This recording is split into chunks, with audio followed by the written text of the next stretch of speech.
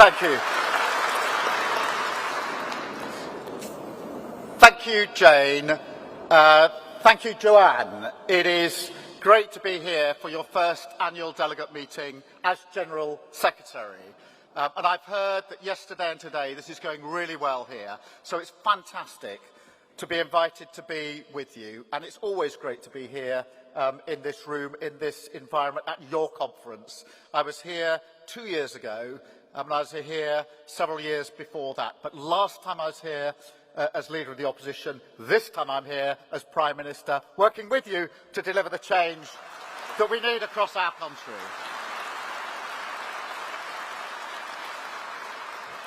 But I wanted to start by sharing something with you.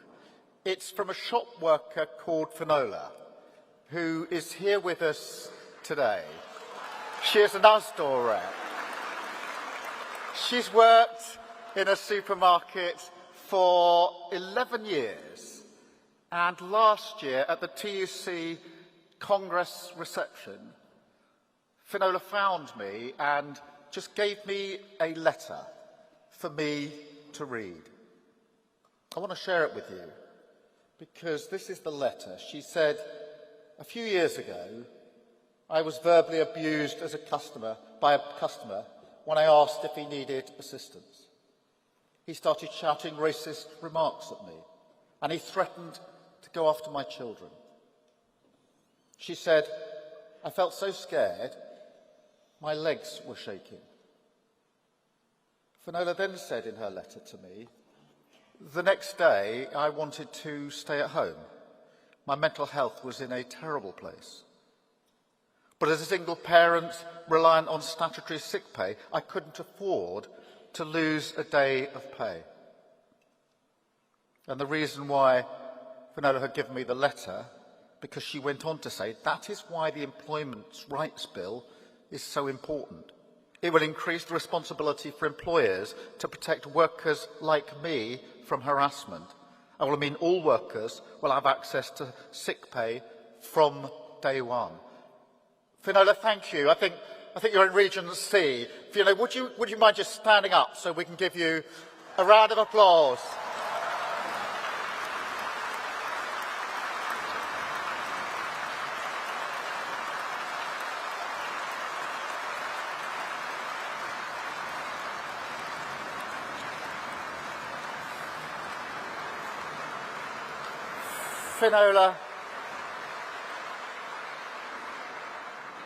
Finola, thank you for handing that letter to me. What you went through was really awful, but the really important thing is we heard you. We passed that bill. We stood firm on the side of working people, and it is now, Finola, the law of the land for you and for every single person in this country to finally enjoy the protections you deserve at work. Sick pay from day one. Paternity leave from day one. Fire and rehire scrapped. Protection for whistleblowers. No more gagging orders on sexual harassment. No more exploitative zero-hour contracts. Stronger collective consultation rights. And I know how important that is for shop workers. And underpinning all of that, a proper living wage. The embodiment of the simple demand that has always guided the labour movement. A fair day's pay for a fair day's work. That is what we've delivered together. That is a Britain fair for all. And delegates, it's more than just a change in the law. Because as Finola said in another part of her letter, we faced huge resistance. I mean, we announced those proposals back in 2022, nearly 4 years ago now. And from day one, some people wanted to stop it at all costs. It's a reminder for all of us that everything in politics, everything that the labour movement has achieved over the years, it's always hard won, hard fought for, everything. You have to stand firm. You have to stand together. You have to fight.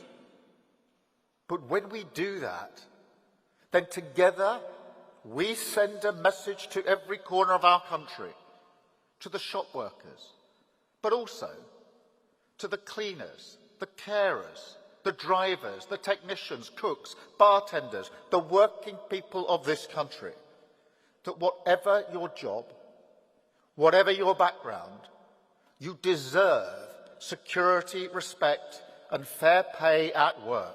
That is the Britain we're building, a country that is fair for all.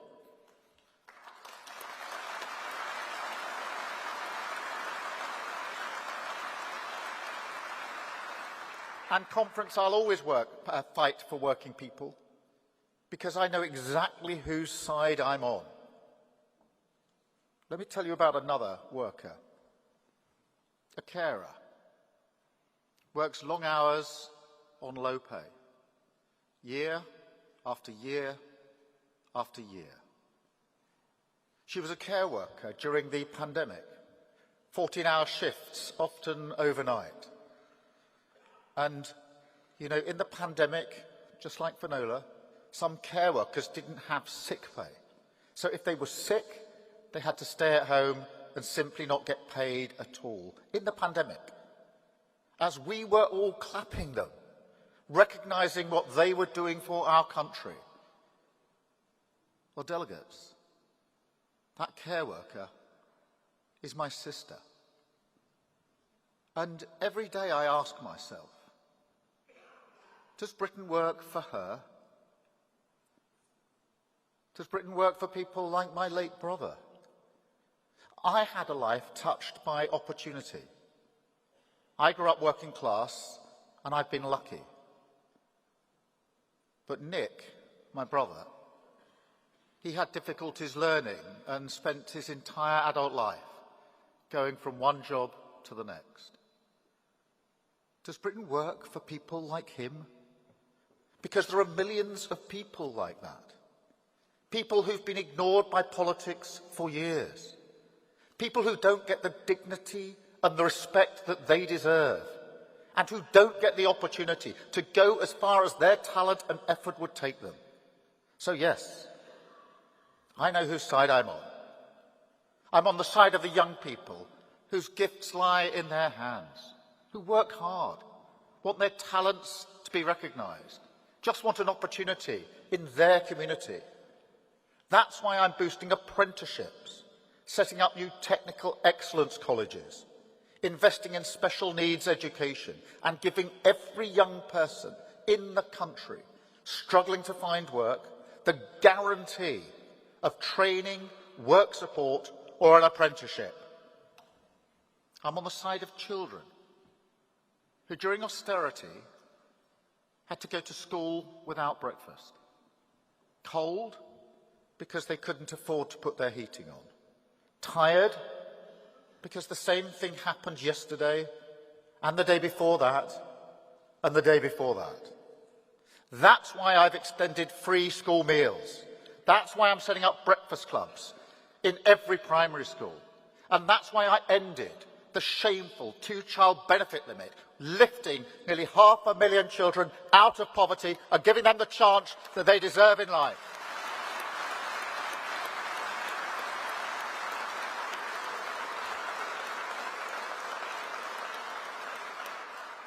And I'm on the side of working people, just like my sister, the backbone of this country, people who work harder and harder, but see their pay getting them less and less.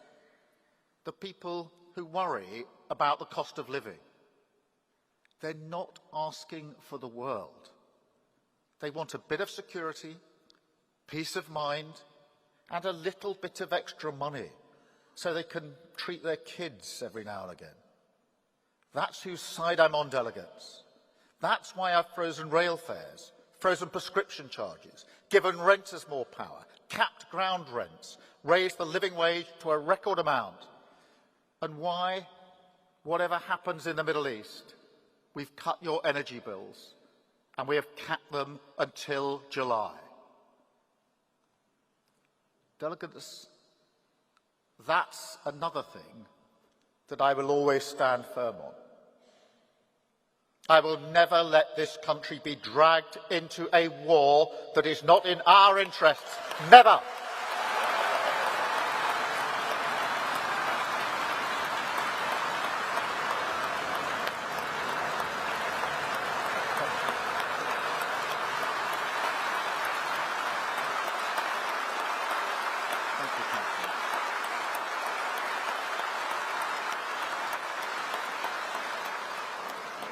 That is a lesson British politics should have learnt a long time ago with Iraq.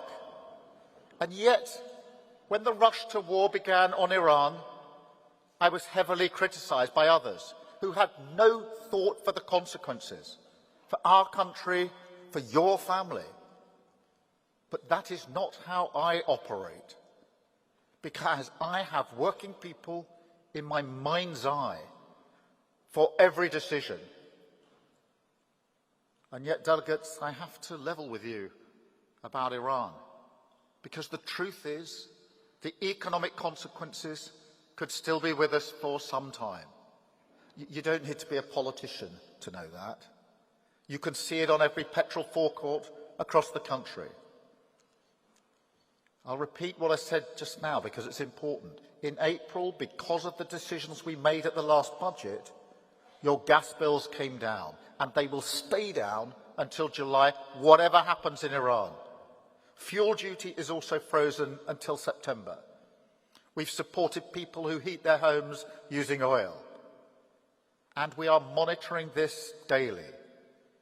So, delegates, for example, tomorrow, I'm chairing a meeting in Cobra on the impact, bringing in people from the Bank of England, so you can be sure we will stand by working people in this crisis.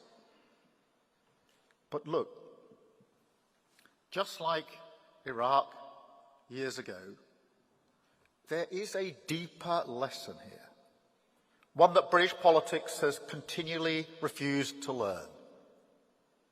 Because what Iran shows is that once again, events happening miles away from Britain have the capacity to hurt our living standards, our future, and our security.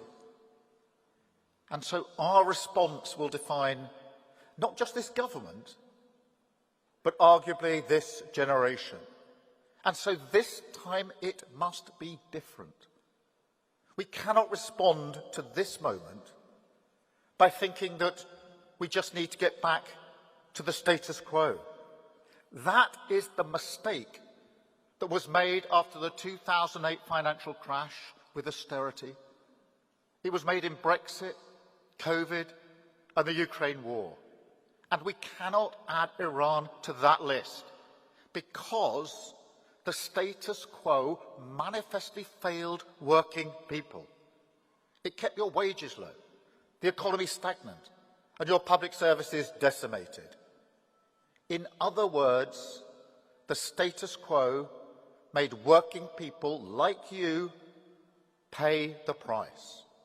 I would not go back to that, even if I could.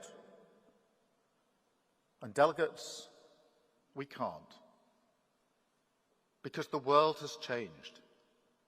It is more volatile and dangerous now than at any point in my lifetime, and I'm sure in yours. It will test and test again every element of our security, our economic security, our energy security, our defence security. That's why we've had to confront such difficult decisions. We're working at pace to give Britain a stronger foundation, trying to make us a more resilient country, so we can weather not just this storm, but all the storms that are going to be much more frequent in this dangerous world. It's about resilience. That's what gives us security and control. Without it, we are constantly pushed off course by events beyond our borders. But with it, we have the power to act. We can strengthen our security, take control of our future, and with that control, we can deliver the fairer Britain that working people want to see. Now, you can see this in everything that we've done. before and during the Middle East crisis. Yes, we capped your energy bills, but we also invested in clean British energy. That is the only way to free us from tyrants like Putin, who can manipulate gas prices. And so we've backed British power, taken control of our energy security. Yes, we've stayed out of the war, but we've also rebuilt our alliances in Europe, boosted our defences with the single biggest sustained investment since the Cold War, backed British jobs and taken control of our defence security.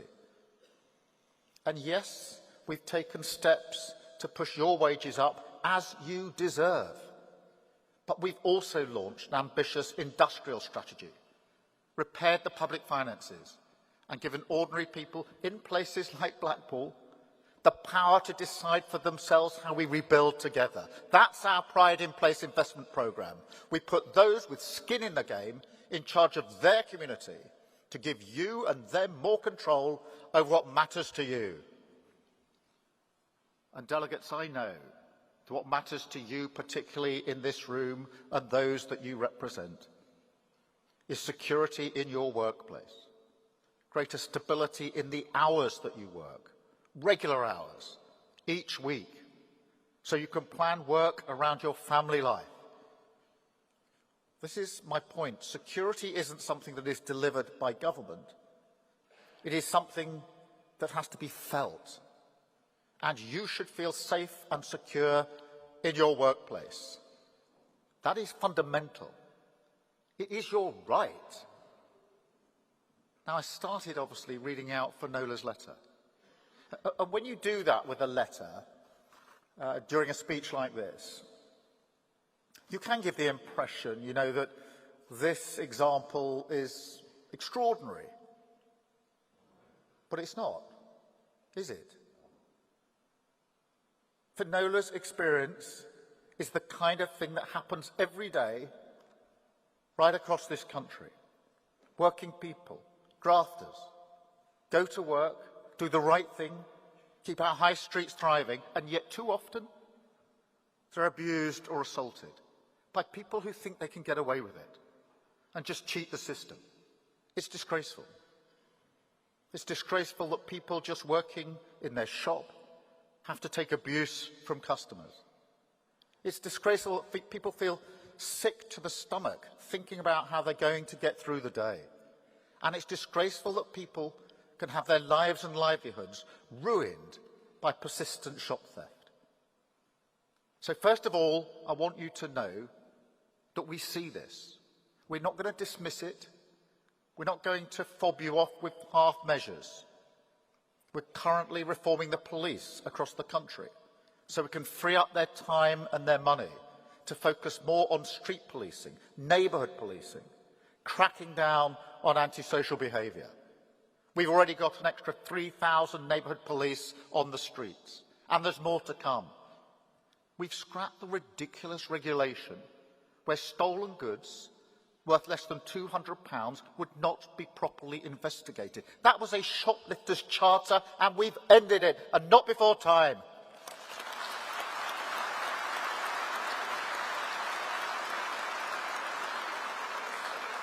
And we've toughened up punishment too. We're giving police stronger powers, making the abuse and assault of retail workers a specific crime, giving you the same protections as emergency workers, and you deserve it.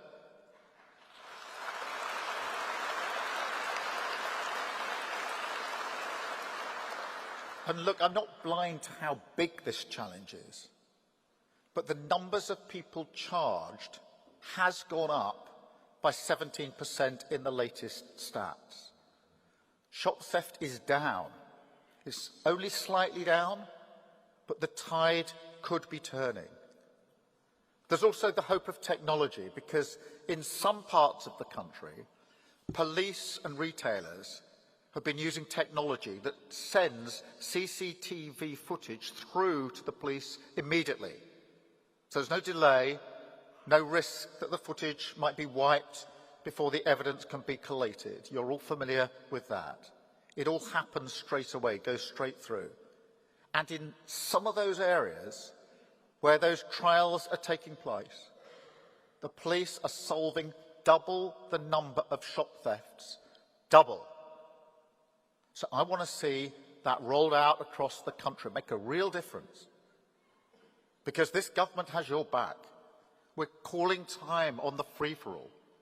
And we are standing firm together against the disgraceful crime of shop theft. And you know, what is true of shoplifting is true of everything. It's how we change this country. We change it together. I know times are tough. They've been tough for years. I've seen it through my own family. And so, given everything that working people have been through because of politics, I know it's a bit rich for politicians to say, Britain needs you. I get that. But I've always believed in partnership. Those have always been my values when it comes to this movement, to business, to the whole country, because I fundamentally believe that the common bond of our country, the ground that we all share and love, is stronger than the grievance and division we see in so much of politics. And so, bottling the pride that you all feel for your workplace, your community, your country, that is the key to changing Britain and coming out of this period stronger and fairer. And I tell you now, I will fight for that with every breath I have.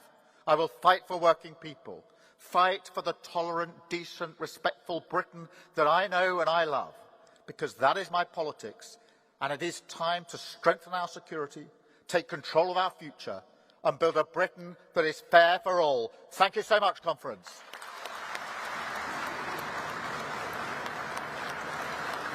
Thank you. Thank you.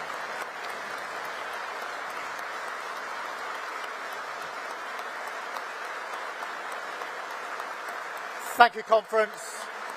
Thank you, Joanne. Thank you, Finola. Thank you to all of you and all of your members. Thank you very much indeed. Thank you.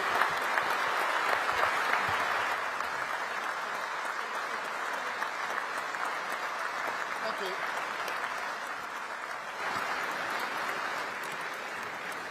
Thank you very much, Keir. That was a great address to Conference, and we really appreciate what you did coming, giving your time to us today.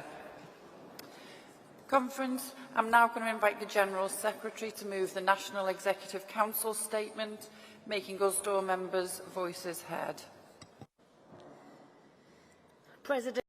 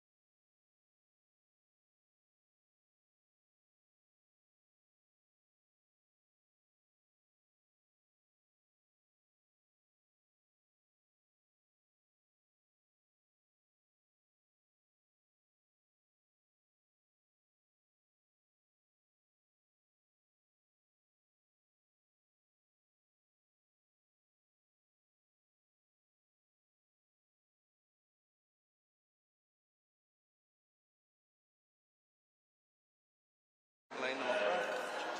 So you're doing 4 mics, yeah? Got 4. So we do.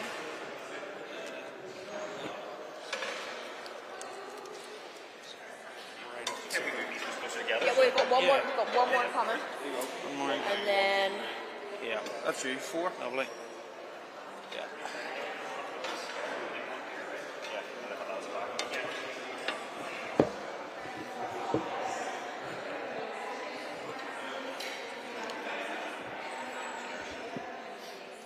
1, 2, 1, 2, 3, 4. 1, 2, 3, 4. 1, 2, 1, 2, 3, 4. 1, 2, 3, 4. Yeah? Simple.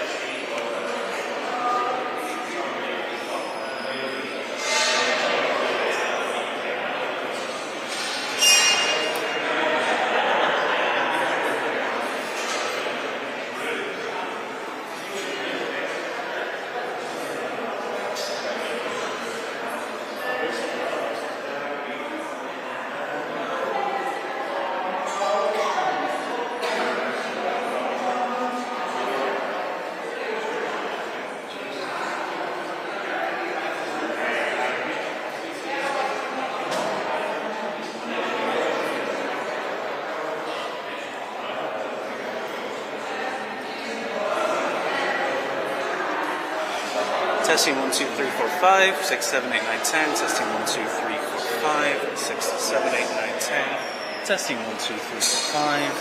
1, 2, 3. Testing 1, 2, 3, 4, 5. Testing 1, 2, 3. That's fine. It's a wee bit bent. 1, 2, 1, 2, 1, 2, 1, 2.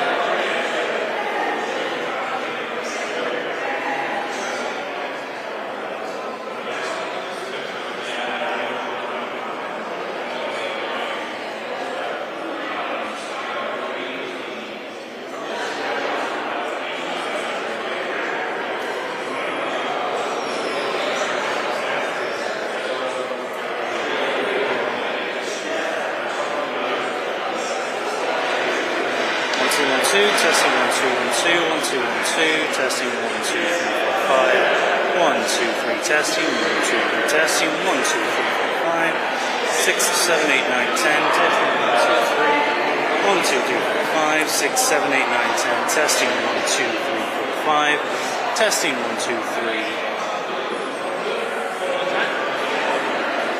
Test, test, test. Mic check, 1, 2, Lewis. Mic check, 1, 2, you're happy there. Next mic, 1, 2, 3, 1, 2, 3, Lewis, you're happy there. Next mic, 1, 2, 1, 2, test, test, test, happy there.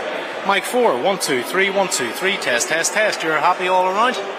Excellent.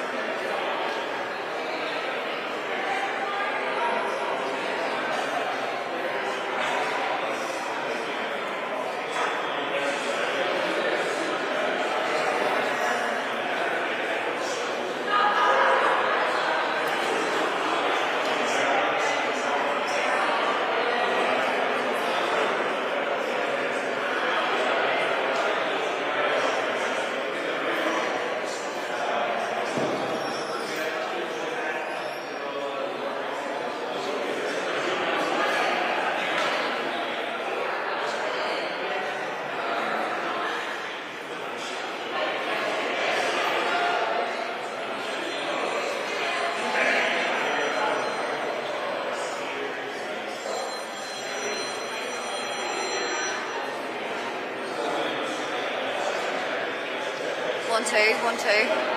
1, 2. 1, 2, 1, 2. 1, 2, 1, 2. 1, 2, 1, 2. Testing.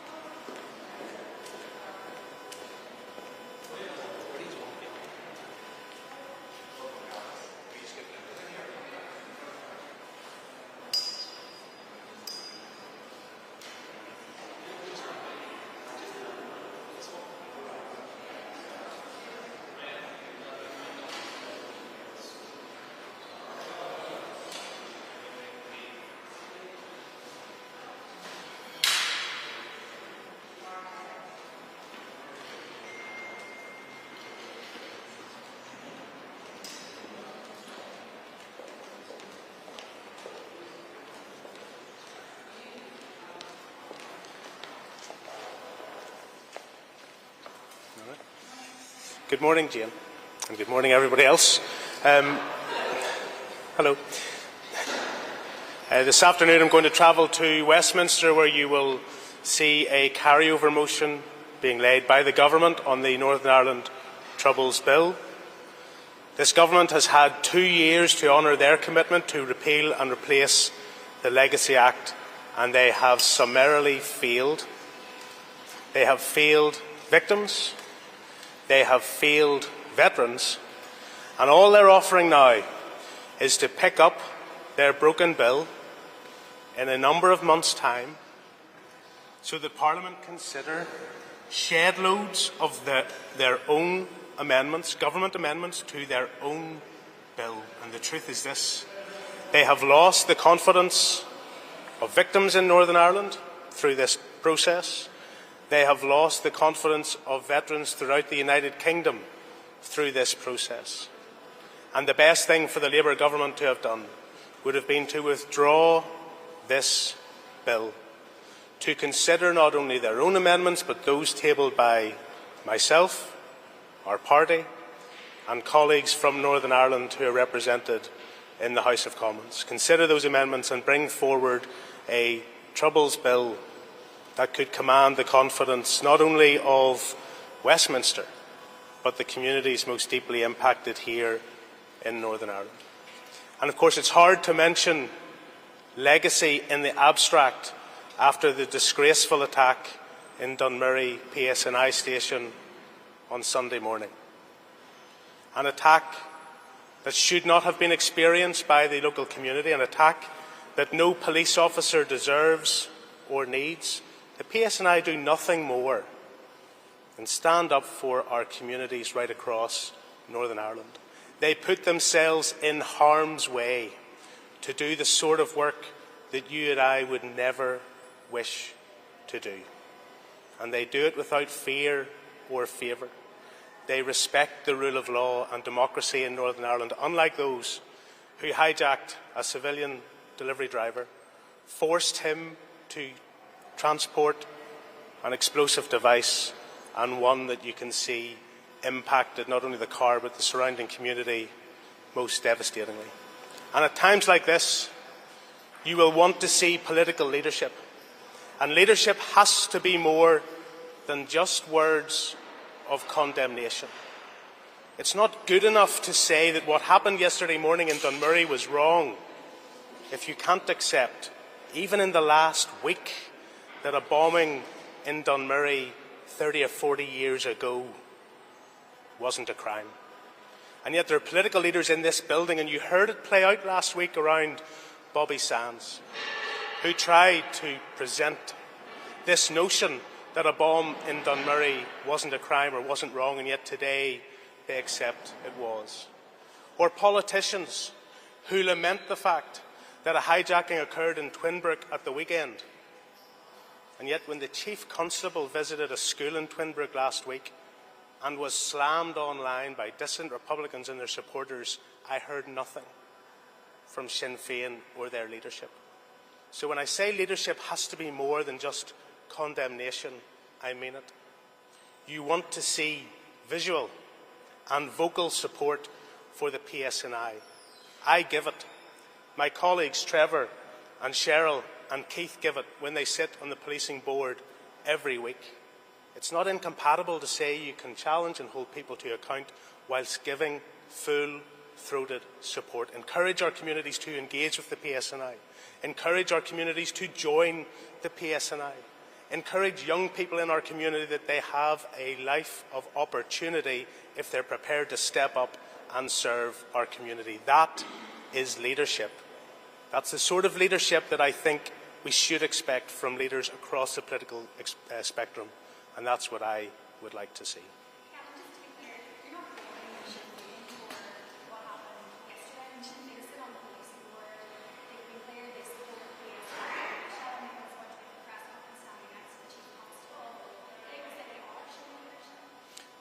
So you're right.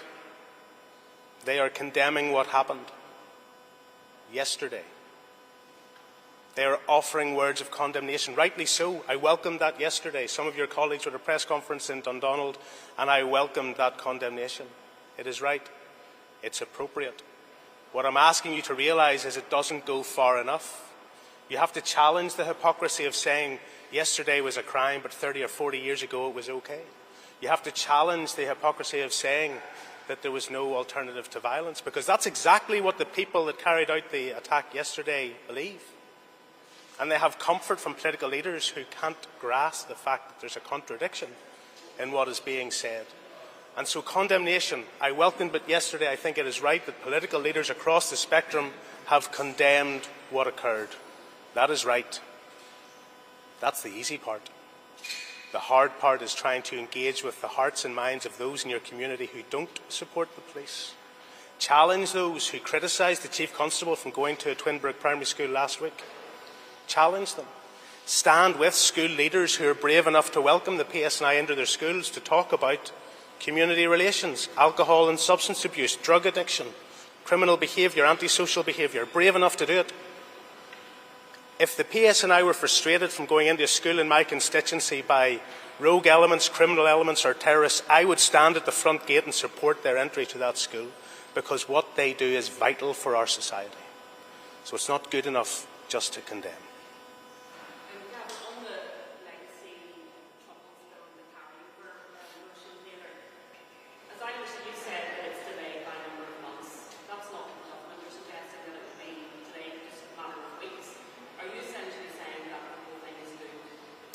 The new session will start in a couple of weeks, so Parliament will prorogue this week. Parliament will come back with a King's Speech on the 13th of May. Parliament will then go into summer recess. Now, the Government will outline their own legislative agenda when we get a King's Speech. But the idea that this legislation will be enacted this year, I think, is for the birds. That a government so confident of their own legislation is now tabling scores of amendments to it demonstrates the lack of confidence that people have in their legislation, or even their own confidence in it themselves. Remember, Hilary Benn denied that the safeguards weren't strong enough for veterans. It was the Prime Minister who agreed with me they would have to bring forward amendments to protect veterans. The only reason that they're bringing forward this carryover motion this week is because the Irish Government forced their hand with the BIIGC later this week and indicated that they needed to see progress on the Government's legislation. No progress from the Irish Government, I remind you all. I remind you all that when the ICRIR asked the Guards for information repeatedly, do you know how many times they've received a response? Never. The ICRIR has received nothing. Despite all the promises of information sharing and information retrieval, they have received nothing. And yet here we have this Labour government pretending that their bill is going to deliver for victims or for veterans, when it's been nothing but a process of frustration and failed promises over the last 2 years. Okay, everyone? Thank you very much indeed.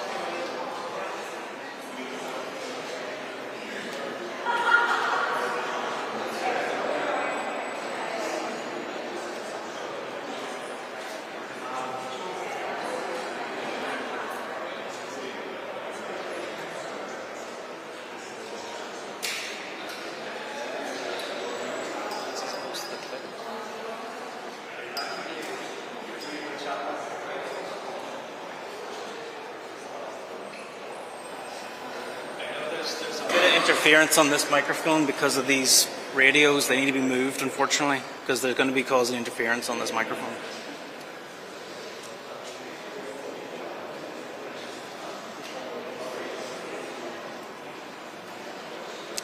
We're going to have to get those moved, unfortunately, or we're going to have to deal with interference.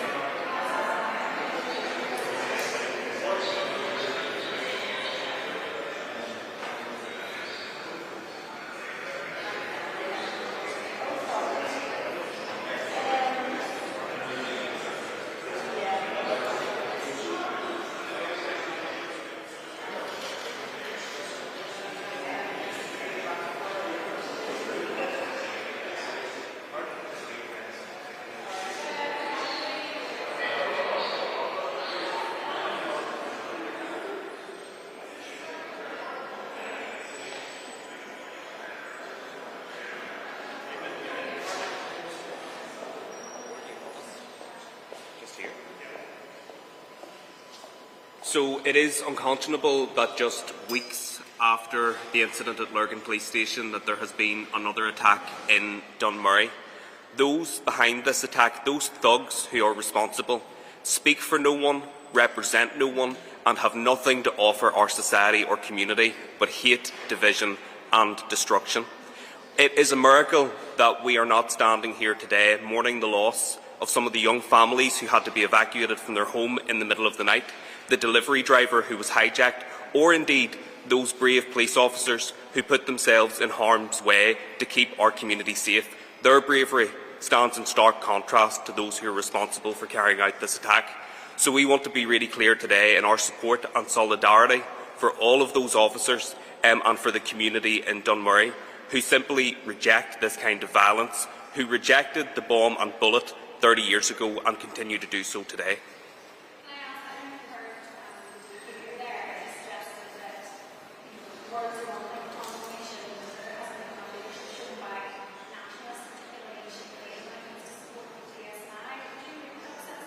I think there is a job of work for us all to do when it comes to support for the PSNI.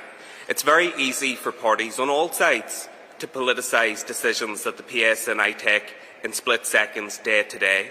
And I think this is a reminder that when it comes to the legacy process, when it comes to support for policing, that it is a process. And there is a job of work for all political leaders to do, to stand united, to stand shoulder to shoulder, and to stand firm for the rule of law and in support of those brave officers. So let's not kid ourselves or be complacent that there aren't those out there in the shadows who would want to prevent this society from normalising, who would want to prevent us from accepting policing and supporting policing. So I think all leaders need to be focused on that aim of representing the views of the vast majority of people in Northern Ireland who want to move on and who want a strong, safe and secure society and who support the PSNI being the bedrock of that society.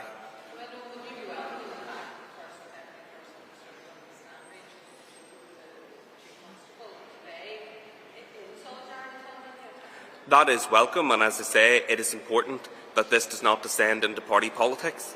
What people want to see right now is political leaders standing together full-throated in their support for the rule of law, for the PSNI, and being unequivocal that people from right across our community, nationalists, unionists, people who don't fit into either of those boxes, reject violence, reject the bomb and the bullet, have made that very clear in a referendum and in successive elections, and will not be dragged back to the dark days of our past.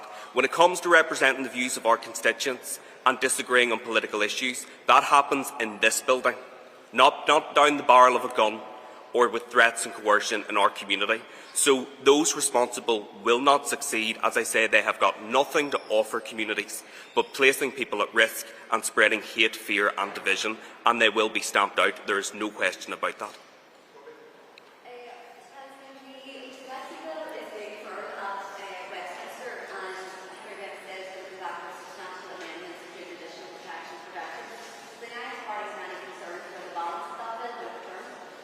My concern is for the victims of the conflict here in Northern Ireland, who have been waiting for 50 years and longer, in some cases, for truth and justice when it comes to what happened to their loved ones. We have a legacy framework agreed between the UK Government and the Irish Government, and from our perspective we are clear that that framework now needs to be honoured and the legislation delivered, because we have seen successive UK governments actually prioritise their own narrow political interests over the interests of people here. It is welcome that immunity has been ruled out.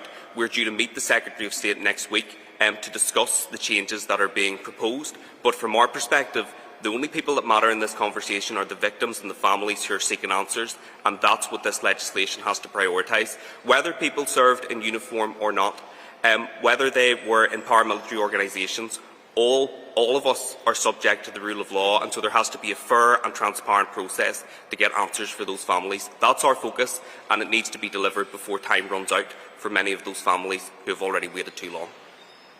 Thank you. Thank you.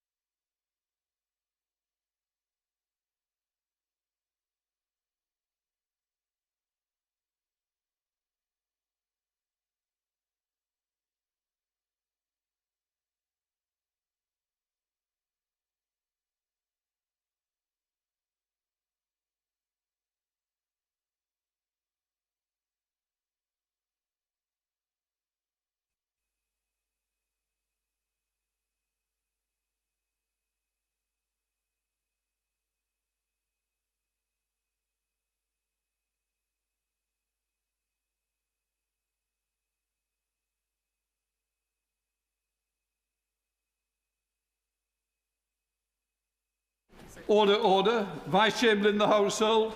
So I'm on TV last night. A message from the King, sir, in reply to a loyal and dutiful address from this House.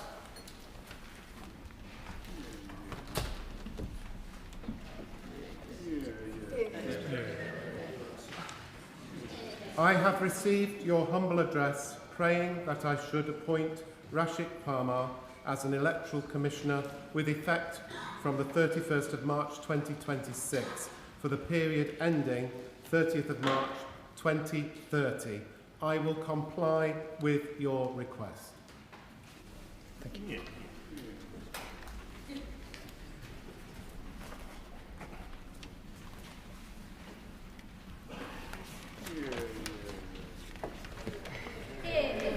Good luck in the next game.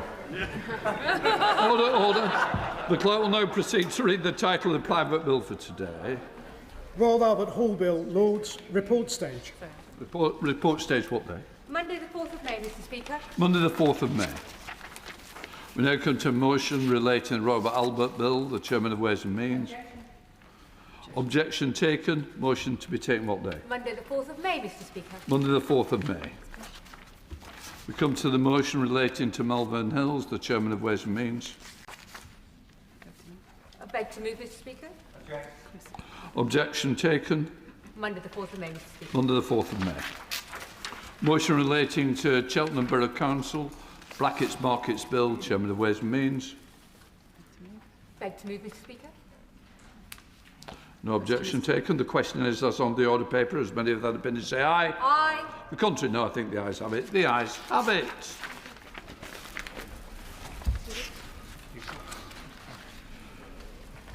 Before we come to questions, I wish to make a short statement. Numerous honourable and right honourable members from across the House have written to ask me to give precedence to a matter as an issue of privilege. One of those letters is from the Leader of the Opposition. The matter concerns the Prime Minister's answers to the House about the process for the appointment of Peter Mandelson and related issues. I think it will be helpful to the House if I explain my role in deciding whether a complaint should be put to the House.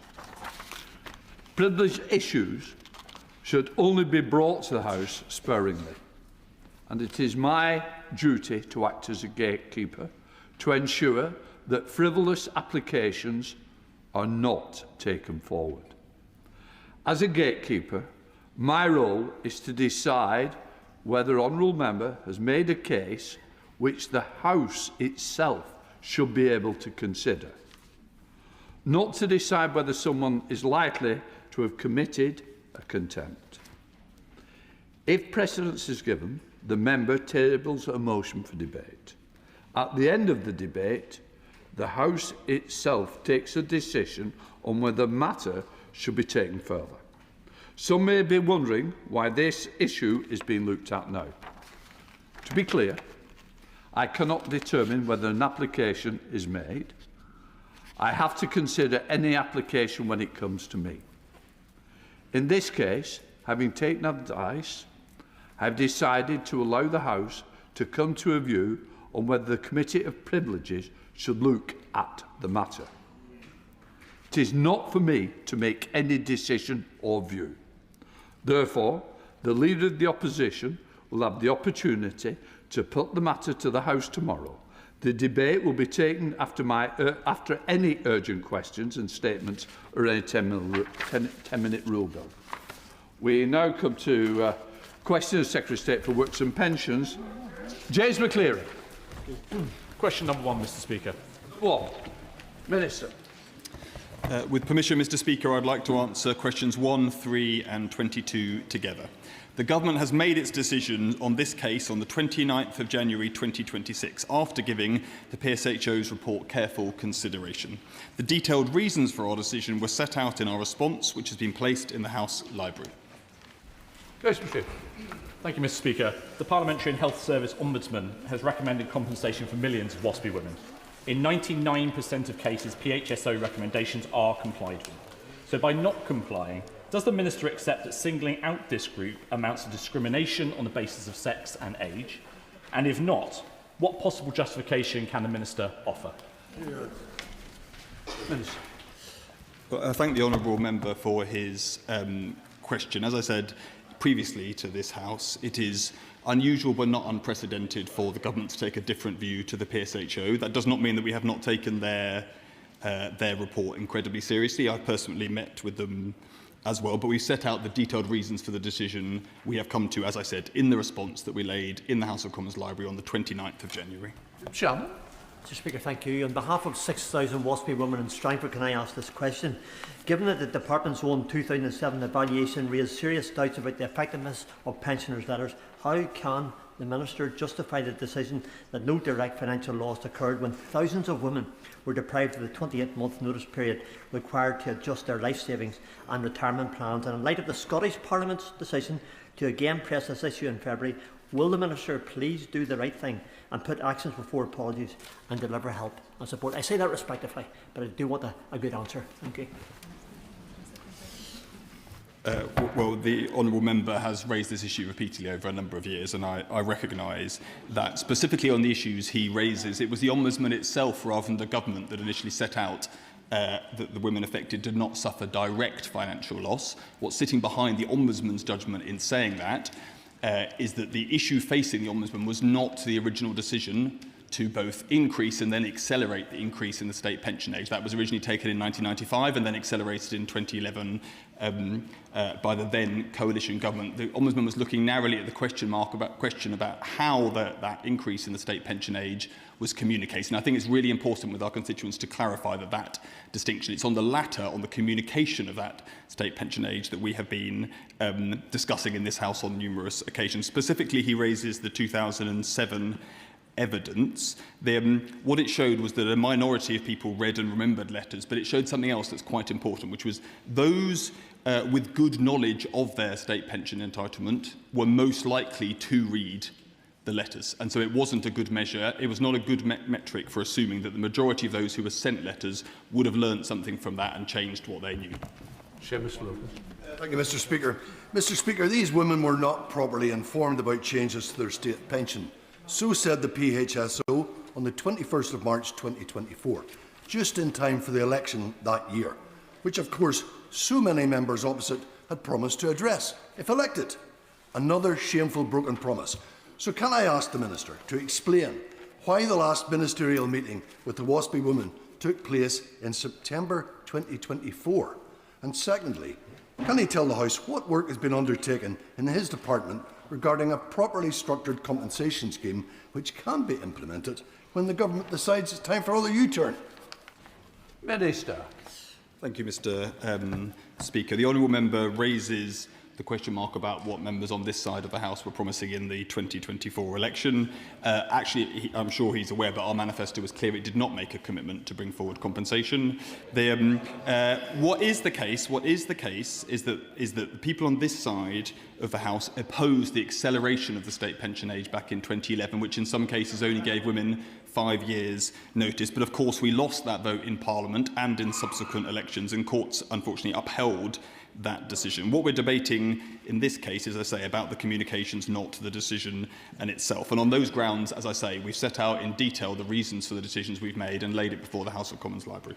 We now go over to a marathon runner. 5 hours, 20 minutes, Chris Vince. Thank you, Mr Speaker. I won't lie, bobbing is slightly more difficult than normal this morning.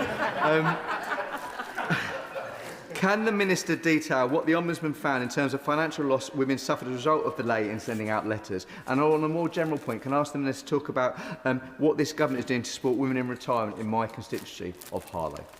Minister. Well, the honourable member not only makes a large effort when it comes to pounding the streets, but in terms of raising the cases of his constituents, and in this case, female pensioners. And he's absolutely right to say that there is this distinction between the communication of state pension age increases and the increase in the state pension age, and it's the latter that's had such an effect on millions of women, and in particular, the speed of that increase that happened in 2011. I think there are lessons for this House and for all governments about what would happen in future. We certainly would not be bringing forward those kinds of short notice changes. He's also right, though, to say that what matters more generally is what we're doing to support pensioners and make sure they have dignity and support in retirement. And on that front, what we're doing in just this month is increasing the state pension and continuing to do that via the triple lock over the course of this Parliament. That is set to see an increase of up to £2,100, but also making sure that £26 billion of investment is going into our NHS, bringing down waiting lists month on month, because this government came into office with 1 in 5 of those aged over 75 on NHS waiting lists, and we cannot allow that to continue. Mark Garnier, Shadow Minister. Thank you very much, Mr Speaker. And in opposition, Mr Speaker, the Prime Minister promised compensation for WASPy women. But when faced with the economic reality of the costs, he and the Secretary of State chose common sense over ideology. In the spirit of that pragmatism, can I ask that the Pensions Minister also takes a sensible, thoughtful approach to mandation powers in the pension schemes bills and remove Clause 40 altogether? I thank the honourable member for his question, and we've obviously debating this quite extensively over recent weeks, and the House will get another chance to do that later today. As I've set out during those debates, this is a case for where the industry itself has set out that it is in savers' interest to invest in a wider range of assets. That reflects lessons from across the rest of the industry, open DB schemes, but also from the rest of the world, where the UK DC schemes' lack of exposure to that wider range of assets stands out. We have then put in place a reserve measure to backstop those changes that the industry says are needed to solve a collective action problem that, again, I won't try this House by repeating, but to make sure that savers don't lose out. And we've also put in place significant protections around an affirmative vote, but also a savers' interest test that give pension schemes the ability to spell out what is in the interests of their members. Vicky Slay. Thank you, Mr Speaker. Like many honourable and right honourable members across the House... Number I'm two. so sorry, question 2. Minister. Thank you, Mr Speaker. In our last annual report and accounts 2024-25, we set out that we answered some 43 million calls, up from 37 million calls the year before. Our call answering rate increased to 86%, and the average answering time improved by 1 minute and 12 seconds. We are, of course, looking to improve further where we can, have continued to prioritise the service, and through focusing extra resources, as well as a current systematic effort on clearing agent work queues to free up capacity, we hope to see that progress lead to further improvements very soon. Vicky Slay. Thank you, Mr Speaker. I'm very glad that the call time answering has speeded up, but like many other members, my office is constantly dealing with very long delays from DWP. Jackie appealed a PIP assessment for her husband, who died a couple of months later, back in September 2024. In January, she received a letter saying that she had been overpaid £7,000. I got involved in the middle of last year. It was established that the figure was £75. The DWP confirmed that in January, but in April, so we're now almost 2 years on, she received a letter saying she now owed £4,086. So what steps will the Secretary of State and his team take in delivering a better service, given the radical plans to cut civil service numbers, to make sure that constituents like Jackie don't suffer emotional and financial distress? Minister. Well, I am very happy to look at the case if she wants to write to me about it further. I'm sorry if she feels that her constituent has been let down. We are putting in additional steps beyond just on-call handling to look at responsiveness more broadly. I apologise that it was not clear from the wording of her question that she was referring to correspondence as well as telephony. James. Number 4, please, sir. Minister. Thank you, Mr Speaker. Youth apprenticeship starts fell by 40% over the past decade. We want to give more young people the chance of an apprenticeship, and that's why we're fully funding youth apprenticeships for small businesses, bringing in a £2,000 hiring incentive for non-levy paying employers, and expanding foundation apprenticeships in hospitality and retail. It's all aimed at more opportunity and more work for young people. James Elson. Thank you, Mr Speaker, and I very much welcome the work being done to prioritise and expand apprenticeships. But too often the image of apprenticeships is dated and not the modern situation not fully understood. My local university's work tells me that there's good work being done in the private schools and the grammar schools on promoting apprenticeships, but that's not always reflected across the wider state sector. Could the government look how we might tackle this, working with apprenticeship bodies, industry organisations and the unions, to make sure modern apprenticeships are fully known and the opportunities they provide fully understood? Mr Speaker, my honourable friend is absolutely right that promoting apprenticeships must start in schools. Our brilliant apprenticeship ambassador network brings together around 3,000 employers and apprentices who go into schools and colleges, sharing stories of how apprenticeships can transform young lives. These ambassadors have now reached 97% of all state-funded secondary schools and FE colleges in England, nearly 3,500 in the past 3 years. And we've also got to do more work to make the information about apprenticeships as clear and easy to use as possible for the reasons that he set out. Thank you, Mr Speaker. I raised with the Prime Minister at PMQs a couple of weeks ago the case of 24 Hair, a salon in Princes Risborough in my constituency, who for the first time in 21 years cannot afford to take on a new apprentice. And that message is echoed from businesses across my constituency. So what representations, in order to achieve an uptake in apprenticeships and new apprenticeship starts, which I entirely support, what steps is he taking with the Chancellor to get rid of this punitive level of business taxation that's preventing businesses taking them on? Well, Mr Speaker, I referred in my previous answer to the step I am taking, which is to put in place a £2,000 hiring incentive for small businesses taking up a new apprentice. And if it is someone who has been unemployed and on universal credit for 6 months, there is the potential of an additional £3,000 hiring incentive on top of the £2,000. So we do want to incentivise small businesses to take on apprentices for the reasons I think that are shared right across the House about the great opportunities that these entail. Thank you, Mr Speaker. This month I launched a space apprenticeship pilot in Portsmouth North, bringing together Airbus and the Solent Growth Partnership to ensure that those candidates who narrowly miss out on an Airbus apprenticeship are matched directly with defence and space SMEs in the area. Mr Speaker, does the Minister agree that it's this Labour government's reforms, not the failure of the last government, that are finally delivering high-value opportunities for aerospace and cyber? And will he work with me to look at how we can extend this initiative across other sectors such as maritime and construction? Mr Speaker, can I congratulate my honourable friend on what sounds like a fantastic initiative, and she puts her finger on something very important, which is that sometimes people who narrowly lose out on a particular apprenticeship could benefit from one elsewhere. And I did refer to the work that we're doing to try to improve the information, and I think the initiative she's taken is a great example of what can be done. Just because people don't get their first choice should not mean that they lose out on the opportunity of an apprenticeship in its entirety. Mr Speaker, apprenticeships offer young people a great pathway into rewarding careers, so I very much welcome the Government's ambition to create more of them. But a report published last week by the Social Security Advisory Committee highlighted the so-called apprenticeship penalty, whereby low-income families can lose up to £330 a week in child benefit and universal credit the moment a 16-year-old takes up an apprenticeship. What is the point of creating more apprenticeships if a cliff edge like this discourages young people from taking them up? So will the Minister commit to urgently fixing this penalty so that no family is left worse off simply because their child chooses an apprenticeship over full-time education? I'm grateful for the work of the Social Security Advisory Committee, and I'm grateful to her for her question. But one thing that she missed out in her question was that apprenticeships themselves are paid, so the young person taking up the apprenticeship opportunity will be earning money that contributes to the family income, and I think we have to take that into account as well as all the other sources of the family income.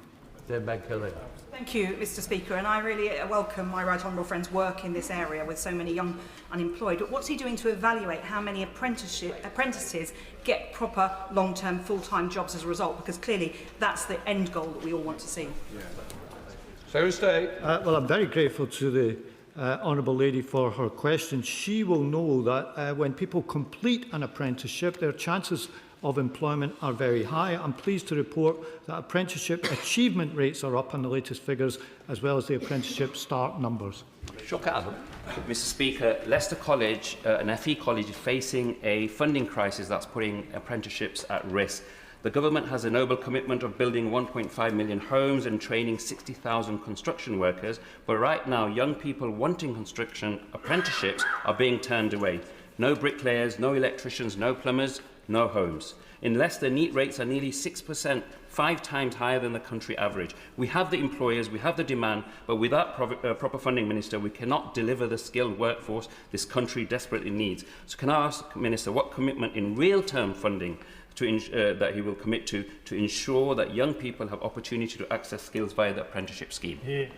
Well, I'm grateful to him for his question, and we are always listening to representations asking for more funding for many good causes. I would say to him on the issue of construction, there was a specific construction sector skills package announced last year aimed precisely at training the bricklayers, the electricians and the plumbers that we need to meet our construction targets, not only in housing but in the many investment projects that are being supported by this government around the country.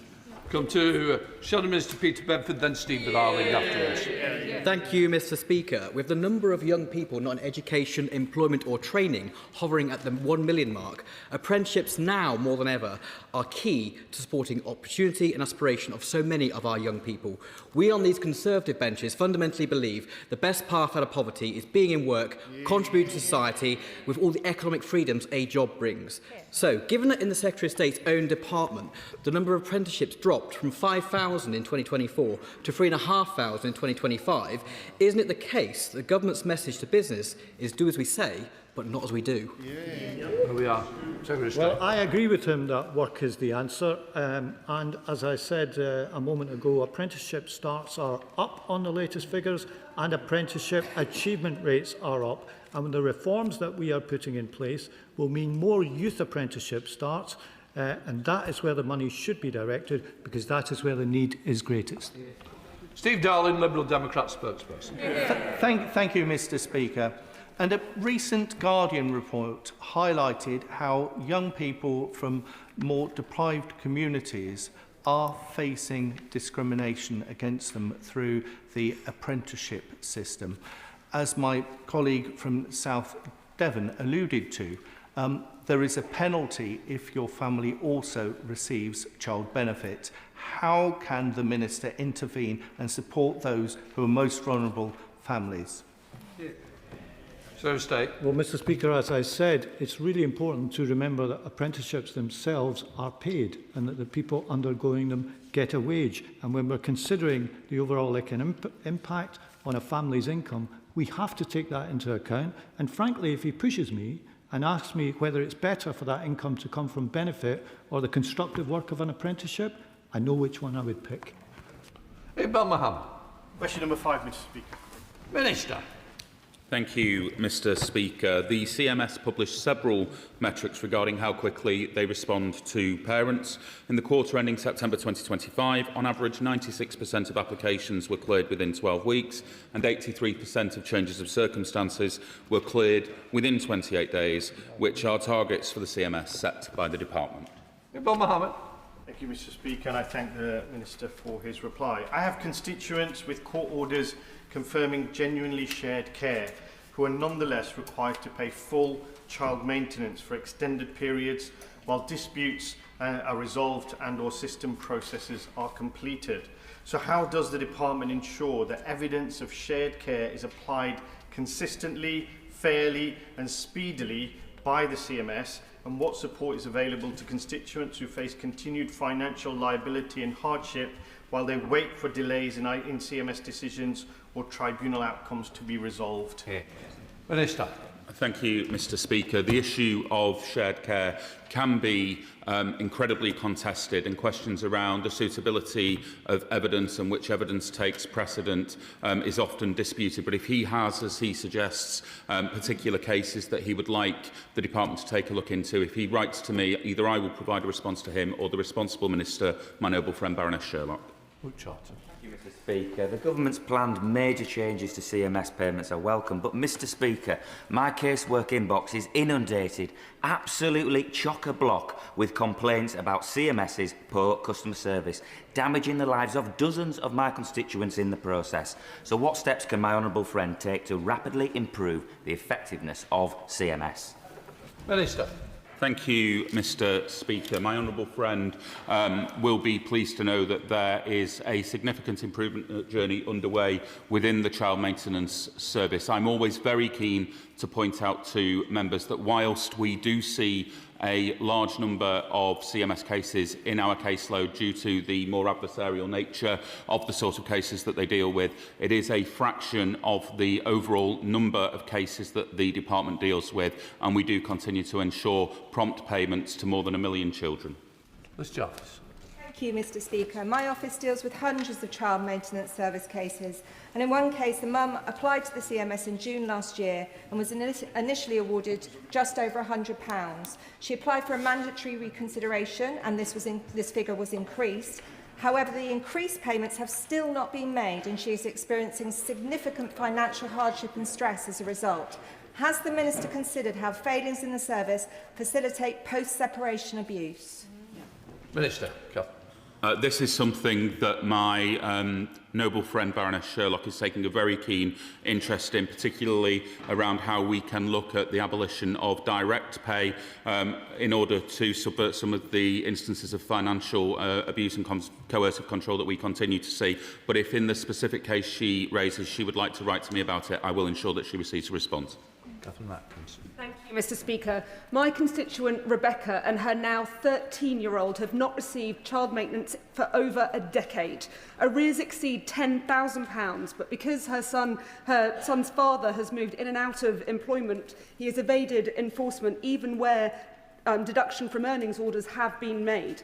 I welcome that child maintenance systems are being reformed, but can the Minister tell us what action will be taken so that Rebecca and parents in similar situations across the country get the support that they are entitled to? Minister. Can I thank my honourable friend for her question? I know that she has been representing Rebecca for some time in seeking a resolution to this case. What I would say to her is that there are a range of changes that we are seeking to bring forward when parliamentary time allows, but clearly there is further work to do to ensure that enforcement processes are also strengthened. I know that Baroness Sherlock would be happy to discuss that with her if she feels that that would be appropriate, and would be happy to facilitate such a meeting. Minister Rebecca Smith. Thank you, Mr Speaker. The Child Maintenance Service is not working for parents and it's not working for children. My own casework shows the majority of those getting in touch about the CMS believe it to be ineffective with systemic issues in communication, timeliness and case handling. My constituents are not alone. The Independent Case Examiner received 1,827 complaints about the CMS in 2024-25, up from 1,519 in 2023-24. In November 2024, the charity Gingerbread published a report, Fix the CMS. In October 2025, the House of Lords Public Services Committee report recommended a range of changes to do the same. Now, whilst the Government has responded to both, I asked the Minister when the Government will be enacting the changes to bring forward the recommended and acknowledged improvements to the service. Minister. As I said in a previous response, Mr Speaker, we will bring this forward when parliamentary time allows, and my noble friend Baroness Sherlock is also considering a calculation review as well. There are a range of issues that need to be looked at and resolved with the Child Maintenance Service to ensure that the children that are in the middle of this get the support that they are entitled to. Question number 6, Mr Speaker. Minister. Mr Speaker, in the 6 months up to March last year, we appointed an additional 111 case managers to help deal with increased demand for child DLA. Current target is to clear 90% of new child DLA claims in 45 days. Performance has steadily improved, and I'm pleased to say that in March we did hit that target. Sir Olney. Thank you, Mr Speaker. Over the past 2 years, only 3.5% of applications for disability living allowance for children have been approved by the DWP within their own target timeframe. Parents of children with disabilities work tirelessly to ensure that their children can have the same opportunities as everyone else, and the disregard the DWP has shown towards supporting their claims is unacceptable.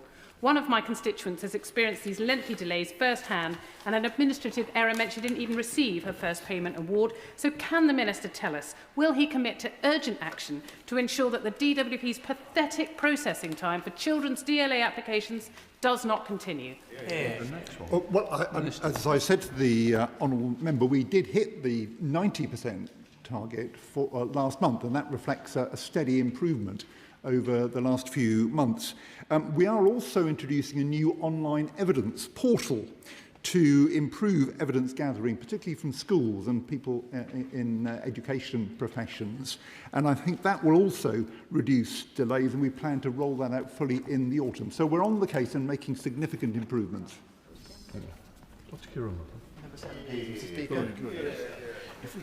Mr Speaker, this government is committed to reforming the CMS to get more money to children by removing direct pay to combat hidden non-compliance, streamlining enforcement by introducing administrative liability orders and improving our most serious enforcement measures. That said, there are currently no plans to introduce curfew measures. Doing so would require amendments to primary legislation and would raise significant safeguarding concerns for paying parents and those who live with them. Mr Speaker, every year millions goes unspent from child maintenance, and that's not including deductions for money hidden away and for parents that pretend they can't work. As far as I'm concerned, if you have children and you can pay towards their maintenance, you absolutely should. The enforcement is not working because actually the government treats it like an unpaid utility bill rather than a moral obligation that people have towards their parents. I'd like the Minister to revisit his suggestion that he needs primary legislation to use curfew orders. That's not my understanding. And if all the other things aren't working, why should someone who doesn't pay for their own children be able to go out on a lash on a Friday and Saturday night, and the government can stop that from happening?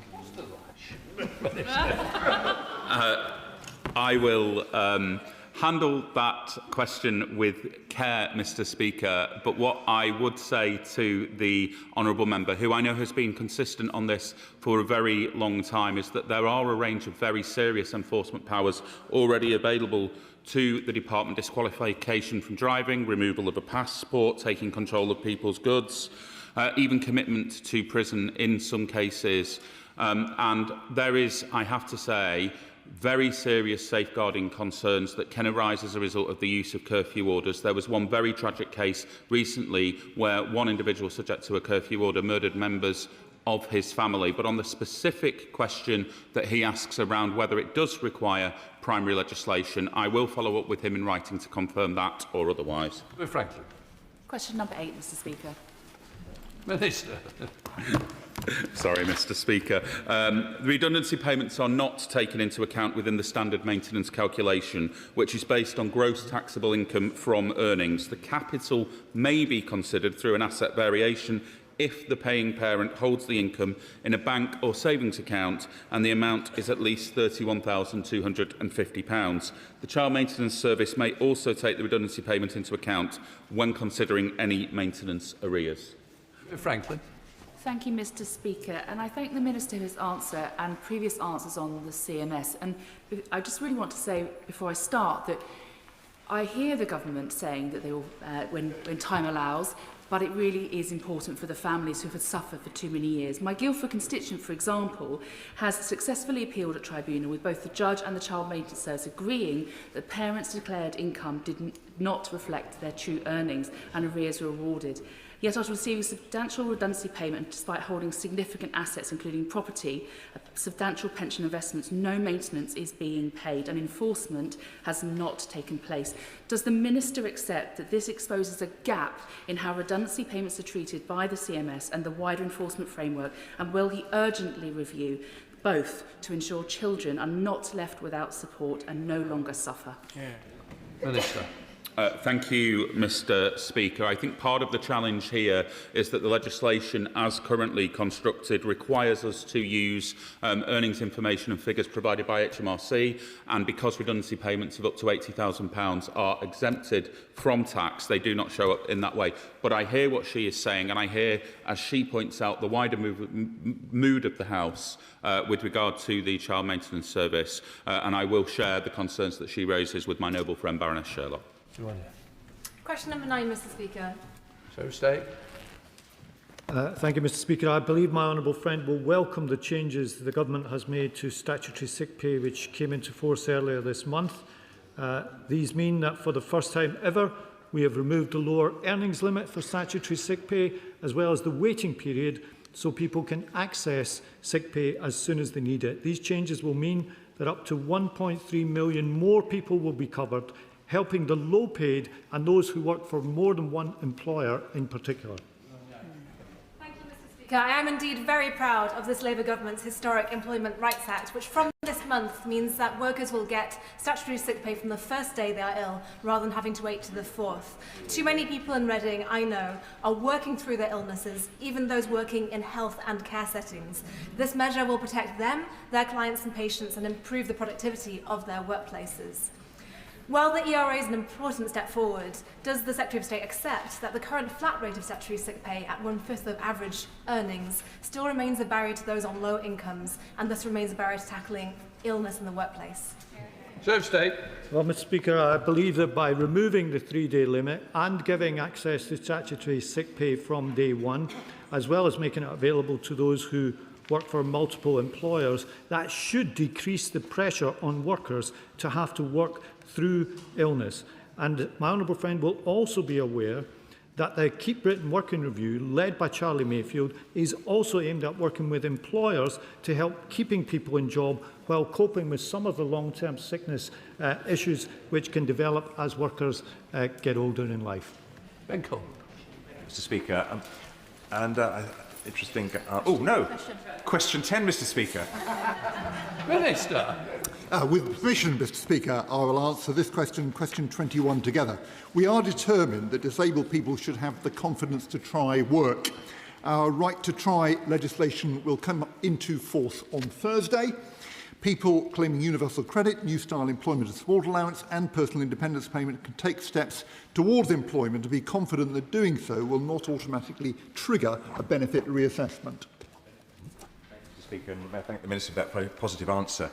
May I ask him if he can reassure my disabled young constituents under the age of 22, many of whom are in education and low-paid work, that they won't lose their universal credit health payments? This is financial support which is vital to helping young disabled people because they face the greatest barriers to work. And does he share my concern that removing it could push them further away from employment and deeper into poverty? And has an assessment been made of the impact on poverty of removing this support?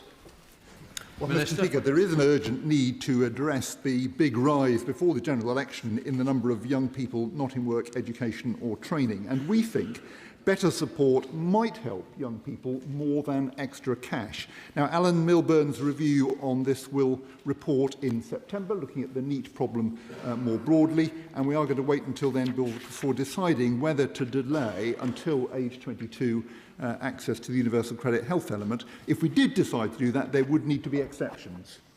Rutland. Mr Speaker, thanks to grant funding from DWP, my local Labour councils in Ada and Worthing are joining the Connect to Work programme, helping local people get into good local jobs. But we know that for young people, including those with disabilities, being not in employment, education or training remains an issue. Could the Minister outline what more is being done to work with businesses and get more young people into the opportunities that they can thrive in? Minister. Mr Speaker, I very much welcome the fact that his local authority is joining in with Connect to Work, and Connect to Work will be available across the whole of England and Wales by the summer of this year. These regulations are a very important step forward, and we think there'll be more that needs to be done to give people confidence that moving into work or embarking on volunteering won't trigger a benefit reassessment. I'd also point him to our Pathways to Work guarantee, giving tailored, personalised support to young people in the position that he describes, and also the work of the Keep Britain Working Review that Charlie Mayfield is taking forward, making sure that vacancies in employers are accessible for people, his constituents and others, in the position that he describes. Well. Thank you, Mr Speaker. My disabled Horsham constituent, Joanne, was holding down a good job, but delays in access to work resulted in her not receiving the necessary support to stay in it. The Government's new Right to Try initiative is a positive move, but will the Minister commit to resourcing vital support services like access to work and eliminating its backlog of over 62,000 cases as a matter of urgency? or we will find ourselves in the same position a year from now? Well, the support provided by Access to Work is absolutely vital. There's been a big surge in demand for access to work over the last few years, and that has led to some significant delays. And I'm very sorry to hear that his constituent has been affected in the way that he's described. We said last year we wanted to reform access to work. That reform is much needed, I think, given the greatly increased demand. We're working on proposals, and as soon as we're able to put them before the House, we will be doing so. Tim Farron. Thank you, Mr. Speaker. It was a great joy last month to spend time in Kendal with the Disability Confident Employers Scheme, gaining more and more members in our community to help people with disabilities into work. Around 20% of the workforce lives with people with working age, working age live with a disability. Many work, many more would wish to. So what is the Minister doing to support disability confident employers to make it easier for them to employ people with disabilities and support those with disabilities into the workforce? Well, I would point him also to the work that Sir Charlie Mayfield is leading, the Keep Britain Working review, which is addressing exactly the issue that he's rightly raising. We are also looking at reforming Disability Confident. I think Disability Confident has got huge potential. There's, I think, 19,000 employers signed up. There's a lot of enthusiasm on the part of employers there. What we want to do is to make sure that those who sign up to the scheme then progress up the levels of the scheme so that Disability Confident makes a really significant difference, and I'm very hopeful that it will. Andrew Snow. Question number 11, please, Mr. Speaker. Secretary of State. Thank you, Mr. Speaker. The latest unemployment figures published last week show a fall to 4.9% in February, which I'm sure will be welcomed by the whole House. And along with growth figures of 0.5% earlier this year, it is more evidence that the economy was heading in the right direction at the beginning of the year. But, Mr. Speaker, I have to warn the House that external effects caused by the war in Iran and the rise in energy prices may affect jobs as well as prices in the coming months. Andrew Snow. Due to our stunning coastline and countryside in Fylde, the hospitality, tourism and leisure industry is really at the heart of our local economy. But I've met so many businesses who, following the changes to the national insurance, have let go so many young people from that industry and are simply not taking on new seasonal staff. So could the Secretary of State update the House on the current trends of youth unemployment of 18 to 24-year-olds? Secretary of State. Well, Mr. Speaker, I recently joined a very successful jobs fair very close to his constituency where the industries that he mentioned were hiring more people. It was one of the most successful such events we have seen. And I hope that he will welcome that there are 330,000 more people in work this year than at this time last year. And when it comes to young people, he will of course know there is a national insurance exemption for young employees under the age of 21. Thank you, Mr. Speaker. Because of the previous government, the number of people not in employment, education or training rose by nearly 250,000 between 2021 and 2024, leaving many hundreds of my constituents amongst the almost 1 million young people in that situation today. I'm glad to see then that the Secretary of State is taking action to support young people in Erewash through the Youth Guarantee. Further to that, can the Secretary of State please explain the measures that his department is taking to address the decade-long trend in growing youth unemployment? Mr. Speaker, I thank my honourable friend. He will know that the number of young people not in education, employment or training rose by about 250,000 in the last 3 years of the party opposite's time in power. But they did nothing about it. We are putting in place a youth guarantee that offers training, offers work experience, offers subsidised employment and offers hiring incentives to employers both for regular jobs and for apprenticeships among small and medium-sized employers. It is all part of the effort to make sure that young people do not graduate from education onto a life on benefits and get the chance in life that a decent job brings. Alan Waitley, Shadow Secretary of State. Thank you, Mr. Speaker. I was disappointed that the Secretary of State didn't answer my honourable friend for Fylde's question, so let me help him. Youth unemployment among 18 to 24-year-olds is at 14.3%. That's 1 in 7 young people unemployed. There are thousands fewer jobs and thousands fewer vacancies under his government. I speak to young people across the country who tell me it is desperately difficult to get a job, and no wonder. His government has made it much harder for businesses to employ people, especially young people. I appreciate that the Secretary of State may be trying his best with his plethora of work schemes, but they are just a sticking plaster for the damage the Chancellor has wreaked. Because governments don't create jobs, businesses do. His government needs to change tack and back businesses to create opportunities for the next generation. I'm on their side, isn't he? And will he help the Chancellor understand this before it's too late? Well, Mr. Speaker, she neglected to mention that youth unemployment never recovered its levels enjoyed under the last Labour government in any of the time where her party opposite was in power. And that was particularly exacerbated in their last few years in power. The difference is we are responding with the initiatives that I've set out before the House today, and it is because we believe work is the best answer, the best opportunity for young people, and I will keep going to give young people hope and young people opportunity, because that's what this Labour government stands for. Come to topicals, Lee Dillon. Thank you. Question 1, Mr. Speaker. State.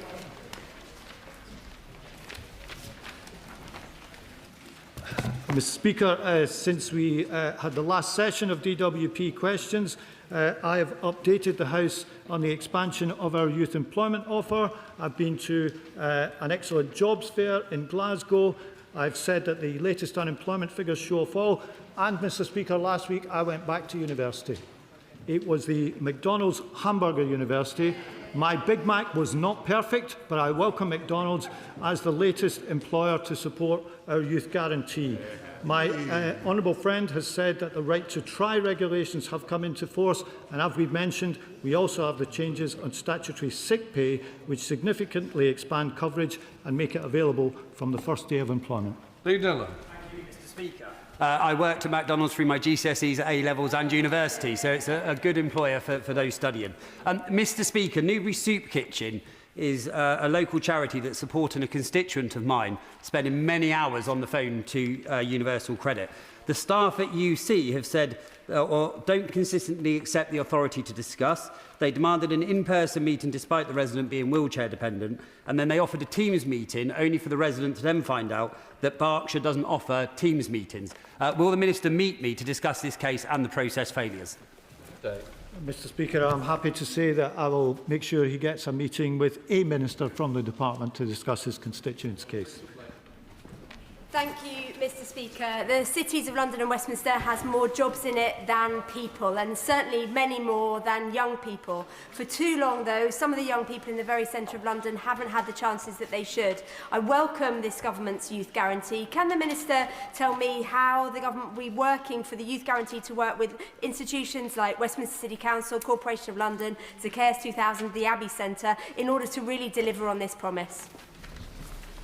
Well, Mr. Speaker, I agree with my honourable friend. She's right to say that we need everyone to be involved in this, not just central government. So I would like local authorities, businesses, all of us to see this Youth Opportunity Challenge as a national endeavour worthy of all our support. I'm very happy to work with her local authority to try to make this as successful as possible. And the Waitley Shadow Secretary of State. Thank you, Mr. Speaker. We cannot defend Britain with an ever-expanding welfare budget. That's the view of the author of the government's Strategic Defence Review, Labour peer, former Labour Defence Secretary, and former Secretary General of NATO, Lord Robertson.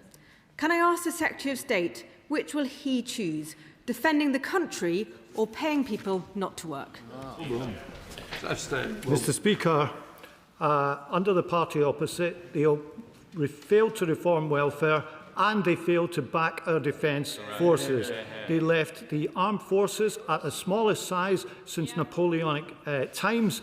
And they say it is a choice. The truth is they did neither of these things. We are doing both. We are increasing defence spending to 2.5% of GDP, something they never achieved despite inheriting that level from us when they took office. And we're reforming welfare by putting work and opportunity at the heart of everything we do. Let's just put some facts on the table, because it's time for the government to confront the hard choices. We're spending less than 2.5% of GDP on defence, but 5.3% on welfare. 6 million people of working age are living on benefits. Under his government, over 1 million more people have gone on to universal credit, hundreds of thousands have gone on to sickness benefits, and they're choosing to spend even more by scrapping the two-child cap. We cannot go on like this. When will he and the current Prime Minister come forwards with a plan to bring the welfare bill down? Or is it, like Sir Ollie Robbins, another topic where his judgment and the Prime Minister's differ? Mr. Speaker, she said she wanted some facts. Well, let me give her some facts. The Tories inherited spending on defence at 2.5% of GDP. They left office with it lower. They left the army at its smallest in 2 centuries. They cut the number of frigates and destroyers by 25%. It is the Labour government which is increasing expenditure in defence. It is the Labour government that's reforming welfare, including the changes in universal credit this month and the youth employment initiatives which we have talked about throughout this session. Thank you, Mr. Speaker. The Shadow Secretary of State has recently claimed that the government could save £2 billion or getting on for from the welfare bill by bringing in face-to-face assessments. Now, I find this ironic because they were the ones, when they were in government, who reduced face-to-face assessments to almost zero. Can my right honourable friend therefore set out what steps he's taken to clear up the mess that they left behind? I thank my honourable friend for a very good question. The truth is that here's another fact you may not welcome. Before the pandemic, face-to-face interviews were the norm. After that, the numbers collapsed. Not only that, though, the previous government signed off a new set of long-term contracts allowing most of the assessors to work from home just a year before the general election. We are now increasing face-to-face interviews to provide a proper balance in the functional assessment process in the benefit system. Steve Darling, Liberal Democrat spokesperson. Thank you, Mr. Speaker. The Department of Work and Pensions are currently reviewing over 200,000 cases of overpayments for carers. Some of them have accrued more than up to £20,000, not of their own making. In light of this, will the Secretary of State stop applying carers' penalties until they've completed this review? Minister. Well, Mr. Speaker, we are, as he's rightly said, we've started now reviewing those 200,000 cases. We anticipate that there'll probably be 25,000 people amongst the 200,000 who have debts cancelled or possibly be refunded. If carers' allowance has been overpaid and shouldn't have been, then we will, of course, need to recover the money. But the problem has been the guidance in the department, the previous government's guidance, was wrong. We've now corrected that, so I'm hopeful that that particular kind of mistake won't occur again in the future. Morning, Mr. Speaker. Good morning, Challenger. Thank you, Mr. Speaker. Now, at the previous DWP oral questions, I raised concerns that youth unemployment in my constituency of Bridlington and Wolds is up 15% since the last election, and I received something of a dismissive response. Well, 2 months later, that figure is now an astonishing 28% increase in young people out of work. So will the Secretary of State finally concede that it's his government's policies that are the cause of this? Mr. Speaker, it is the policies I'm advocating that are creating opportunity for young people through offering employers hiring incentives, through promoting youth apprenticeship starts and through the other initiatives that we've set out. And we do this because we agree that work is the best answer for young people, and I want to do everything I can to make sure they have the maximum chance to get work. Steve Young. Thank you, Mr. Speaker. In Mansfield, our youth hub is already bringing together Job Centre Plus and local partners to support young people into employment. I wonder if the Secretary of State can set out how the government is strengthening youth hubs around the country to ensure that every young person has access to high-quality, personalised support. Yeah. So stay. I'm grateful to my honourable friend. Youth hubs are another part of the effort, and the advantage that they have is we can get the help that the job centre can give out of the job centre and where young people are in the community. It also means we can get help to people who aren't necessarily signing on for benefits but who are looking for work, and it enables us to give a more flexible response across different services. We hope to expand these to more than 360 locations open to all 16 to 24-year-olds, whether or not they're on benefits. Rupert Lowe. Thank you, Mr. Speaker.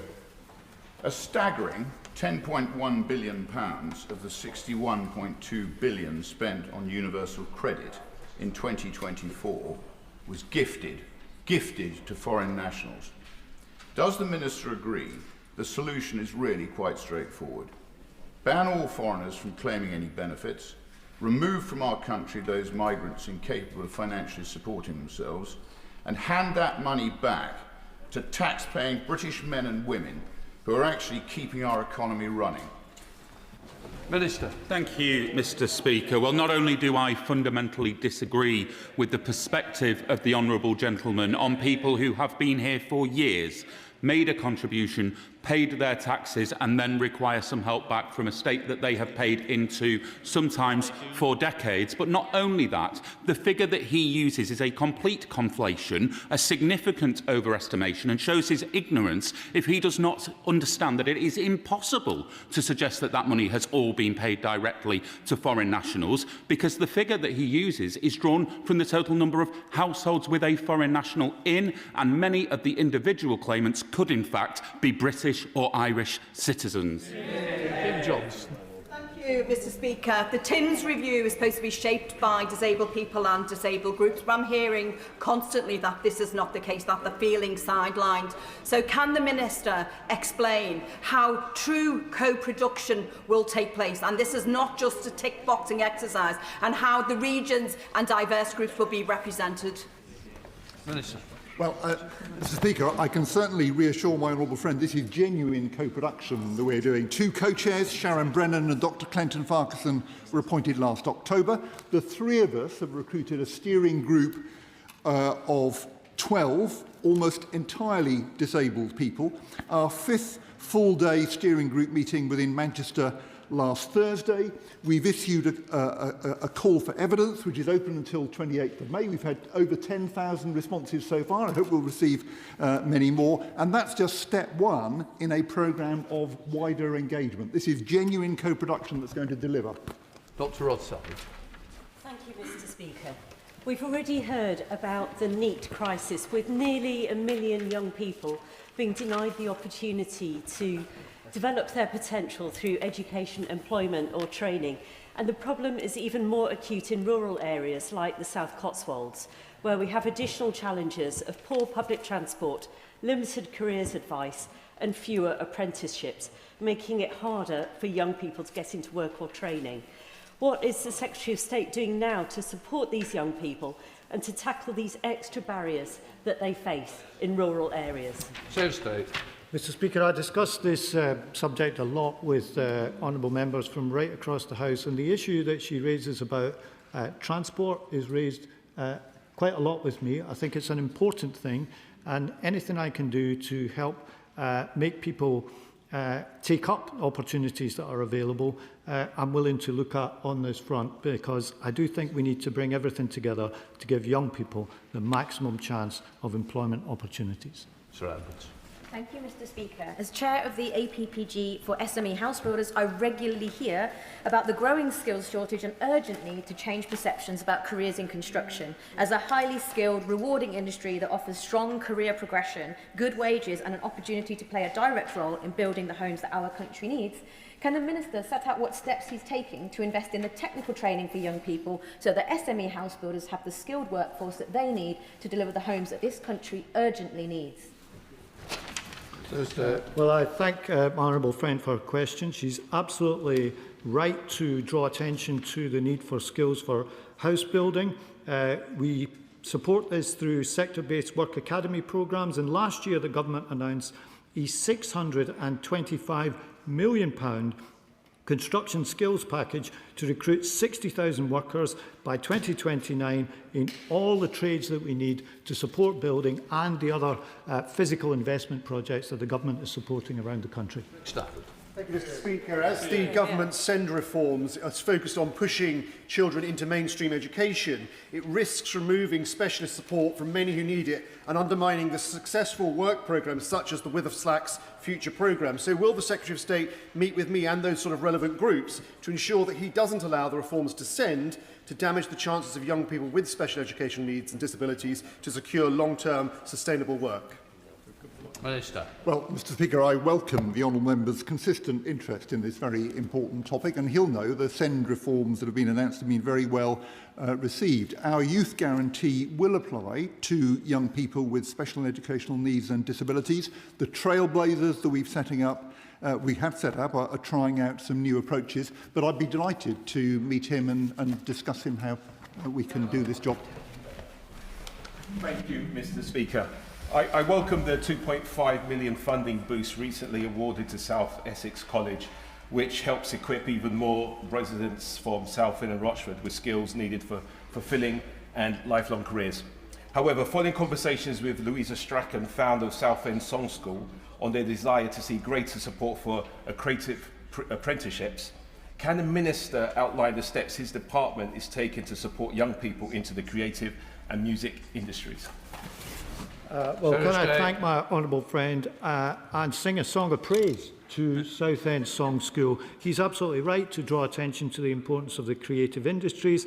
Our creative industries sector plan provides £380 million of targeted investment, and as part of the work on the Youth Guarantee, I was pleased to meet the film and TV industries in January of this year at Pinewood Studios to talk more about the opportunities they offer young people in our fantastic creative industries sector. Tom Gordon.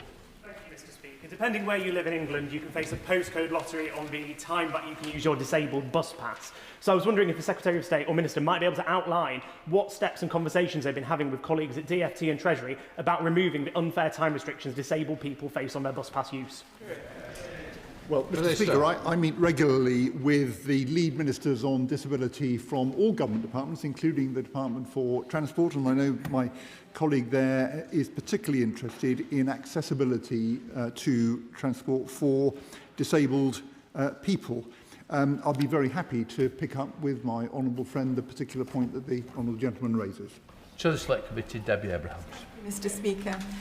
Today's Health Foundation report is showing that we have a declining healthy life expectancy is a real worry, but as Professor Sir Michael Marmot showed, it is no surprise really after 14 years of austerity and the impact on our public services. But obviously the knock-on is a potential significant impact on DWP spending. So I wonder what conversations the Secretary of State has had, my right honourable friend has had with the Health Secretary, and if this is being considered in relation to the TIMS review as well. Minister. Well, can I thank the Chair of the Select Committee for her question. I know that she cares deeply about health inequalities, which, being honest with the House, are deep-seated and long-term in the country. And as in many areas of our work, I do believe that constructive, productive employment is a big part of the answer to tackling inequality and prosperity issues right around the country. And a best check. Mr. Speaker. I'm currently dealing with a case in my constituency with an individual who's paid out £23,000 during a dispute over being the parent of a child. With regards to that, he wasn't on the birth certificate. The mother refused to take a DNA test, and he's, after 3 court hearings in the family court, is ruled in his favour. Would the Minister meet with me to discuss how we can get my constituent reimbursed his £23,000? I'm sure you can appreciate that it is an incredible amount of money to pay for a child that isn't yours. Minister. Yes, I will, Mr. Speaker. Katrina Murray. Thank you, Mr. Speaker. Briggs and Masco in my constituency invests heavily in apprenticeships for the next generation of mastic asphalt tradespeople. According to them, there are 11 people who are fully qualified in this area in Scotland, and the only route to training is through accessing training programmes in England. The only training provider in Scotland stopped accepting apprentices from Scotland last September. Will the Minister agree to meet with me to see if we can find a way to enable an employer who wants to employ apprentices who want to do this training and a shortage profession, so who need the work? Well, Mr Speaker, can I thank my honourable friend for being such a formidable champion of her constituency and opportunity within her constituency. I'm very happy to talk to her further about this issue, but I would say skills and apprenticeships are devolved in Scotland, and the Scottish Government has had a record financial settlement, record since devolution began, and I would hope that opportunity for young people should be part of its agenda. Adam Dance. Mr Speaker, my office has been waiting for replies from DWP on cases for over 6 months. Citizens Advice reached out because they have not been getting replies either. Can the Minister commit to getting us responses this week, and will he commit to greater resourcing to responding to members, particularly on universal credits? Well, Mr Speaker, I know that responding to honourable members' inquiries, either directly or on behalf of their constituents, is very important. This is something I raise with the Department constantly, and if he sends me more detail of the constituents in question, I will make sure that's looked at right away. Ingham. Thank you, Mr Speaker. We welcome in Stafford the announcement that Stafford College is about to become an advanced manufacturing technical hub. But what we do have in Stafford is a gap. There are more skilled jobs needed than people are to fill them. So would the Minister meet with me to discuss the potential for Stafford to have a youth hub as soon as possible?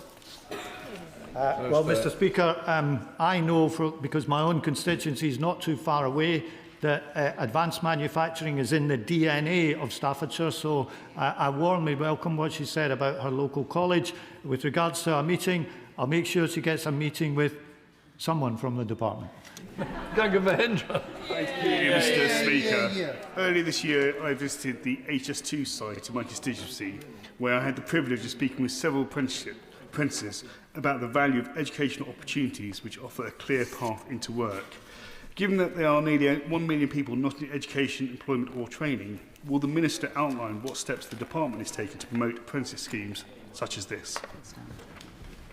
Well, Mr Speaker, we are promoting apprenticeships for young people in particular with the way that we prioritise the funding within the apprenticeship levy. We put in place we're putting in place hiring incentives of £2,000 for a small business who wants to take on an apprentice. We will fully fund the cost of apprenticeships for under 25s for small and medium-sized businesses, because I agree with him that apprenticeships are a great opportunity for young people, and I want to do what I can to make sure that young people get more chance to avail themselves of those opportunities.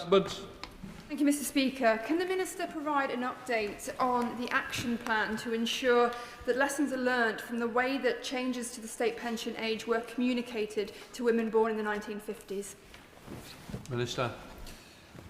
Well, I thank my honourable friend for her question. There absolutely are lessons for us to learn from this experience. Those lessons are about related to the particular case, but they're also related to the general point about adequate notice for any changes to the state pension age. I think that's the most important lesson, and we're absolutely committed to that. Specifically on the action plan, that will be focused on state pension age comms and on complaint handling. We're working closely with the PHSO on that right away, and I hope to be able to publish that action plan in the coming months. But more broadly, we're not waiting for that, we're getting on with action. That's why I'm sure honourable members will have seen the campaign over the last few months, the Check Your State Pension Age campaign, encouraging people to be aware of their own state pension age. Clive Jones.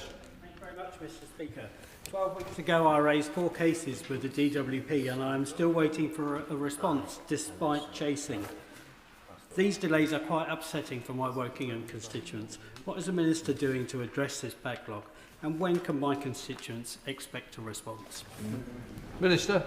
Thank you, Mr Speaker. We are increasing resources available to handle members' correspondence, but given the delays that the honourable gentleman has outlined, if he wants to write to me with those details, I will look into them urgently for him. Peter Mandelson.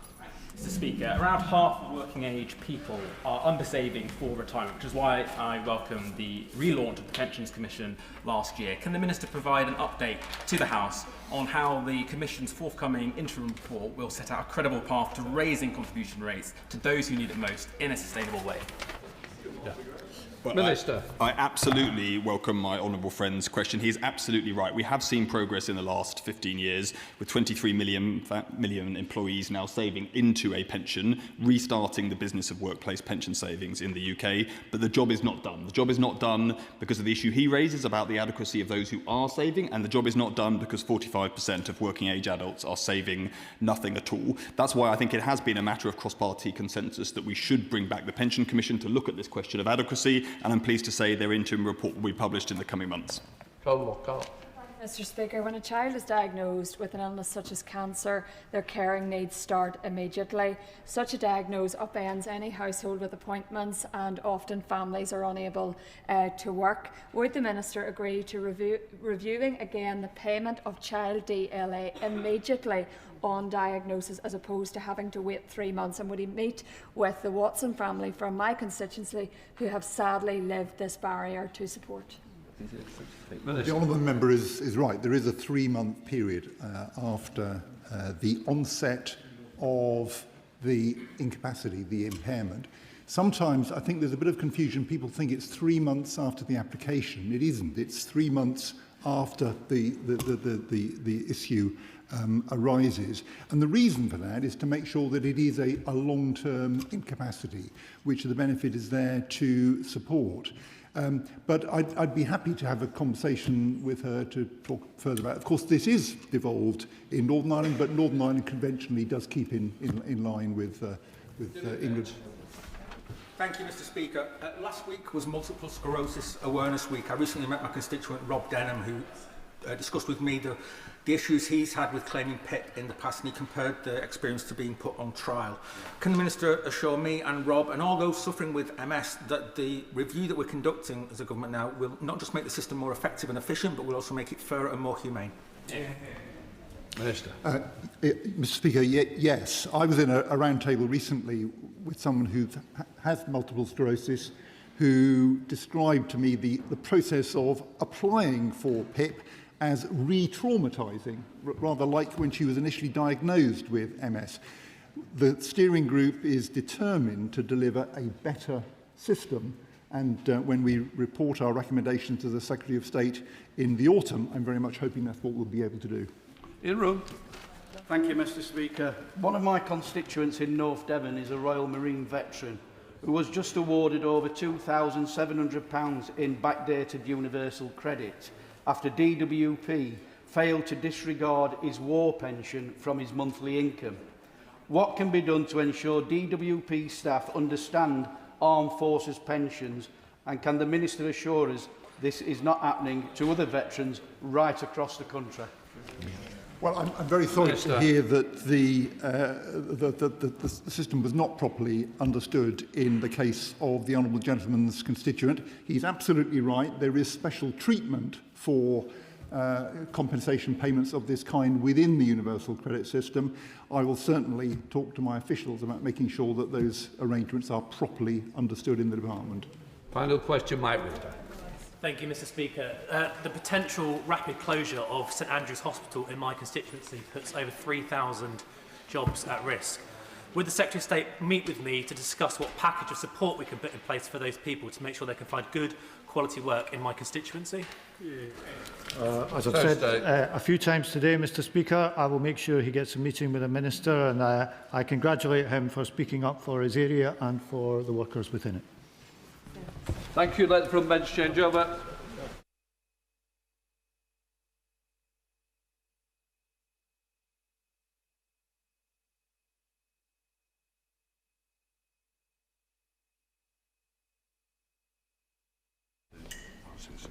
Order. Before we come to the urgent question, I shall remind the House there is an ongoing police investigation on the incident at Dunmurry. Members should avoid making any remarks that might prejudice any future criminal proceedings. I now call Saoirse Eastwood to ask her question. Saoirse Eastwood. Thank you, Mr. Speaker, to ask the Secretary of State for Northern Ireland if he will make a statement on the car bomb attack that happened in Dunmurry Police Station on the 25th of April. Yes. Secretary of State. Mr. Speaker, I'm grateful to the honourable member for her question. Shortly before 11 p.m. on Saturday the 25th of April, a vehicle was abandoned just outside the front gate of the PSNI station at Dunmurry. The vehicle had been hijacked in the Twinbrook area of West Belfast a short time before, where a gas cylinder was placed in the boot of the vehicle and the driver was ordered to drive to the police station. When he got there, the driver informed the police, who immediately and very bravely evacuated nearby homes. A number of residents, including 2 babies, were being taken to safety when the device exploded. I know that the thoughts of the whole House will be with all those affected, residents who had to leave their homes, the police officers who were helping that evacuation when the device exploded, and the delivery driver who has been through a traumatic experience. It is incredibly fortunate that nobody was killed or injured. A similar attack on the police station in Lurgan was attempted on the 30th of March, when a fast food delivery driver was also hijacked by 2 masked men who placed an object in the boot of the car and ordered him to drive it to Lurgan Police Station or be killed. Mercifully, on that occasion, ammunition technical officers were able to carry out a controlled explosion.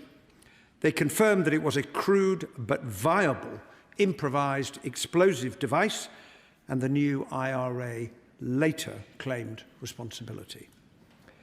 This was a shameless and cowardly attack on the brave men and women who work so hard to keep our communities safe in Northern Ireland. Urgent investigations into both incidents are, of course, continuing, and I would urge anyone who has any information to contact the PSNI. Over the decades, Northern Ireland has been transformed into a much more peaceful society. However, a very small number of people who represent no one but themselves remain determined to try and cause harm to our communities. I join with the Prime Minister and all those from across the political spectrum in Northern Ireland who have condemned what happened on Saturday. And I know the House will join me in paying tribute to the extraordinary efforts of the Police Service of Northern Ireland, led by John Boucher, and to our security partners. Mr. Speaker, it is their tireless work that keeps our communities safe, and this government will continue to support these efforts as together we seek to bring those responsible for terrorism to account. Eastwood. Thank you, Mr. Speaker. I'm sure the whole House will once again want to join with me in sending a message that terrorism will never succeed, either in the past or in 2026. I too wish to put on record my thanks to the Police Service of Northern Ireland for the work they do every day, keeping communities safe in the face of ongoing threats. And in particular, I want to pay tribute to those police officers who were in Dunmurry Police Station on Saturday evening, helping to evacuate babies as the device detonated. I also wish to pay tribute to the officers at Lurgan Station who were there on the 30th of March when a viable device was driven through the front gates of the station. My thoughts are also with those 2 delivery drivers, one of which was held at gunpoint as their vehicle was hijacked. It is only by the grace of God that we are not dealing with fatalities. The people who commit these acts of terrorism have no support from the decent people of Northern Ireland, not now and not in the past. This is not representative of who we are. Mr. Speaker, national security is a reserved matter, and I want to ask the Secretary of State, will he commit to ensuring the PSNI is adequately resourced to deal with tackling Northern Ireland-related terrorism, along with the other categories of extreme right-wing terrorism, extreme left-wing terrorism, Islamic terrorism, and acting without ideology, as these are stated national security priorities. It is clear that the PSNI are already operating within a challenging budget, and I'm sure this government will want to ensure that they are adequately resourced to tackle this threat. Thank you, Mr. Speaker. Sir State. Well, I join the honourable member in her expression of thanks to the police and in her expressions of concern for all of those who have been affected. PSNI resources are determined, as she well knows, by the Northern Ireland Executive. It's our job as a government to play our part. We have given a record settlement to the Executive in the spending review last summer, and we have implemented the first increase in the additional security funding in over a decade. It will be £113 million over 3 years. I would also draw attention to the fact that there is a Home Office counter-terrorism policing grant. Actually, the level of funding per head is the same as through that given by the additional security funding. And I would also point out that Northern Ireland received Barnett consequentials on top of that as a result of the announcement of the Home Office counter-terrorism policing grant. It is for the Executive to determine how much out of the record settlement that we give they choose to devote to policing. Chair of the Select Committee, Tony Antoniazzi. Mr Speaker, these two incidents in Lurgan and Dunmurry are of a deep concern to us and my committee, and I give my sincere thanks to the PSNI officers who have kept their communities safe. But does the Secretary of State agree with me that those responsible should really face the full force of the law? Secretary of State. I certainly do, Mr Speaker, which is why all of us, anyone with any information has a responsibility to provide that to the PSNI so that people may be called to account. I just want to say that the police and our security partners work hard every single day of the year to try and identify those responsible.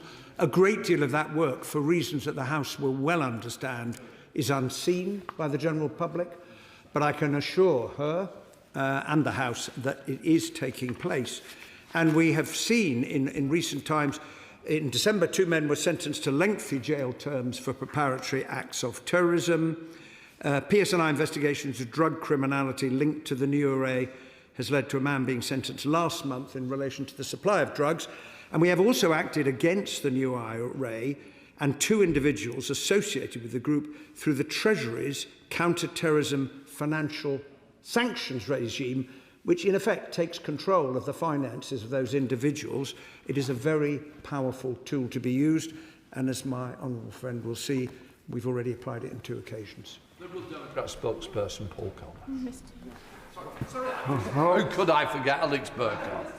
Here we go. Here we go. Here. You're very kind, Mr Speaker. And I congratulate the honourable lady for having secured this urgent question. I associate myself with the remarks that she's made and with the remarks by the Secretary of State. But I would gently say I do think it would have been better if this had been a government statement. I can't help but feel that had that car bomb been placed outside of a police station in Westminster or in Birmingham, government ministers would have come to the House with a statement. It is, of course, profoundly depressing that we should be discussing this issue at all, but it is of enormous relief that we are not today talking about casualties. As the honourable lady said, but for the grace of God, we would have been. But for the bravery of local people, we would have been. I should like to pay very deep tribute, Mr Speaker, to all of those brave men and women in the police service of Northern Ireland who serve and keep our country safe.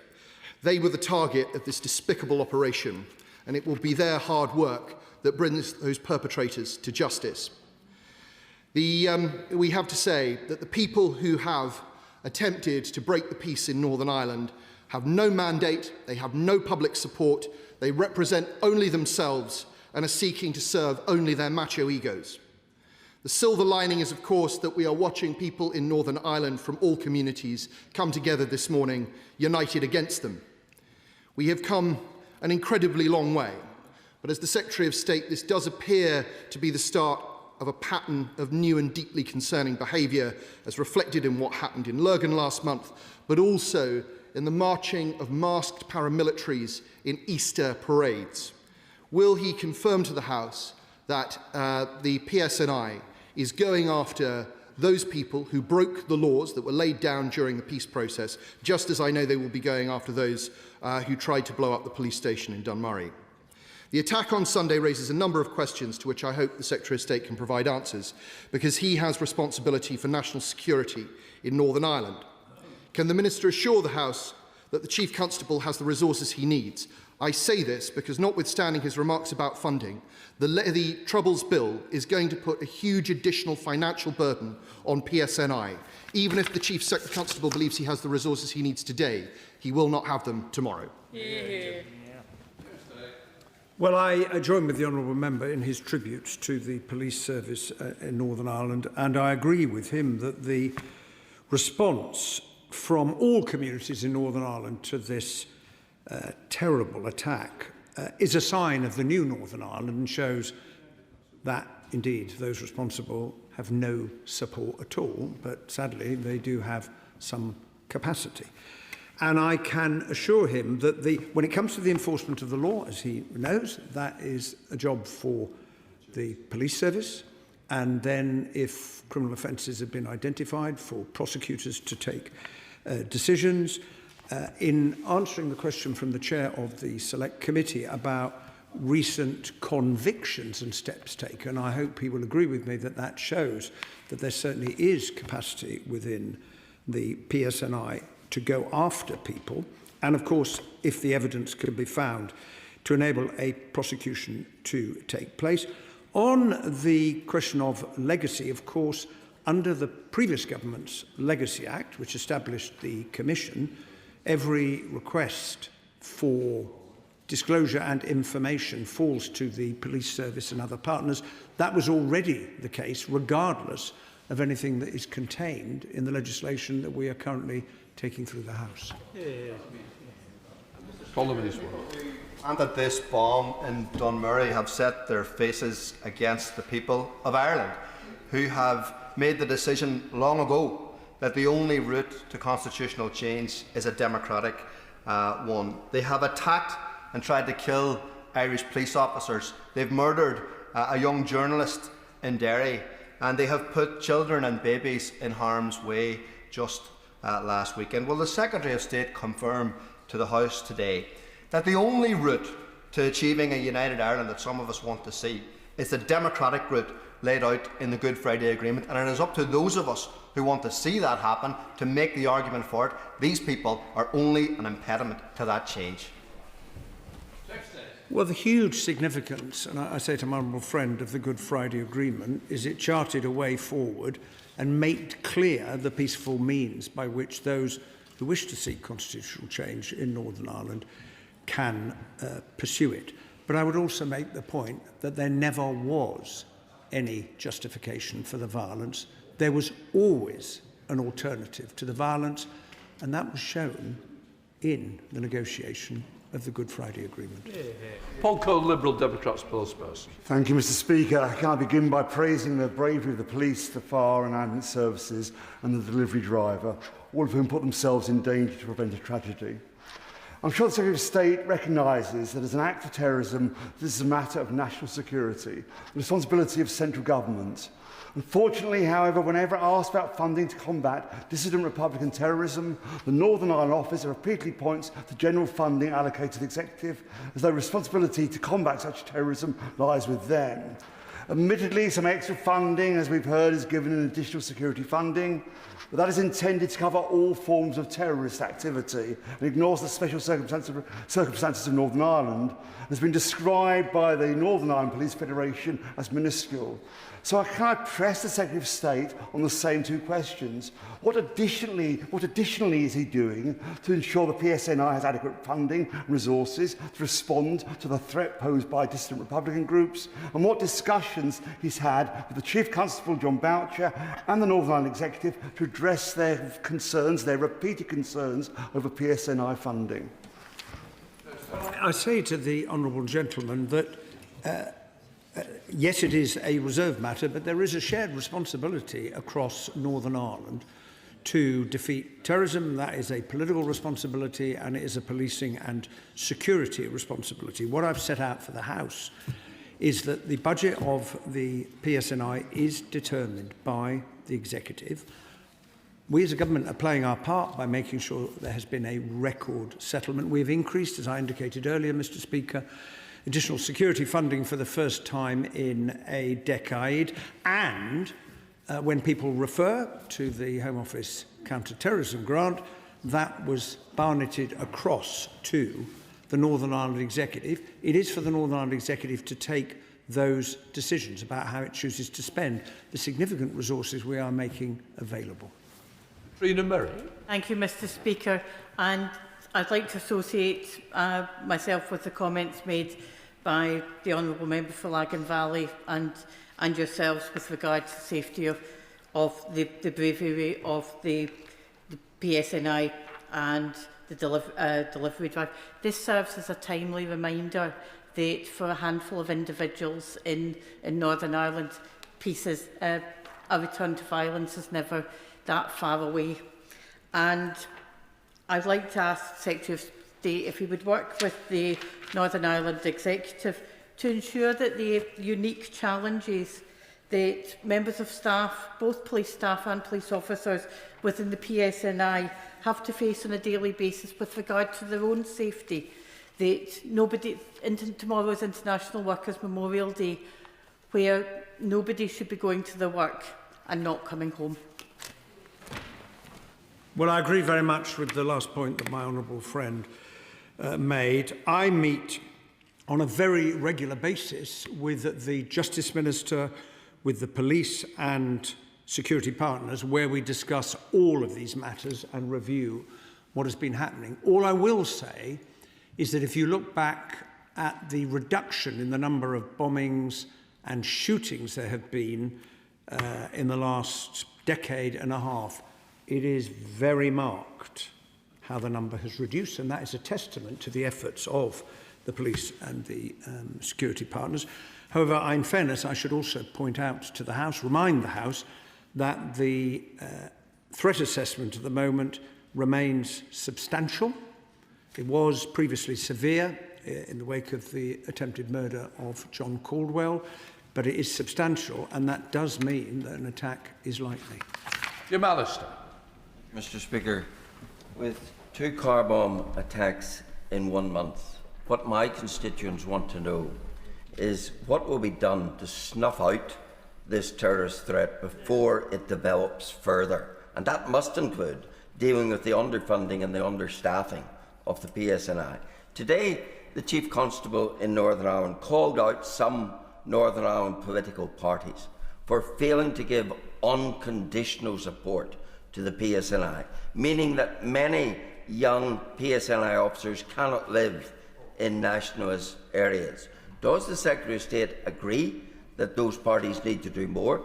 In particular, that Sinn Féin must match their pious words with actions of unconditional support for the PSNI and cease lauding their former car bombers, which only give support to the current generation of car bombers.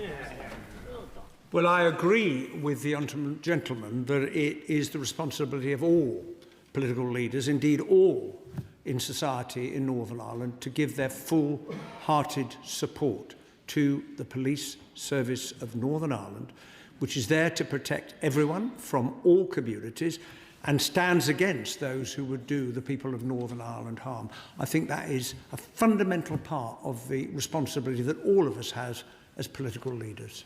Thank you, Mr. Speaker. John Boucher has been fairly critical of a number of political parties, including, it has to be said, the party of government, because he's quite clear that his force, the PSNI, is not funded like other forces across the United Kingdom, and he believes that that is in part due to legacy issues, a position that's going to be made far more acute by the Northern Ireland Troubles Bill. Does he agree with the Chief Constable or not? Well, I have had many conversations with the Chief Constable about funding and other matters, but I would just point out, as I did a moment ago, that given the existing Legacy Act, which is the law under which everyone is operating at the moment with the establishment of the Legacy Commission, the more cases the Legacy Commission takes on, it's now over 100 cases, the more there will be a requirement for disclosure anyway, as a result of the establishment of the Commission and the provisions contained in the 2023 Legacy Act. What the bill is seeking to do is to win the confidence of all communities in Northern Ireland so that this body, reformed, can enable all of those families who are still looking for answers about how their loved ones died, hopefully, to find them. Samuel Wills.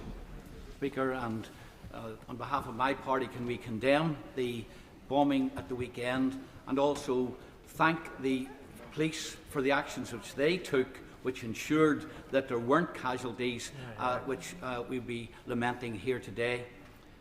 It's significant that this bomb was set off at the same time as Sinn Féin were holding its party conference, at which bombers of the past were being praised.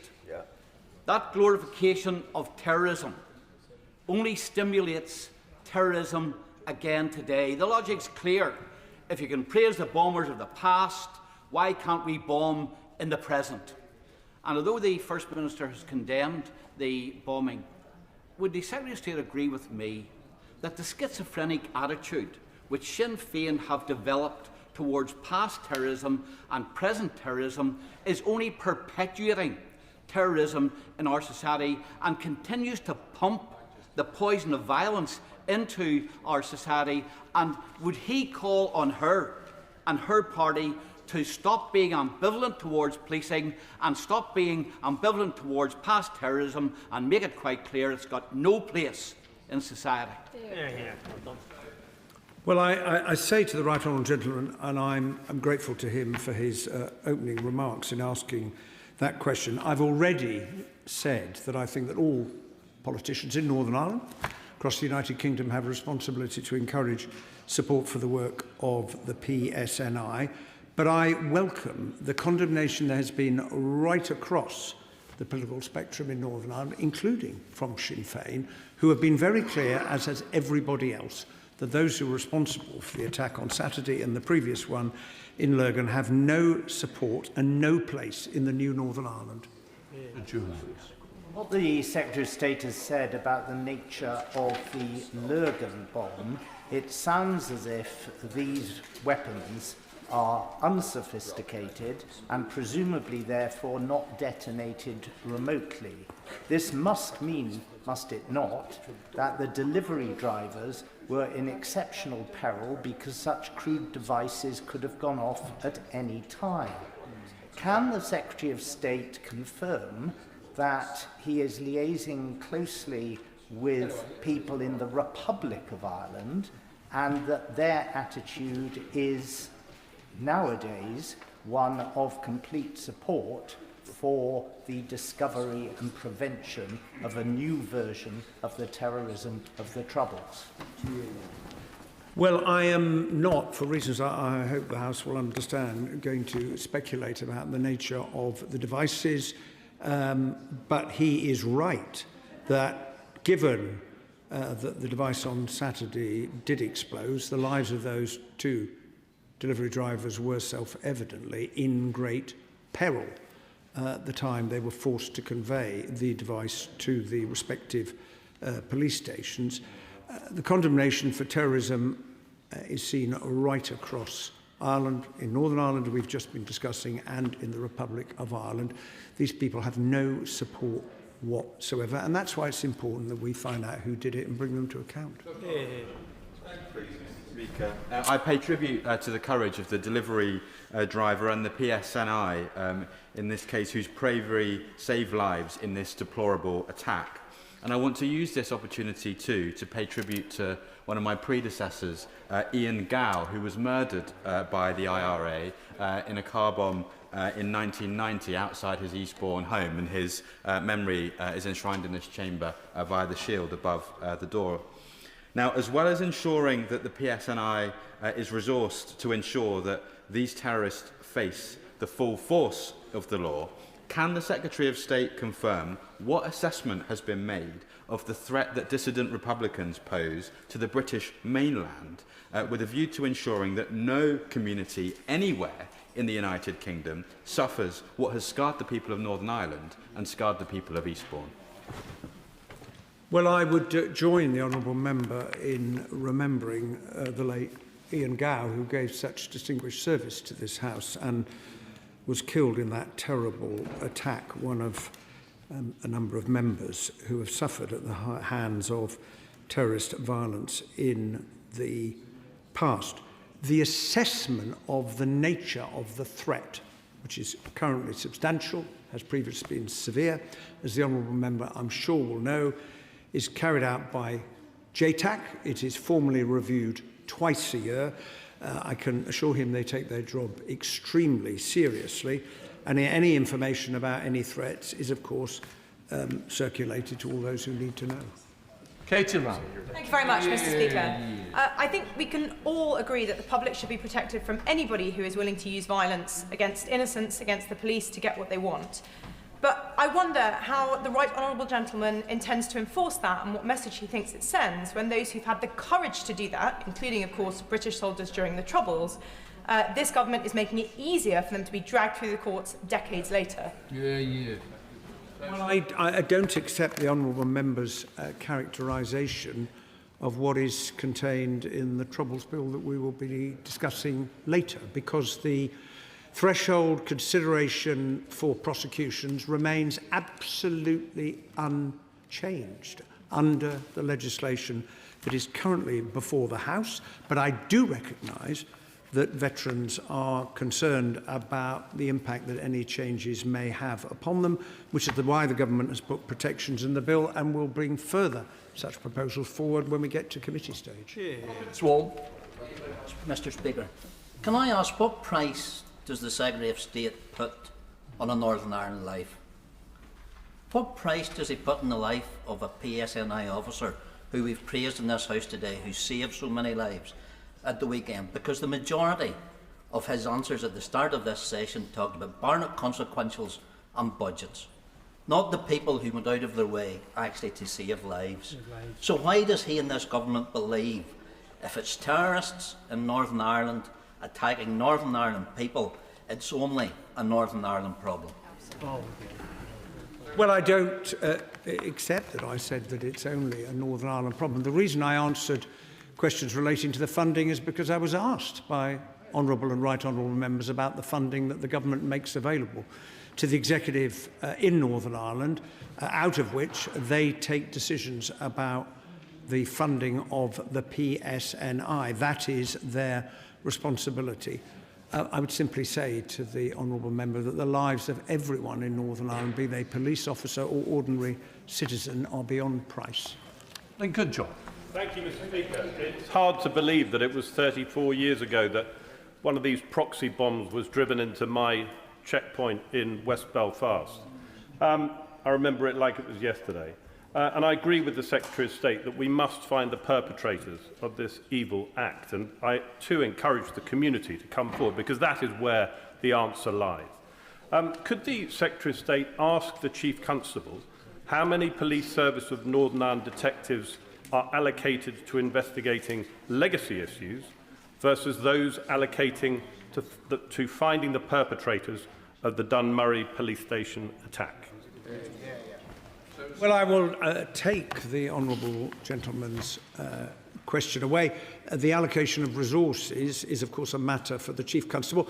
This is a very urgent investigation. I think, however, I would point out to him that one of the consequences of the Legacy Act that the last government passed is that responsibility for investigating Troubles-related cases departed from the PSNI, does not rest with the PSNI today, but rests with the Legacy Commission. It is the Commission that does investigations in respect of the cases that have been referred to it, and not the PSNI. I, like every right-minded person, utterly condemn the abhorrent attack on Dunmurry PSNI station and indeed Lurgan in my own constituency, and I commend the PSNI for their bravery in dealing with these attempts on their lives. Does the Secretary of State agree that Sinn Féin's response drips with rank hypocrisy, condemning the bombers of today while glorifying, lauding and even erecting illegal statues to the bombers and terrorists of yesterday? Would he agree that the decision to put forward Orla Flynn, MLA, daughter of Patrick Flynn, convicted of an IRA bomb in Dunmurray, to condemn this attack was a calculated insult to victims and a grotesque reminder that Sinn Féin words condemn terrorism, but their politics still romanticise it. Surely the government should reflect on their decision not to strengthen the legislation on glorification of terrorism and act to legislate against it immediately. Well, I say to the honourable member, she speaks with great sincerity and anger, quite rightly, about what has happened. On the very last point that she raised, she will be familiar with the provisions of the Terrorism Act 2006, but as she will be aware, the government has recently agreed to ask Jonathan Hall, KC, the independent reviewer of terrorist legislation, to undertake a review of Section 1 and to report back. Alexis.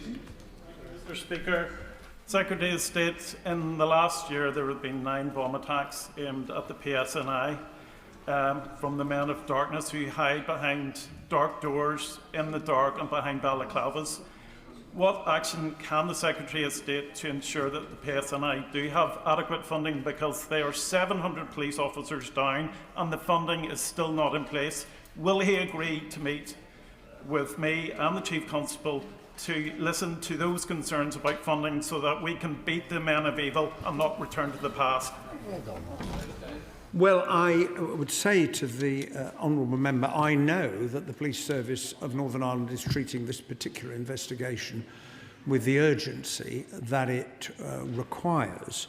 And referring to the honourable member who spoke earlier, and may I thank him once again for his service in Northern Ireland, what would help the police to bring the men of darkness to the light of justice is information that somebody probably knows, which would enable people to be arrested and, if there is sufficient evidence, to be prosecuted for what they have done. Because that is the single most important contribution that can be made to assist the PSNI in trying to find out who was responsible. Jim Shannon. Mr. Speaker, thank you, and can I thank the Secretary of State for his answers. Police numbers, intelligence, CCTV, IRA infiltrated, people sending information, those are all issues. It's beyond disappointing that this same new IRA was able to plan to hijack and deploy a second device in West Belfast without any prior interception. The Chief Constable of the PSNI and the Police Federation have continually highlighted the lack of resources for policing.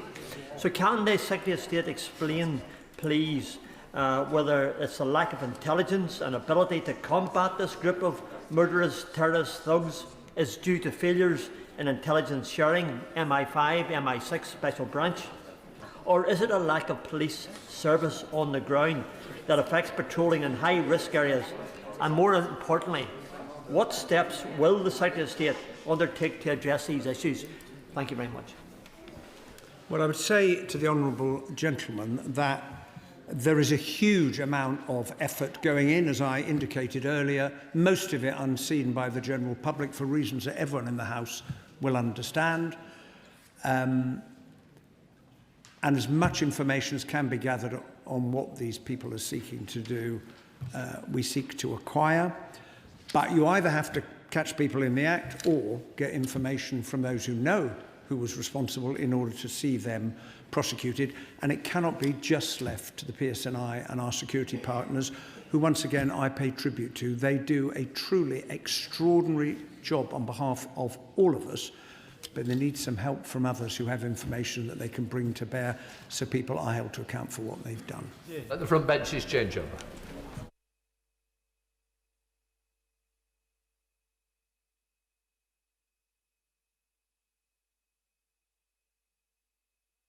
To the statement, Secretary Jones.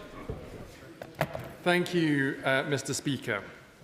Given the upcoming prorogation and state opening of Parliament, I thought it would be helpful to return to the House to provide an update on the progress the government has made to respond to the humble address of the 4th of February as quickly and thoroughly as possible. As members will know, the government has published the first tranche of materials on the 11th of March. This first tranche primarily related to the aspects of the motion regarding Peter Mandelson's appointment and his subsequent dismissal as ambassador, in addition to the details of his severance payment provided to him by the Foreign Office. Following the publication of the first tranche of material, we have been working at pace to lay a second tranche before the House. The House will recognise that given the breadth of the motion, that a very significant number of documents have been found to be in scope and that it is taking time to process these accordingly. The Cabinet Office team responsible for the Government's response to the humble address has been working through a large quantity of material, working closely with many officials across Whitehall, particularly in the Foreign Office. The team has been seeking to take an approach to sifting and publishing information which allows it to respond to the will of this House thoroughly but expeditiously, and in line with the approach taken by previous governments in responding to humble addresses. This includes coordinating a number of requests to government departments to identify documents potentially in scope of the humble address, particularly electronic communications and the minutes of meetings between individuals and Peter Mandelson. This is the section of the motion that has had the broadest scope. As members will have seen from the first tranche, the Government cannot publish certain details like the names of junior officials, personal information or legally privileged information. Separately, in line with the process agreed by the Intelligence and Security Committee of Parliament, the Government will not publish information which undermines or threatens our country's national security or international relations. As colleagues will appreciate, both of these processes require detailed consideration. The Government is very grateful to the Intelligence and Security Committee for their constructive engagement in this process, which we recognise has constituted significant additional work on top of their existing responsibilities. As I have set out previously, the Cabinet Office has also been working with the Metropolitan Police to avoid prejudicing a live police investigation. Mr. Speaker, I can confirm that by the end of today, the Cabinet Office will have passed to the Intelligence and Security Committee all of the material it has processed as part of the humble address and judged to be prejudicial to national security or international relations. This has amounted to over 300 individual documents. It includes a number that are relevant to the processes of Peter Mandelson's security vetting too. As I mentioned earlier, I am very grateful to the Intelligence and Security Committee for the important role they continue to play in the humble address process and for the speed with which they are processing these documents. I would like to reassure colleagues that Parliament will receive the second tranche of material as soon as possible following the state opening and the conclusion of the work of the Intelligence and Security Committee, and I will return to the House when we are able to do so. Mr. Speaker, I commend the statement to the House. Sir Secretary of State Alex Burkhardt. Thank you, Mr. Speaker, and I'd like to thank the Chief Secretary to the Prime Minister for advance side of his statement and for taking the statement himself. It's it's good of him not to delegate. This was not his mess. His mess was the 2024 budget, but I'm afraid that this is now his mess to clear up. And I have to say to him, where are the documents? The humble address was nearly 12 weeks ago.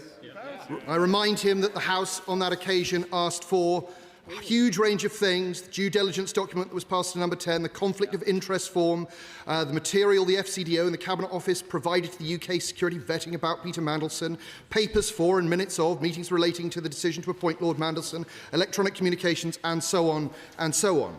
Where are they? Since February, the Government has asserted that it is working with urgency, that it's doing what it does and everything will be available very shortly. That it is working, at least reassuring of government phrases, at pace. And that today's favourite, that the information will be available as soon as possible. As soon as possible, no doubt, after the local elections. Of the documents that have been released, what we appear to see is either an enormous cover-up or a very significant breakdown in the expected process of government. We have seen nothing from the Prime Minister, nothing from his Chief of Staff, nothing from Peter Mandelson himself. We have seen no minutes of meetings, no billets doux, no annotations, no box returns. The official civil service guidance on this matter says explicitly, keep submissions with ministers' comments. If ministers write on a hard copy, keep the ministers' handwritten comments. Keep correspondence reporting ministers' responses along with background provided to ministers in the medium in which they were created. None of this. Either this is a cover-up, Mr. Speaker, or it is a terrible return to the sofa government of the days of Tony Blair.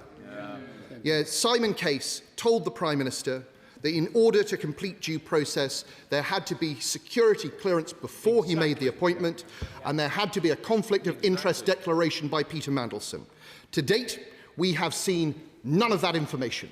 I am pleased by what the Chief Secretary of the Prime Minister says, that material associated with Mandelson's vetting is now being handed to the ISC.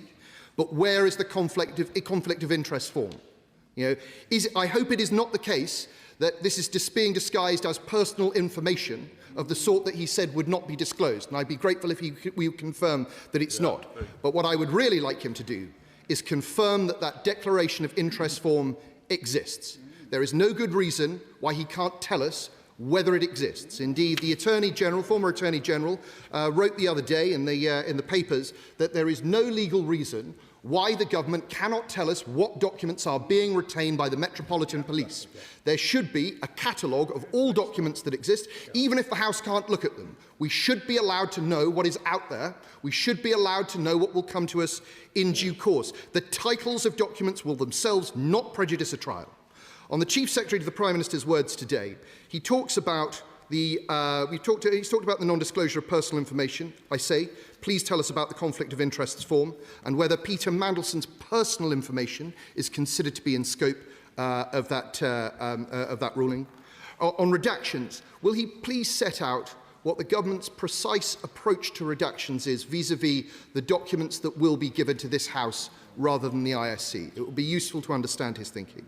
On electronic communications, despite this being in the humble address on the 4th of February, I understand from the Cabinet Secretary who wrote to me at the weekend that there was no instruction to hand over non-corporate comms until the 13th of March, about 5 weeks later. Why this delay? Is he confident that no material was deleted in the short term, in that 5-week period? How can he be sure? And on the ISC release, I again ask him to confirm or deny whether that release contains the information about Lord Mandelson's interests. This is of specific concern to the House, given how Peter Mandelson may have been behaving when he was ambassador in Washington, and given meetings that he may have taken the Prime Minister to. It is time that the government came clean, not on its own terms, not to its own timetable, but to the terms set down by the House. So will he finally tell us a hard deadline for when these documents will be handed over? Thank you, Mr. Speaker. The Right Honourable Gentleman asked me a number of questions which I will take in turn. To the question of where are the documents in scope of the humble address are currently in one of 3 locations. First, with the government waiting for the publication of the second tranche. Second, with the Intelligence and Security Committee. And third, with the Metropolitan Police. We have sought to publish all of these documents in a combined bundle in relation to the documents the government holds and those which the Intelligence and Security Committee are considering in order to aid the House in seeing the documents in a chronological order. Otherwise, I suspect there'll be questions about what documents were missing subject to the conclusion of the committee's work. I can confirm that documents that relate to Peter Mandelson's security vetting have been passed to the Intelligence and Security Committee today, and that we intend to publish those as part of the second tranche, subject to those discussions with the Intelligence and Security Committee. I was asked specifically about the documents that have been given to the Metropolitan Police. He will appreciate, I'm sure, that I've been advised that I am unable to list those documents on the advice of the Metropolitan Police, and so I won't seek to do so.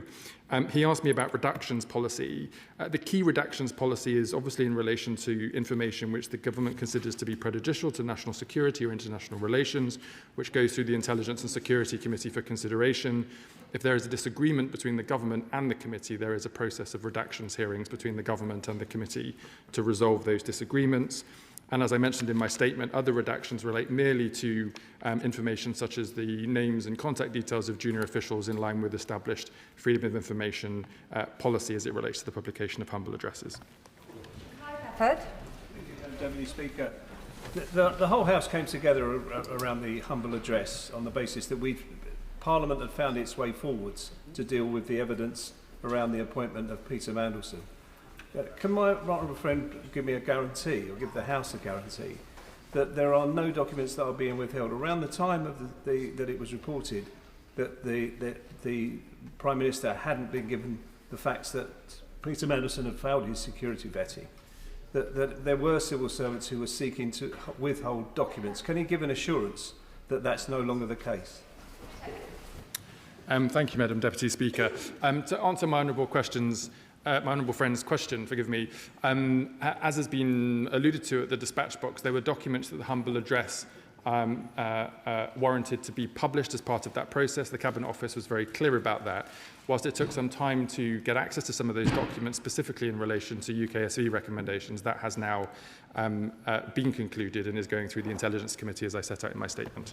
Labour Deputy Spokesperson Lisa Smart. Yeah. Thank you very much, Madam Deputy Speaker, and I thank the Chief Secretary for advance sight of his statement. The women and girls who spoke out against Jeffrey Epstein and those connected to him did so at enormous personal cost. We must never lose sight of the fact that their bravery is the reason we're having this conversation at all. The Prime Minister promised honesty, integrity and accountability, and instead we have a tawdry saga of a political ally waved through despite serious security concerns, a senior civil servant forced out, and a government that has descended into recrimination and infighting rather than dealing with the very serious issues the country actually faces. Parliament asks for transparency, and the public deserves answers. Every day this drags on, trust in our institutions erodes further. Even though Lord Mandelson has stepped away from the House of Lords, will the government bring in formal legislation for his peerage to be revoked? And will the Chief Secretary confirm if the government plans to bring in further legislation to bring in much-needed reform of the other place? The Deputy Chair of the Intelligence and Security Committee asked in business questions on Thursday about potential further redactions that were made on grounds other than national security or international relations. Could the Chief Secretary confirm that there have been no redactions in what he mentions will be sent to the committee by the end of today? And it's been reported that the Prime Minister is set to whip Labour MPs to oppose his referral to the Privileges Committee.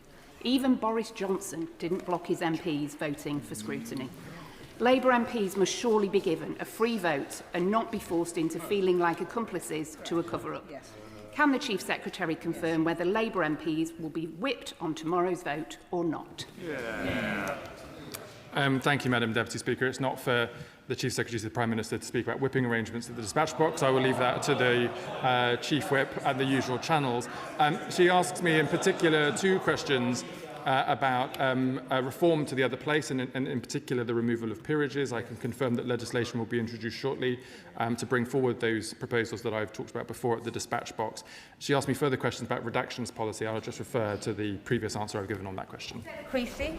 Thank you, Madam Deputy Speaker. I think the pain of the Epstein victims sits heavy with all of us in this House, because we expect the highest standards of all of us. And the challenge with this incident is it is a convoluted process that raises some very difficult questions about government vetting and appointments.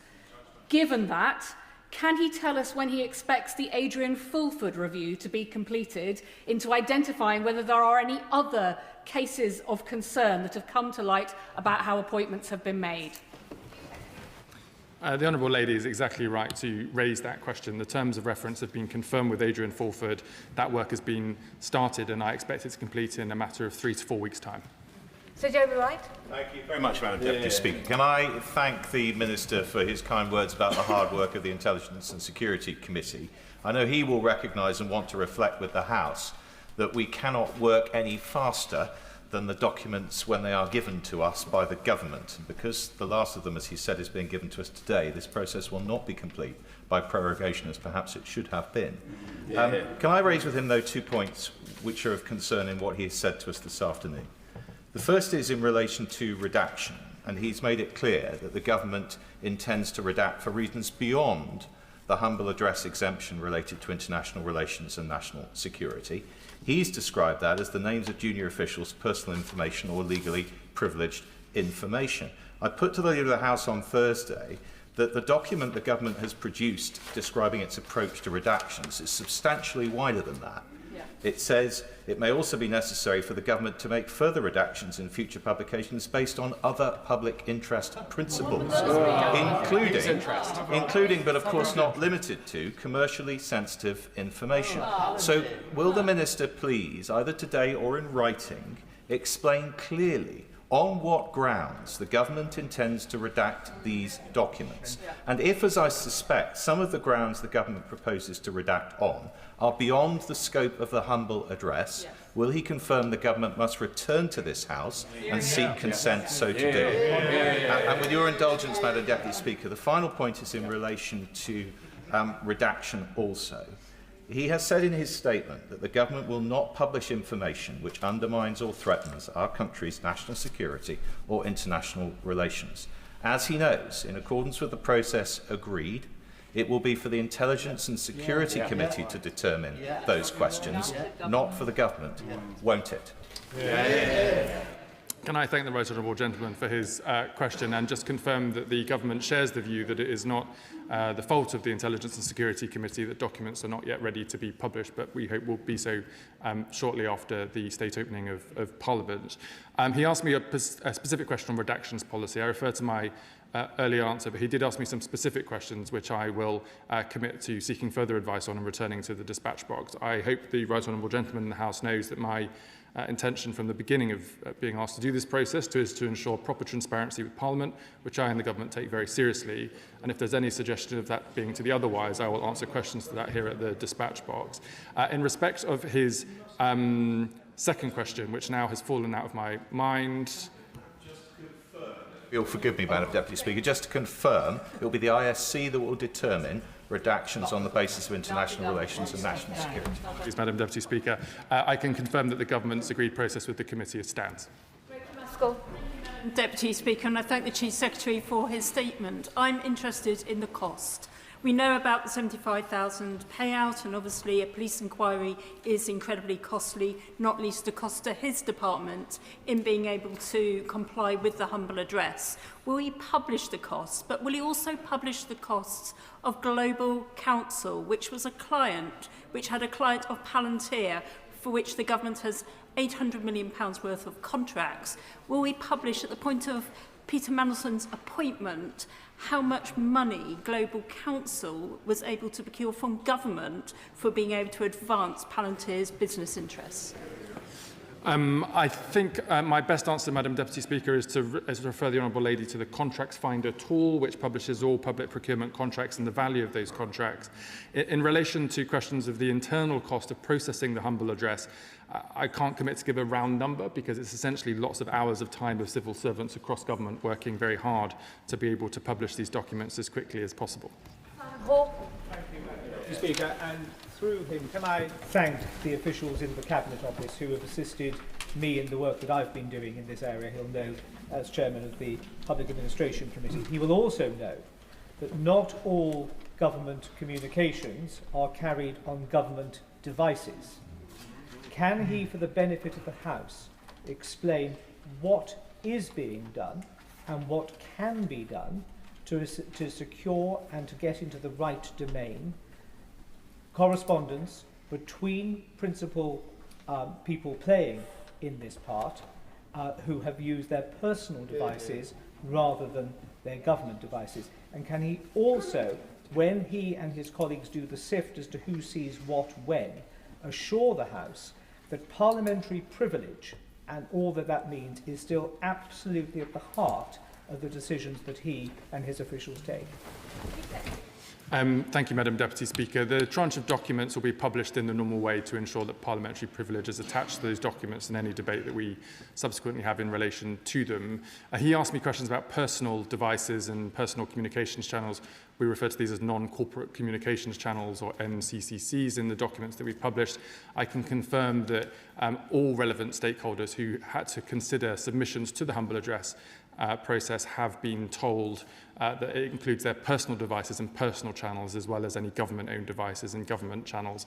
And again, can I thank the Right Honourable Gentleman for his work and just confirm to the House that as Chair of the Public Administration Committee, he kindly agreed to look at documents given to the Metropolitan Police in relation to the police investigation, so that we had, albeit a closed way, of showing due process and transparency to the House in relation to the humble address. Thank you, Madam Deputy Speaker. And further to the point of the security vetting issue in relation to Peter Mandelson, in this chamber 3 times last week, I asked a question, including to the Minister, including through a point of order through the Speaker, but I haven't had an answer, so I'd really appreciate an answer from the Minister. At the point that he was involved in the appointment of Mandelson, did the Prime Minister's former chief Morgan McSweeney have security vetting himself? On what date was Morgan McSweeney granted developed vetting clearance? And did Morgan McSweeney ever handle documents which would require developed vetting clearance prior to that date? I've asked 3 times in the chamber. I haven't had an answer. I'd be really grateful if the Minister could answer. Thank you, Madam Deputy Speaker. The House will appreciate that I can't comment on individual applications of policy in relation to private individuals who are no longer employed by the government, but I can reassure the honourable member in the House that all appropriate processes were followed. In respect of the humble address, and perhaps contrary to what was suggested earlier, the House only agreed to this on the basis that Labour MPs were about to rebel against the position that the then government had adopted. Well, tomorrow, something very similar may arise in respect of a potential referral of the Prime Minister to the Privileges Committee. Surely the Chief Secretary has an opinion as to whether his members behind him would want to have a free vote in respect of whether the Prime Minister has misled the House or not. I always enjoy the interventions of the right honourable gentleman, Madam Deputy Speaker, but it doesn't pertain to the motion before us. Thank you, Madam Deputy Speaker. And we'll finish, Chair. Thank you, Madam Deputy Speaker, and I thank the Chief Secretary for returning to this House on this issue again. Can I ask him to reiterate how due diligence security vetting is conducted before appointments are announced is going to change the result of this affair? I thank my honourable friend for his question. As has been said at the dispatch box before, it was due process previously that for the appointments of ambassadors and for direct ministerial appointments, vetting processes took place after the announcement and before the commencement of the contract for employment. Given the problems that has shown to be applicable to these processes, that has now changed. The referral to the Privileged Committee has always been considered a House matter, a matter for the individual judgment of members of Parliament. It would be an abomination if it were to be whipped by either side, wouldn't it? Yeah. I refer the honourable gentleman to my previous answer. Sarah Russell. Thank you, Madam Deputy Speaker. Could my right honourable friend the Minister please confirm whether there are any documents which were previously in the scope of the humble address that have been deemed no longer to be within its scope due to the application of litigation privilege in respect of the dismissal of Ollie Robbins? I'm afraid I don't know the answer to that question, Madam Deputy Speaker, but I commit to taking it away. Morrissey. Thank you, Madam Deputy Speaker. Could the Minister clarify again, as I am just a humble member of this House and the previous... But it is our job to hold the government to account, and it was unclear from the Minister's first response of what the process will be if if the ISC committee members disagree with the government, and will that matter be brought back to the House for decision, because it is not within the government's, I believe, Madam Deputy Speaker, right to judge and mark their own homework. I refer to my previous answer about standing by the commitment made between the government and the committee. There is an established process for any disagreement through a redactions hearing. Deputy Speaker, the worst outcome from this process is that a police investigation is compromised by materials making their way into the public domain before time. While opposition MPs seek to rush this process through, can the Chief Secretary confirm that no documents of interest will be put in the public domain until they've been cleared by the Met Police? And if members opposite want to know how Labour voters are going to vote tomorrow, they just need to join the Labour Party. Can I thank my honourable friend for his question, because he asks an important question. As has been said before, at the heart of this entire scandal are victims of the most heinous crimes who have yet to see any justice whatsoever, apart from it becoming part of big political debates here in the UK and in other countries. That is why the government has been absolutely committed to supporting the Metropolitan Police in their criminal investigation. We continue to do so, and we wouldn't do anything to undermine that process, because the victims have to come first. Richard Ford. Speaker, and I'm grateful to the Chief Secretary to the Prime Minister for his statement. He said, in line with the process agreed by the Intelligence and Security Committee of Parliament, the Government will not publish information which undermines or threatens our country's national security or international relations. That sentence is correct, but it implies that this is a government process which the ISC has acceded to, and that's not quite right. Rather, the government proposes redactions, and the ISC directs that redactions be made on the basis that full publication would be prejudicial to national security or international relations. It matters because we want to maintain trust in the Intelligence and Security Committee, of which I am a member. Does the Chief Secretary accept that the government proposes redactions, the ISC considers them, and the ISC directs which should be made? The honourable gentleman sets out the process that's been agreed between the committee and the government, and as I've said to other members of the committee, that stands.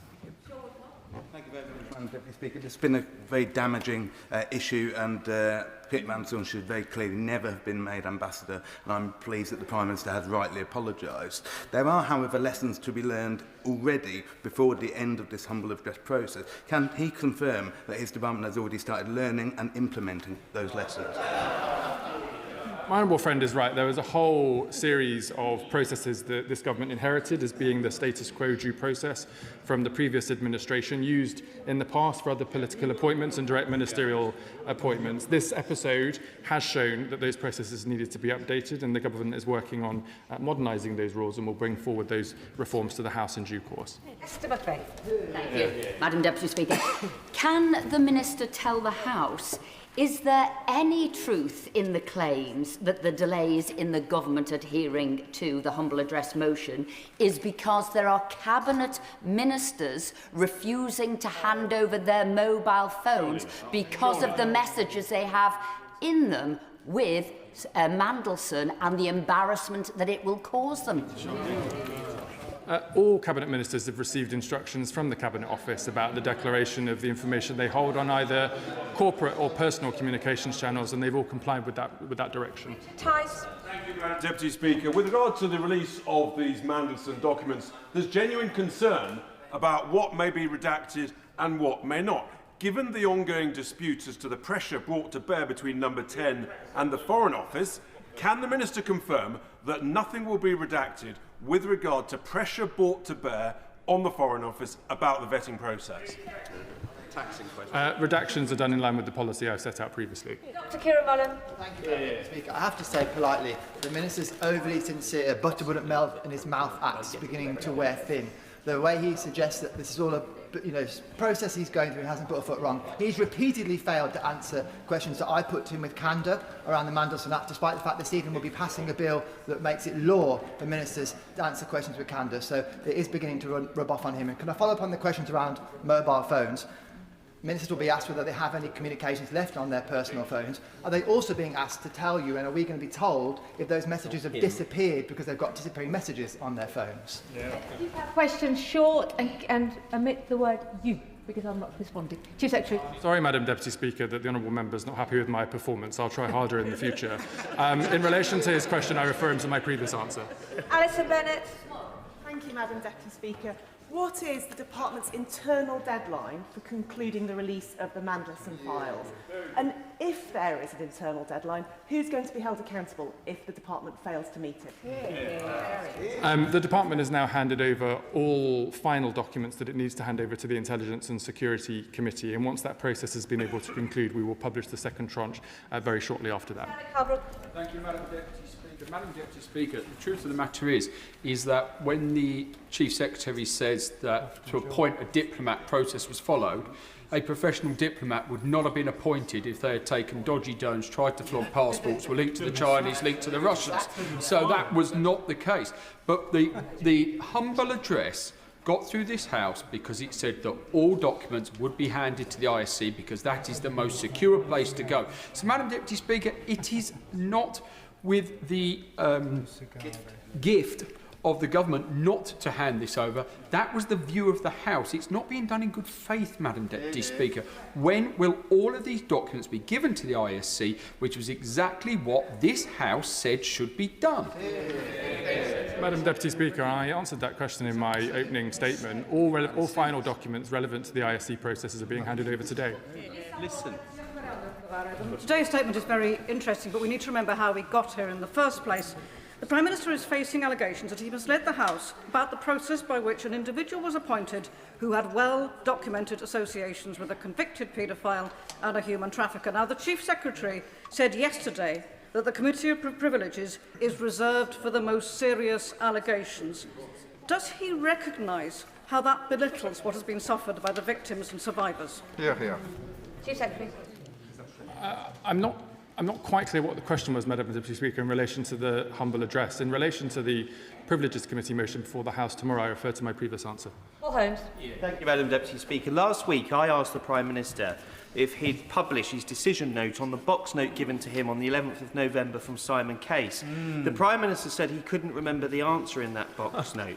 And in the debate last week, the Minister himself said that redactions are only in black. The decision response on the box note has been left blank.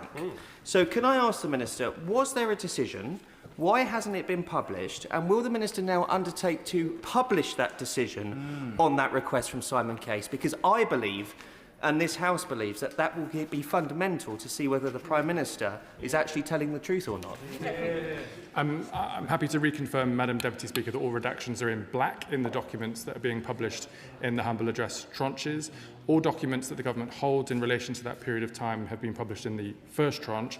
Of course, decisions are communicated sometimes orally and sometimes in writing. He asked me, I think, specifically as well about Simon Case's advice and the process that was followed subsequently to that. And I'll refer the honourable gentleman to the letter from the previous Cabinet Secretary, which has been published this afternoon, who had confirmed to the Prime Minister that due process had been followed. Lee Dillon. Madam Deputy Speaker, how does the Prime Minister's promise of delivering honesty, integrity and accountability reconcile with the potential blocking of a motion to the Privileges Committee? And if the Chief Secretary to the Prime Minister isn't willing to comment about the government's voting intentions tomorrow, will he commit to accountability by making sure he votes in favour for it being referred to the Privileges? Secretary. I'm not sure I should declare my voting intention from the dispatch box, Madam Deputy Speaker, but I refer the honourable gentleman to my previous answer. Sir Julian Lewis. The government is know. keen to emphasise its transparency in the course of dealing with the humble address requests and demands. So here's an opportunity to put that to the test. Last Tuesday, I put down a question for written answer by the Prime Minister, and it was accepted and published as such by the Table Office, to ask the Prime Minister who first suggested to him that Peter Mandelson should be appointed as Ambassador to the United States.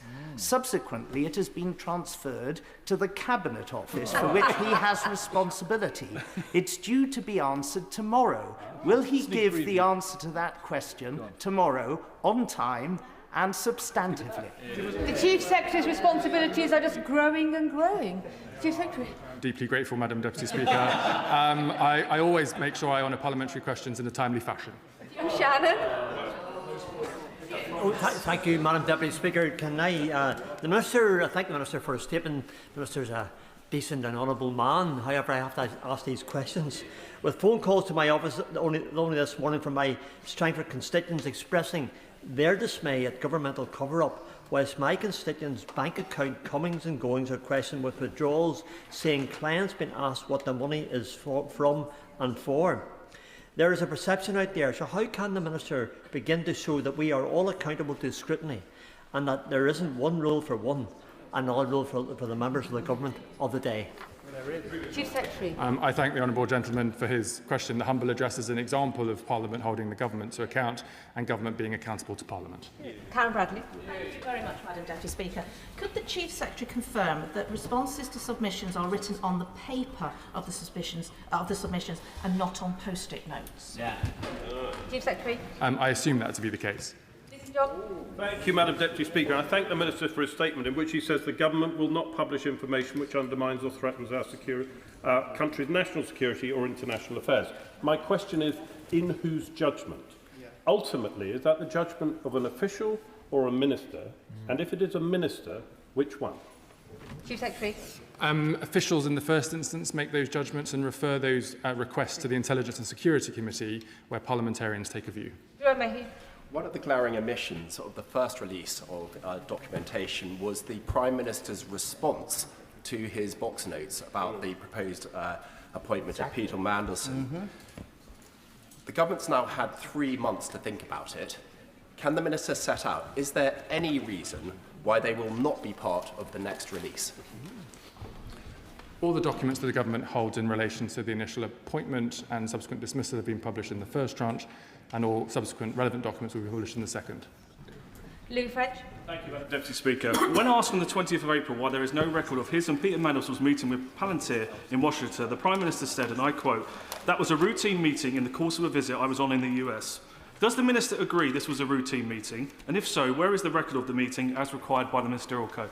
Chief Secretary. As the Prime Minister said, this was part of a series of visits that he was undertaking. It is, of course, proper that when ministers have closed-door meetings with stakeholders, that those are attended by officials, minuted and reported in the normal way. But when visits are undertaken, they're managed differently. And I say, Madam Deputy Speaker, this was no secret to anyone. Photos were taken and published on the government social media account. Carrick Cross. Thank you, Madam Deputy Speaker. The Shadow Chancellor for the Duchy of Lancaster has asked today, and he has also asked on previous occasions, as have others on these benches, about the existence or not of a declaration of interest form for Mandelson. Does this form exist? Chief Secretary. All relevant documents will be published in the normal way. David Reid. Thank you, Madam Deputy Speaker. The Minister has said that 300 documents have been now shared with the ISC. So can I ask him how many are left to be processed? And then more importantly, what has the process been to ascertaining a document's relevance and who thinks it's important and who thinks it's less important? Chief Secretary. So the Cabinet Office has now processed all of the documents ready for the second tranche, and those final documents in relation to the Intelligence Committee have now been sent to them, or will be today. In relation to who decides whether a document is referred to the Intelligence and Security Committee, it is based on officials screening each of those documents and seeing if they engage international relations or national security, and in doing so warrant a redaction request. That is the end of the statement. Point of order, Stephen Flynn. Madam Deputy Speaker, in relation to my question in respect of how the government intends to vote tomorrow, the Minister said that he would not answer because it doesn't pertain to the motion before us. He then used that as a subsequent justification to not answer the questions of numerous members and right honourable members on these benches. Can I get clarity as to how we're supposed to get an answer from a Minister when they believe themselves not only to be a member of the Cabinet, but also the Speaker, or maybe the Deputy Speaker of the House of Commons? No doubt that the honourable member has got his point on the record. Unfortunately, I am not responsible for the content of the Minister's speeches, let alone the answers, if only we were. But we don't want to continue this debate, but no doubt that point is now on the record. Point of order, Alex Burkhardt. Thank you, Madam Deputy Speaker. With relation to this afternoon's carryover motion on the government's Northern Ireland Troubles Bill, over the weekend, the government briefed journalists that it was going to bring forward amendments to the bill in order to give reassurance to the members of this House that adequate protection would be given to veterans. However, this morning, no government amendments appear on the amendment paper. Is there anything that His Majesty's opposition can do to require the government to publish those amendments in advance of this afternoon's debate? The Chair has no power to compel the government to produce amendments earlier than the tabling deadline set out in the standing orders. However, the Treasury front bench will have heard his comments, and I also will note that when we are considering the carry-over motion late today, so there is some time, he will have a chance to raise this with the Minister then as well, when he's no doubt back in the... Point of order, Chair. On the very same issue? Or is that... on the statement we just had. Point of order, Paul Holmes. Thank you, Madam Deputy Speaker, and I have to admit I'm confused, which is not an unusual thing I say to the Minister. But, Madam Deputy Speaker, I seek your guidance because the Chief Secretary said that documents have been published in the first tranche relating to the box note issued to the Prime Minister on the 11th of November by Simon Case. I asked him whether that had been redacted, and he said to me that redactions are in black. The Prime Minister's decision box is blank. So I am asking you, Madam Deputy Speaker, because I've asked 3 times now, why is there no response and why has that not been published? And no Minister has answered to me. So my question to you is, where can I go to get an answer? Well, the honourable member is a very professional member of Parliament. And he will no doubt know which other avenues he can take to get the answer. Unfortunately, I am not responsible for the answers that ministers give here in the chamber, but he will use every opportunity, no doubt, to hold the minister to account. Point of order, John McDonnell. Over a number of weeks, I've been raising the issue of Labour Together and its link with the agency APCO, in which a report was prepared by APCO for Labour Together, which smeared journalists. And I called then for an inquiry into Labour Together. A number of honourable members then did subject access requests to both Labour Together and APCO. Labour Together have gone for an extension, so the 3-month period should be up shortly. But we did, a number of us received a response from APCO, and I raised this in the House. They were heavily redacted, but it did demonstrate that actually APCO was collecting information on honourable members of Parliament. Last week, a whistleblower came forward, and it's before the Court of Arbitration at the moment, confirming that APCO had instructed one of the freelance employees involved in the investigations to destroy materials related to the investigation and evidence. Can I request again the Treasury bench to take back to the Prime Minister that we need a full independent inquiry into the role that Labour Together has played, and APCO in particular?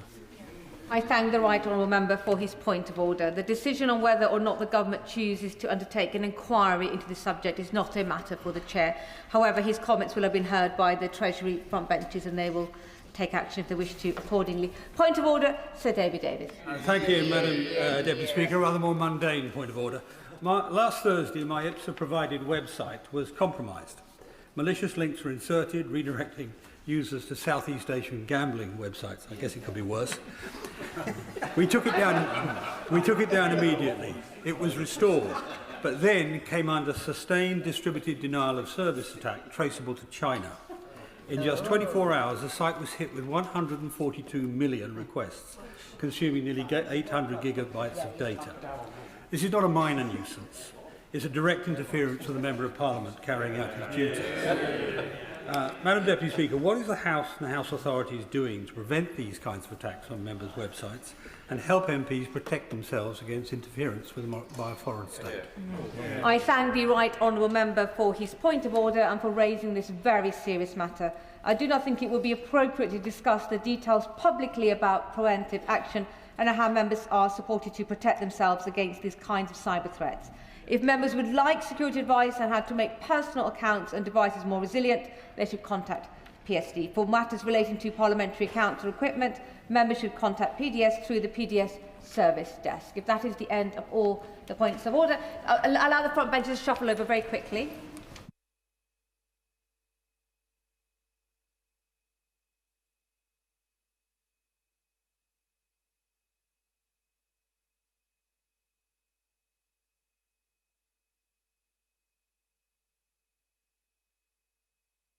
Finish refilling their water. We could go forward. Presentation of Bill, Mr. Richard Holden. Marriage and Civil Partnerships Recognition Bill.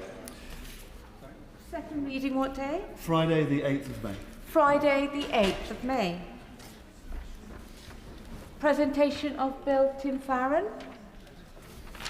Water Regulation Number 2 Bill. Second reading what day? Friday the 8th of May. Friday the 8th of May. The clerk will now proceed to read the orders of the day. English Devolution and Community Engagement Bill, consideration of Lord's message. Now, I can confirm that nothing in the Lord's message engages comments financial privilege.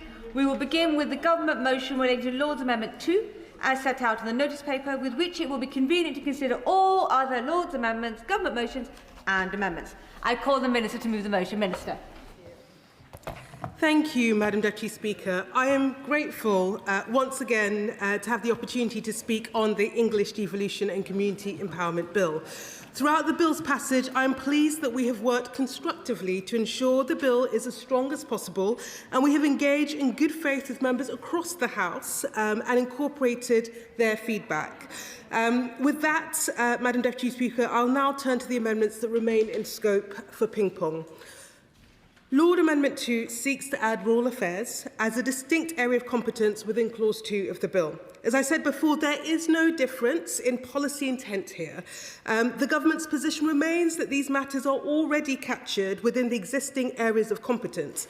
Nevertheless, we recognise the strength of feeling that has been expressed by noble lords in the other place, and we extend devolution beyond the predominantly urban centres of England. It is right that strategic authorities look to use the powers and funding at their disposal to support communities across a wide range of geographies, whether urban, rural or coastal.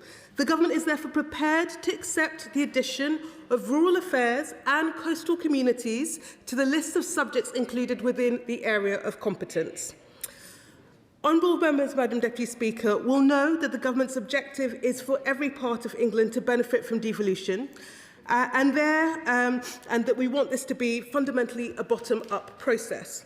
So, for the benefit of the House, I will repeat the government's commitment not to commence the ministerial powers of direction to establish non-mayoral strategic authorities or expand existing strategic authorities without local consent for a period of 2 years following royal assent. This is the approach that we have taken in the conversations and engagement with local authorities in order to form foundational strategic authorities, and this is the approach we continue to take.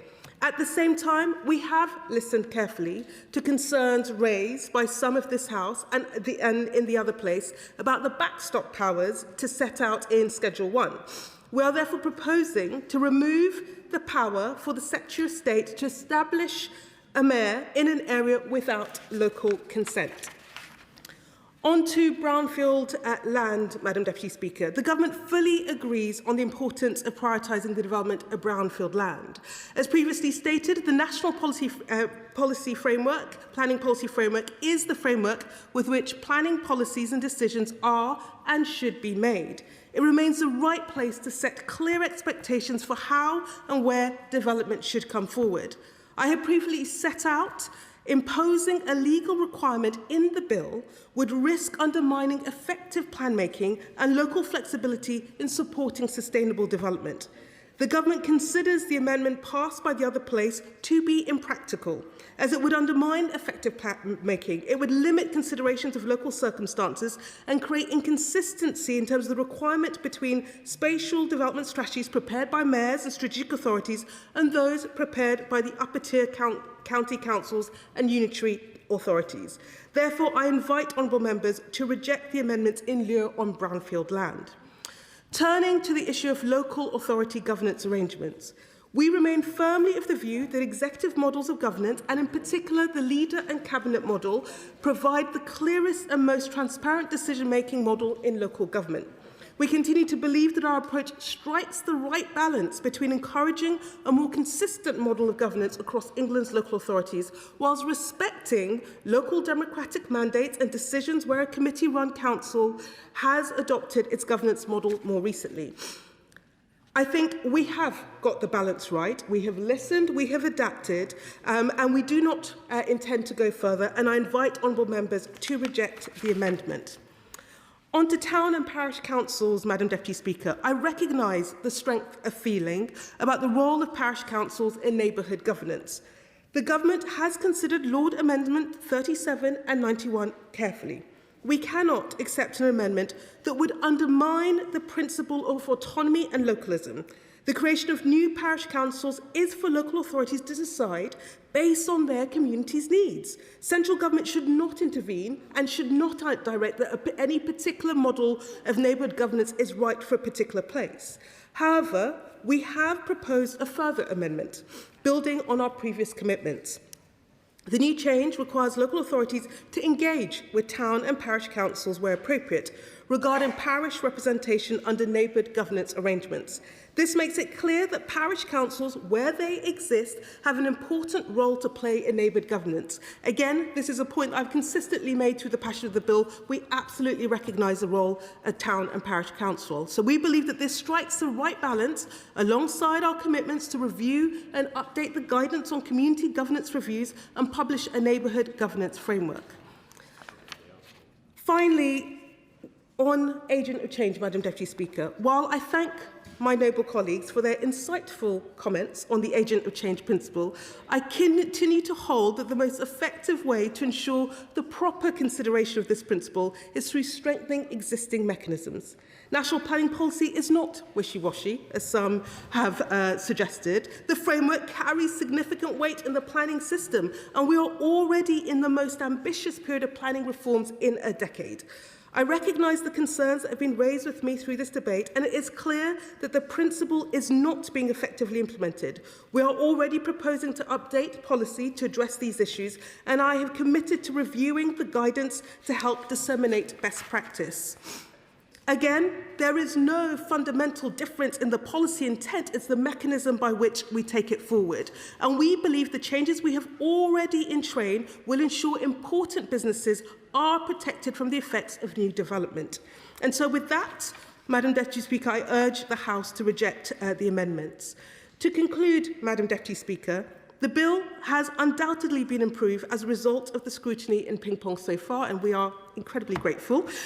We are pleased to be able to offer concessions on rural affairs and coastal communities, on the power to direct a mayor, and on town and parish councils. However, the government is not prepared to accept any of the other amendments we have discussed today.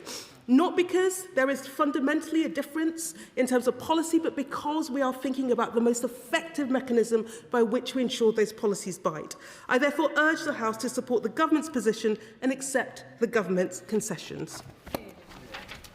The question is that this House does not insist on its disagreement to Lord's Amendment 2, but proposes Amendment A to Lord's Amendment as on the notice paper, and I call David Phillips. Thank you, Madam Deputy Speaker. I know, despite her centralising zeal, I detect a slight weariness on the part of the Minister, as once again we are going toe-to-toe on these amendments.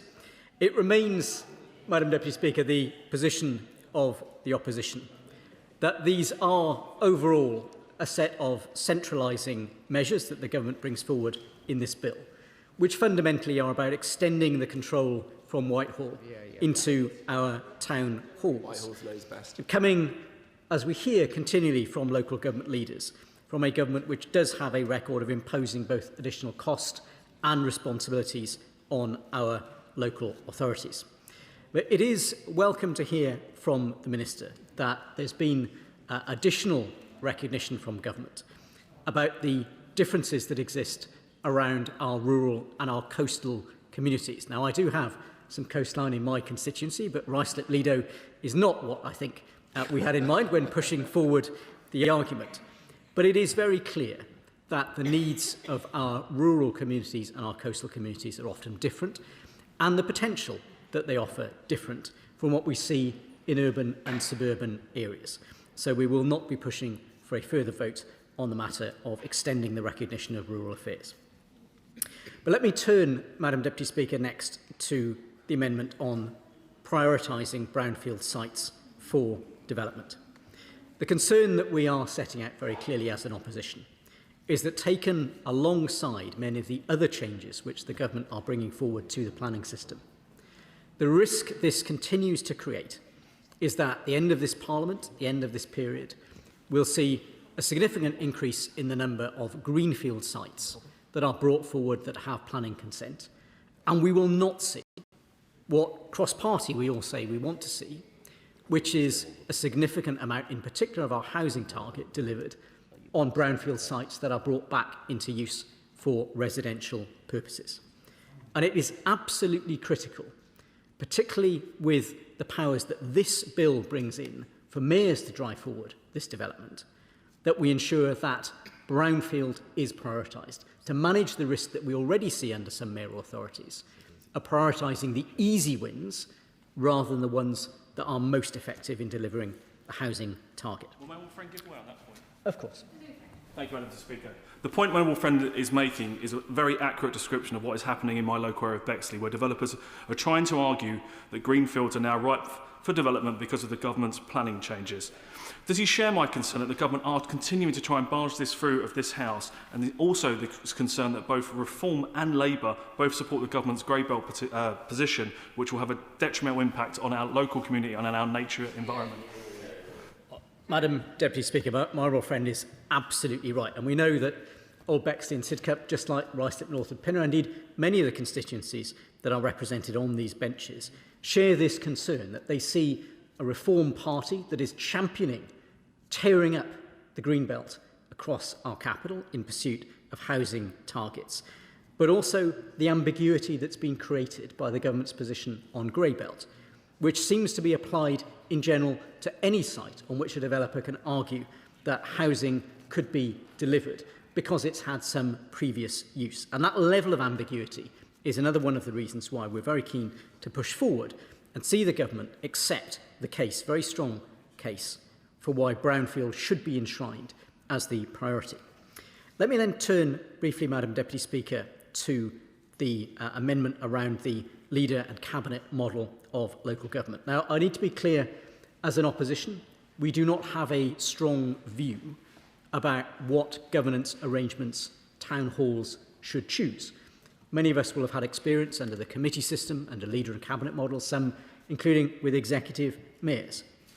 But the reason why we intend to still push forward on this is because it represents, once again, that centralising tendency, a view in Whitehall that the government knows best what those structures should be. Now, it happens to be the case that I agree with ministers that the leader and cabinet model is the most effective and efficient, but it is not for us to tell locally elected officials, locally elected councillors, how they should make their arrangements. Of course. I thank the Shadow Minister for giving way, and may I congratulate him on his efforts yesterday. I'm sure we're both struggling to bob in the chamber this afternoon. And I agree with him on the views about the cabinet arrangement of local council. I think one of the advantages, I'm sure he would agree with me with that, is actually it means that there are less meetings and actually makes being a council more accessible to those that have jobs and childcare commitments, and doesn't just rely on councillors who perhaps are retired or retired. Just on the point about the government's approach to local authorities, would he agree with me though that what a good thing that this government has done is ensure multi-year funding for local councils? Because when I was a councillor in Harlow, mentioned Harlow, got it in, was just that that was a real challenge, both for opposition and for the opposition to do shadow budgets, but also the administration to do their budgets. The timings of the Shadow Minister's marathon. Sufficient to say that I was significantly slower than the honourable member for Harlow, whose outstanding efforts I'm sure will leave him a little bit sore with bobbing today. But of course, the member for Harlow will also know the benefits of an effective leader and cabinet model because he has a good Conservative local authority led by Councillor Dan Swords, and it is the work that Councillor Dan Swords and his team have done that's driven forward the improvements that Harlow has been able to enjoy over many years. And I think the key point, I'm going to make a little progress, if I may, Madam Deputy Speaker. The key point is to ensure that our local authorities can set out their governance arrangements in a way that reflects the needs of their community. And we've already seen the government accept the argument that we need to ensure in respect to rural and coastal communities that there is a degree of nuance in this legislation. And this is another example of exactly that argument. Turning now to the amendment on parish governments. Now, I know not all of us will have parish councils in our local areas, but they are a significant feature of civic life across the country, and many of them will run important local facilities like leisure centres, car parks, and it is clearly significant that we ensure that their role is enshrined, especially at a time when the wider agenda which this government is undertaking of local government reorganisation is seeing a significant transfer of services to those parish councils from districts that are due to be abolished. So it is welcome that we see the government moving forward on that. The final two amendments that we call to debate this afternoon are firstly in respect of the so-called agent of change principle, the idea that a new arrival in a community should bear the cost of the consequent changes that are there because of it gaining planning consent. So if somebody opens a new music venue or builds a new residential development, that should not be at the expense of existing and long established uses. And many of us as constituency MPs will have had experience when, for example, a property developer creates a new residential development and then seeks to close down an existing venue like a local pub or in my case, I think of an example to do with a bus garage, because they were concerned about the impact that they would have. Now, clearly, those established uses with prior consent need to have a degree of priority, and that's something which has already found its way into law in Scotland. And we believe that it is a reasonable recommendation for the government to take this forward and ensure that those existing uses have sufficient protection in this bill to ensure that they are not subject to the unfair impact of new and subsequent arrivals seeking to pass costs of mitigating the consequences of their activity onto them. And then finally, Madam Deputy Speaker, the Amendment 98 on the Secretary of State's powers on changes to strategic authorities. It was something hotly contested as this bill made its way through committee, that it contains chapters and chapters of new powers for the Secretary of State to direct mayors, to direct the combined authorities. And that very much goes to the point about this being centralising legislation. So whilst it introduces a new layer of local government, it nonetheless results in central government having significantly more power over how the powers to levy a precept are used, the powers to create new housing development, the powers to create zoning to ensure that development takes place, the power to bring together groups of local authorities and to assume some of those responsibilities. All of those now fall much more strongly within the purview of a Secretary of State issuing directions from Whitehall about how things should happen locally. And it remains the position of the opposition that as supporters of devolution and as believers in devolution, that we should not simply pay lip service to it in the title, but we should ensure that those measures have the consent and the support of the locally elected politicians whose mandate gives them the power to make those decisions on behalf of their community. So we remain determined that we will push ahead in favour of that principle of consent and ensure that local communities continue to have champions who will speak up for them in this chamber. Sobel. Thank you, Madam Deputy Speaker. I'm just going to address my comments to the Agents of Change principle. As the Chair of the Music APPG, this has been long on our agenda, and I think that the Shadow Minister got the gist of it well, in the fact that this is about existing venues, long-standing venues, music venues and nightclubs in particular, having to effectively back legal challenges from residents of new build, primarily apartments, but any new build residential property. And we've got examples of cases such as the Alphabet and Moth Club of £50,000 or more having taken on the legal challenges of these new developments, challenging their ongoing operations. I had a case like this in my own constituency, which we had to fight within planning committee, where effectively an organisation called Music and Arts Production, who undertake work for those excluded from school to undertake, as I said, music and arts education in their building. Those young people otherwise would become neat and are kept in the education system by Music and Arts Production. Their service, one of their main sources of funding for their service is a night called Cosmic Slot, which is a night on a Saturday night, which raises very significant funds. Their area is being heavily developed in terms of residential development, Mabgate in Leeds, and there was an issue where there was going to be no protection from a new block of flats and no mitigation for sound by the developer literally opposite their proposals. Leeds in its local plan had not mapped music venues or nightclubs at all, and we've had an issue where I received thousands of emails, literally thousands of emails from as far away as New York, about this planning application. We had to have very significant discussions with planning department and councillors to ensure that the necessary stipulations were made in the decision for noise reduction, and also the fact that the new residents could not effectively close down that club night, because then Music and Arts Production would have to close down and all those young people would not be able to take part in that education and, will, as I said, will become neat. So I've got sympathy for the minister or ministers dealing with this in the fact that MPPF has, throughout the whole process, not on a statutory basis forced local authorities to do this. But I think if we looked at routes through secondary legislation, through the local planning process, to address this issue, because at the moment this bill and the MPPF does not adequately protect venues.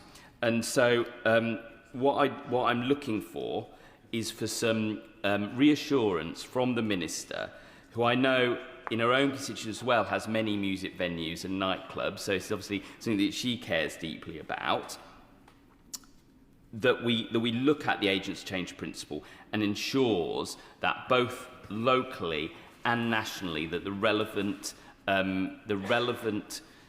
protections are available, and we are not going to see further pressures put on nightclubs and music venues who are already suffering under, for instance, not so much the music venues, but nightclubs under the business rate increases, obviously all the other cost pressures that have happened recently, and the additional cost of having to fight developers will eventually push those venues out of existence. Thank you. I call the Liberal Democrat spokesperson, Zoe Franklin. Thank you, Madam Deputy Speaker. And beginning with Lord's Amendment 2, the Liberal Democrats welcome the Government's decision not to insist on its disagreement with our amendment from the other place to include rural affairs within the list of competencies for strategic authorities.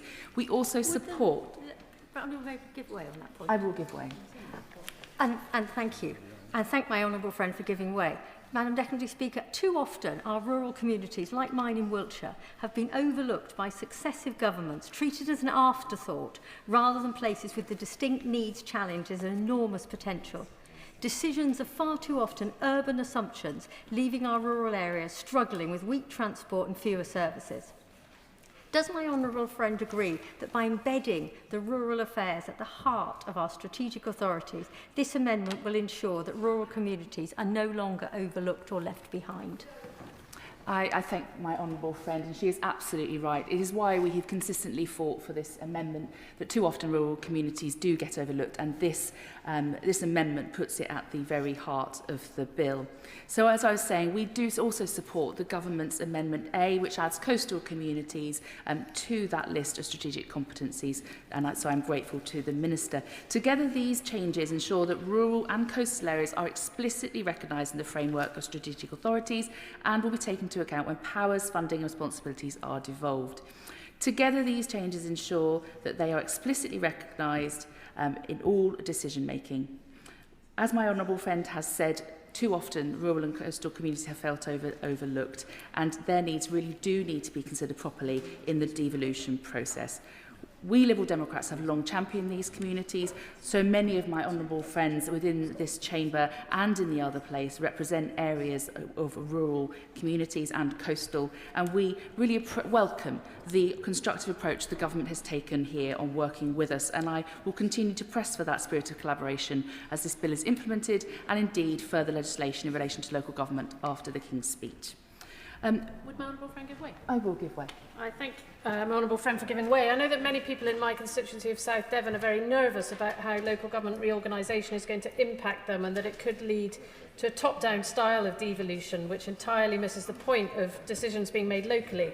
So the Government backing down on Amendment 2 will provide some reassurance to rural and coastal communities like those in my patch, that the governance of rural and coastal affairs will be meaningfully devolved to local leaders. So will she join me in celebrating the Government accepting the Liberal Democrat calls to add both rural and coastal affairs as competencies required of a strategic mayoral authority following LGR?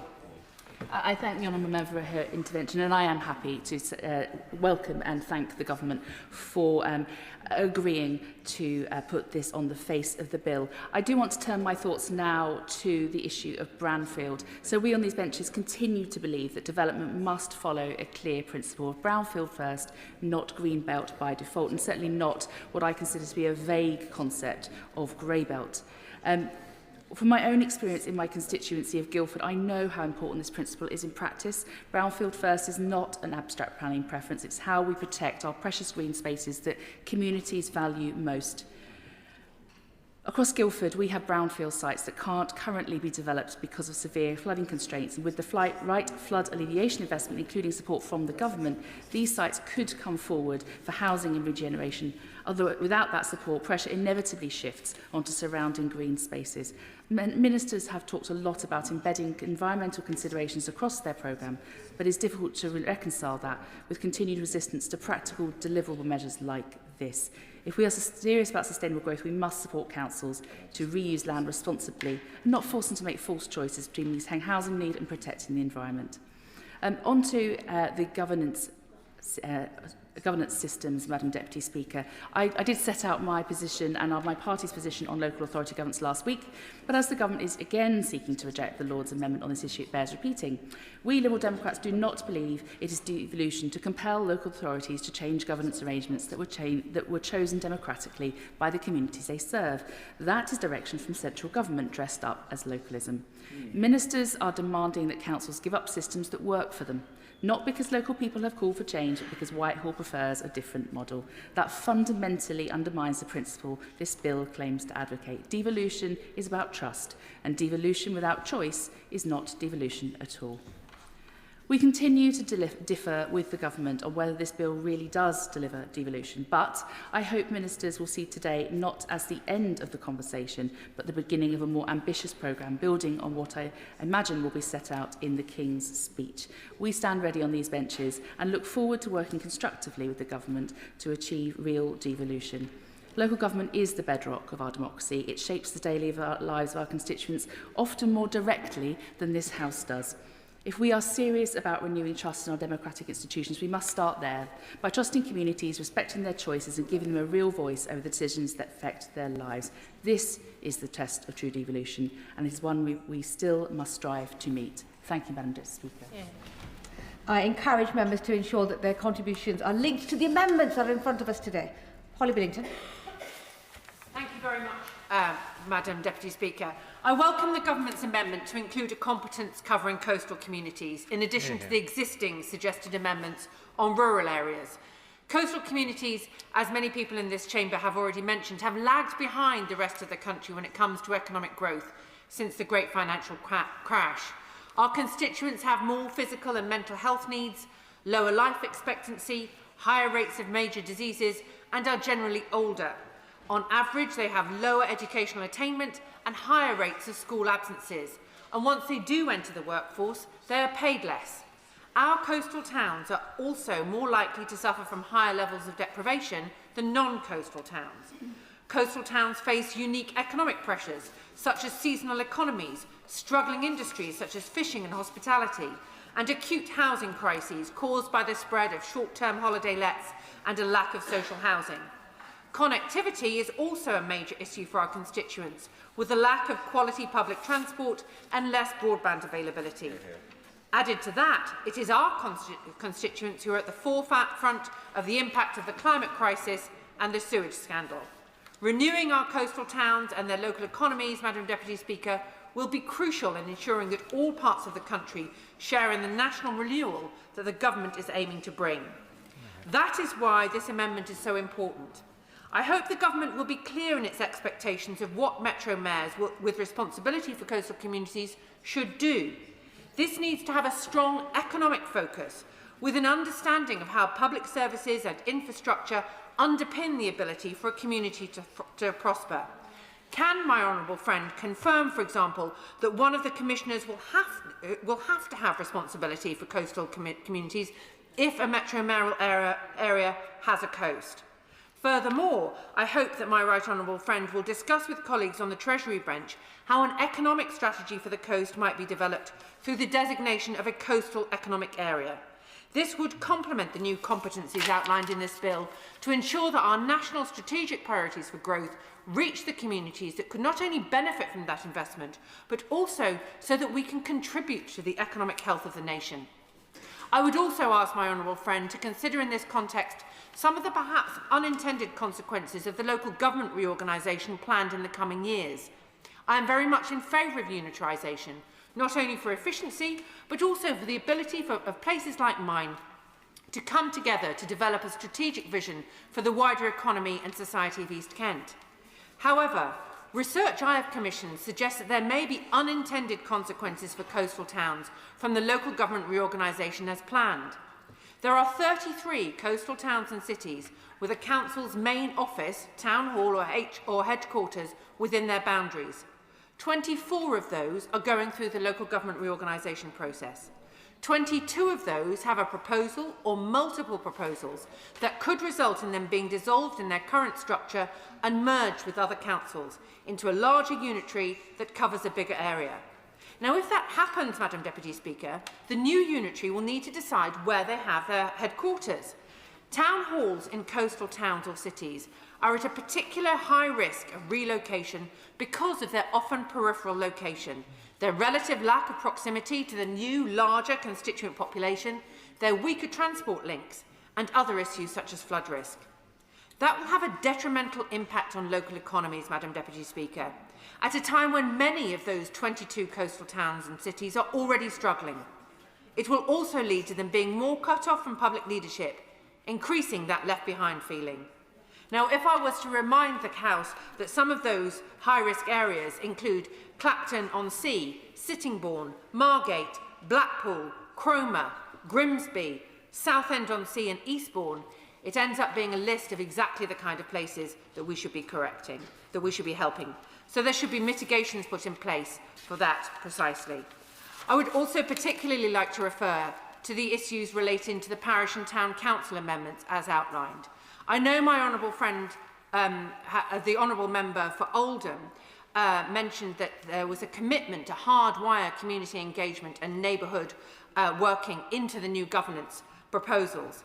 It is a shame, however, that parish and town councils are only designated to be important local partners rather than create a legal requirement for them to be consulted. The reason I say this is because we have town councils in Broadstairs and Ramsgate which are highly valued and complementary to the existing local authority structures of Kent County Council and Thanet District Council. Those town councils being extremely valuable, we know and notice the difference that happens between we see between what happens in Ramsgate and Broadstairs, where they have town councils, and Margate, which doesn't. Now, the reality is Margate is about to secure its own town council, thanks to fantastic, strong community campaigning by some of my good friends and allies in Thanet Labour Party. And this will help to correct a democratic deficit that would otherwise occur. And indeed, Margate has always been short of this democratic governance that will be needed all the more now because of unitarisation. So can my honourable friend reassure myself and colleagues that town and parish councils really will be fully incorporated into the new settlement? And as outlined in the new government amendments, existing town and parish councils will have a role to play. Could she also reassure us that those without existing town and parish councils will have the opportunity for strong neighbourhood governance? In summary, Madam Deputy Speaker, what we need is to ensure that those commissioners that will be part of the Metro Mayoral settlement have an economic focus if they are responsible for coastal communities, and every Metro Mayor who has the power to appoint a commissioner and has responsibility for the coast ensures that one commissioner has that focus. That local government reorganisation factors in appropriate mitigations for when there are risks of reduction of local government presence in coastal towns. And finally, that parish and town councils continue to be a vital part of local government settlement. George.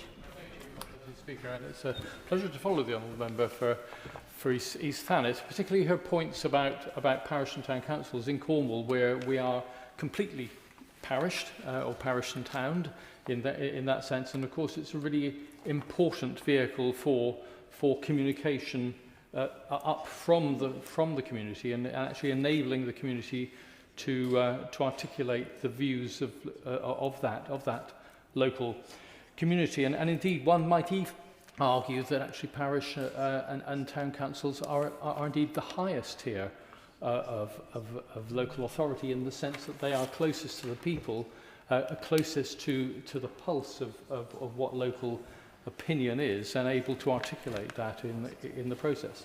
I have two remarks on two other amendments which I wish to make. One very briefly in respect of the proposals regarding brownfield first, which I strongly support, and I'm disappointed by the government's response to that, in that the government's policy, particularly with regard to its rewriting of the national planning policy framework, which will result in a gold rush to the edges, to the greenfield edges of our towns and communities, because they have set in December 2024 a new housing target, which effectively means that local authorities can no longer defend the edges of their towns if they're unable to demonstrate that they have a 5-year land supply. So in fact policy is indeed going in exactly the opposite direction at present, and it also undermines fundamentally in rural areas where local authorities and local communities are seeking to advance rural exceptions policy.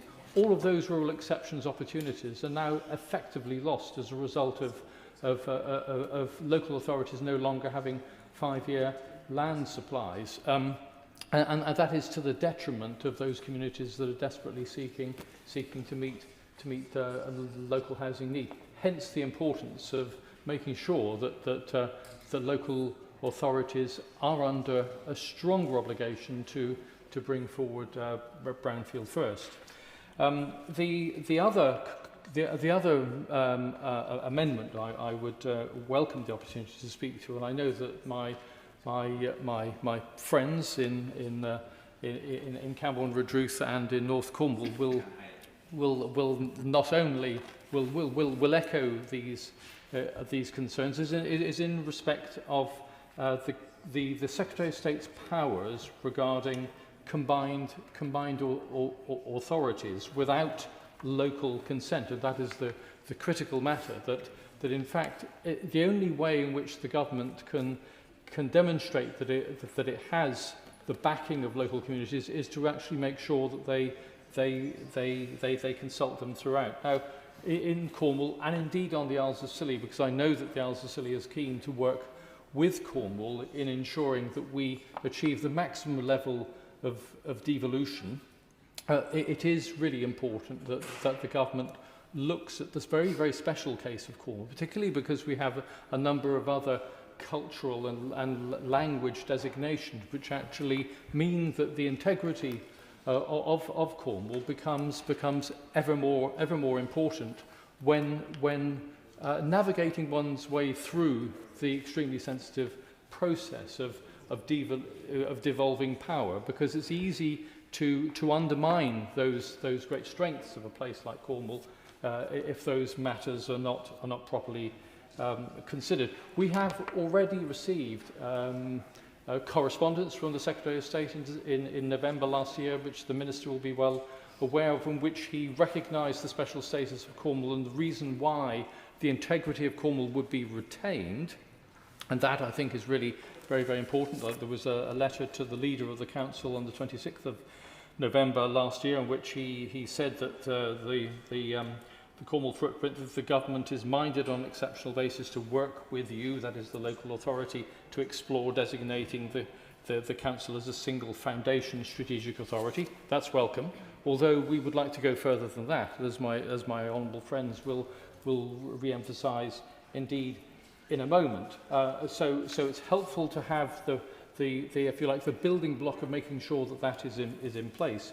But I think it is really important that we are able to go further.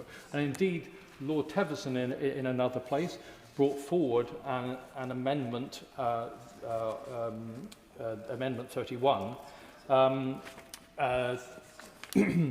for the local authority of a local government area does not have any specific responsibility for the stewardship of rights of its population under the European Framework Convention for the Protection of National Minorities and the European Charter for Regional minority languages. In other words, to bring that into the legislation itself would be a helpful vehicle on which the government could then recognise the very special status of Cornwall and actually build in our view, a justification to transfer combined mayoral authority powers to a location such as Cornwall. The Minister on the 24th, in another place, on the 24th of March, responded to this, explaining that the government was minded to continue the conversation with the local authority and indeed with the 6 members representing constituencies in Cornwall to ensure that we're able to make some progress in this. And I hope that the Minister, in responding, will reflect and I hope give us some encouragement that even though it's not on the face of the bill, that the government will, according to the amendment which the government is rejecting tonight, actually ensure that Cornwall is consulted and that there is proper effort to. I will just finish this point. There is a proper effort on the part of ministers to work with the local authority to achieve maximum devolution. Yes, I'll give way. I thank the honourable member for giving way. Does he agree with me that in relation to Cornish devolution, that the fact that half of Cornish MPs are represented in a relatively sparse chamber at this late stage, and that other members would be here if they were able to make it, is testament to the fact that we are in a position at the moment with devolution when it feels like we've got part of the way there, but as this process meets a conclusion, there is still deep concern that we are still not considerably further forward in the process of Cornish devolution. I just want to make stellar contributions on behalf of their constituencies, but I do not believe that we are discussing Cornish devolution right here, right now. And let's keep in scope of the amendments in front of us. Andrew George. I'm grateful to Madam Deputy Speaker, and of course I accept that whilst we're giving the example of Cornish devolution as one of the potential products, should the government not indeed reject the opportunity for communities to be for local authorities to be properly consulted, which is what is on the order paper this evening, and that is the most important thing this evening, is to make sure that local authorities are consulted. And what we're seeking is that this then can become an effective vehicle to achieve what is very much desired throughout Cornwall, both by the local authority and indeed by local members. But I accept the point that you make, Madam Deputy Speaker. The point fundamentally is that whether it be Cornwall or indeed any other local authority that is seeking to make sure that its local communities and its wider communities are properly consulted, that it's not a question of or are seeking a process of isolation in this regard, and certainly I think the government recognises that. And indeed, the point that we perpetually make in relation to Cornwall and indeed the Isles of Scilly, which we hope will be cooperating with Cornwall in this regard as a combined authority after all, is that it's about not cutting ourselves off, but cutting ourselves into the celebration of diversity around the United Kingdom. And that, I hope, in the spirit of that ministers will respond constructively, and in spite of the passing of this bill, that actually we have a vehicle to achieve the desired ends as far as Cornwall is concerned. Thank you, Madam Deputy Speaker. Perrin. Whereas, Madam Deputy Speaker, and before I start, I would like to ask for a little bit of leeway. I'm going to be speaking to 2 specific amendments, but these amendments have a direct impact on my experience of devolution, which is in Cornwall. And therefore, I would just ask for a little bit of leeway, but in relation to the amendments themselves, Madam Deputy Speaker. As long as, Mr. Min, you are referencing the amendment you're speaking to, of course, the floor is yours. Thank you, Madam Deputy Speaker. I would like to speak to the amendment and welcome the amendment in relation to the covering coastal communities and the changes that have been made. That is very encouraging. But I also would like to speak to the amendment around consent, local authority consent. And I have to say, I'm deeply disappointed that the right for the Secretary of State to impose on a local authority without local assent has only been delayed for 2 years. And the reason why I'm disappointed with that, only that 2-year delay, is that, and this is where I have to reference our experience in Cornwall, is that for centuries, basically since the Stanley Parliaments ceased to meet in 1753, Cornwall has longed for greater powers to control its own affairs. And so this amendment was an opportunity to work with government to provide that level of devolution. But it should also be noted for constitutionalists that the Stanley Parliament was never actually revoked. So the hunger for greater devolution runs deep in Cornwall, and in the 21st century has been enhanced by the Council of Europe's Framework Convention of National Minority Status, recognising the Cornish as a national minority. And I fear that some of the amendments that have been brought forward, or some of the amendments that were brought forward but were not accepted by the government, including this one, run in contravention to Article 16 of that Framework Convention. The national minority, the process of which began under the last Labour government, but I am very grateful of the Cornish language elevation to the status of all other British Celtic languages. So with this hunger for devolution and commitments from the party, expectations were high. However, as we approach the end of the bill's process, I have to report that I'm disappointed with the progress to date from MHCLG. And it's not like that MHCL didn't know what constitutes the devolution we were looking for. I'm deeply grateful to the Minister and to two Secretary of States for meeting so frequently with Cornish members from both parties to be able to elaborate on what does constitute a devolution deal. And I'm very grateful that the Treasury has delivered the Kernow Industrial Growth Fund.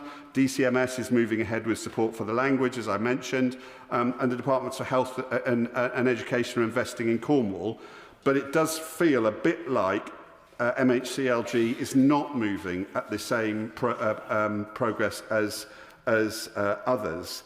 And, you know, this is never more starkly exposed within Cornwall than on the day that it was announced that Cornwall was losing its shared prosperity funding. New shared prosperity funding was announced in Northern English mayoralties.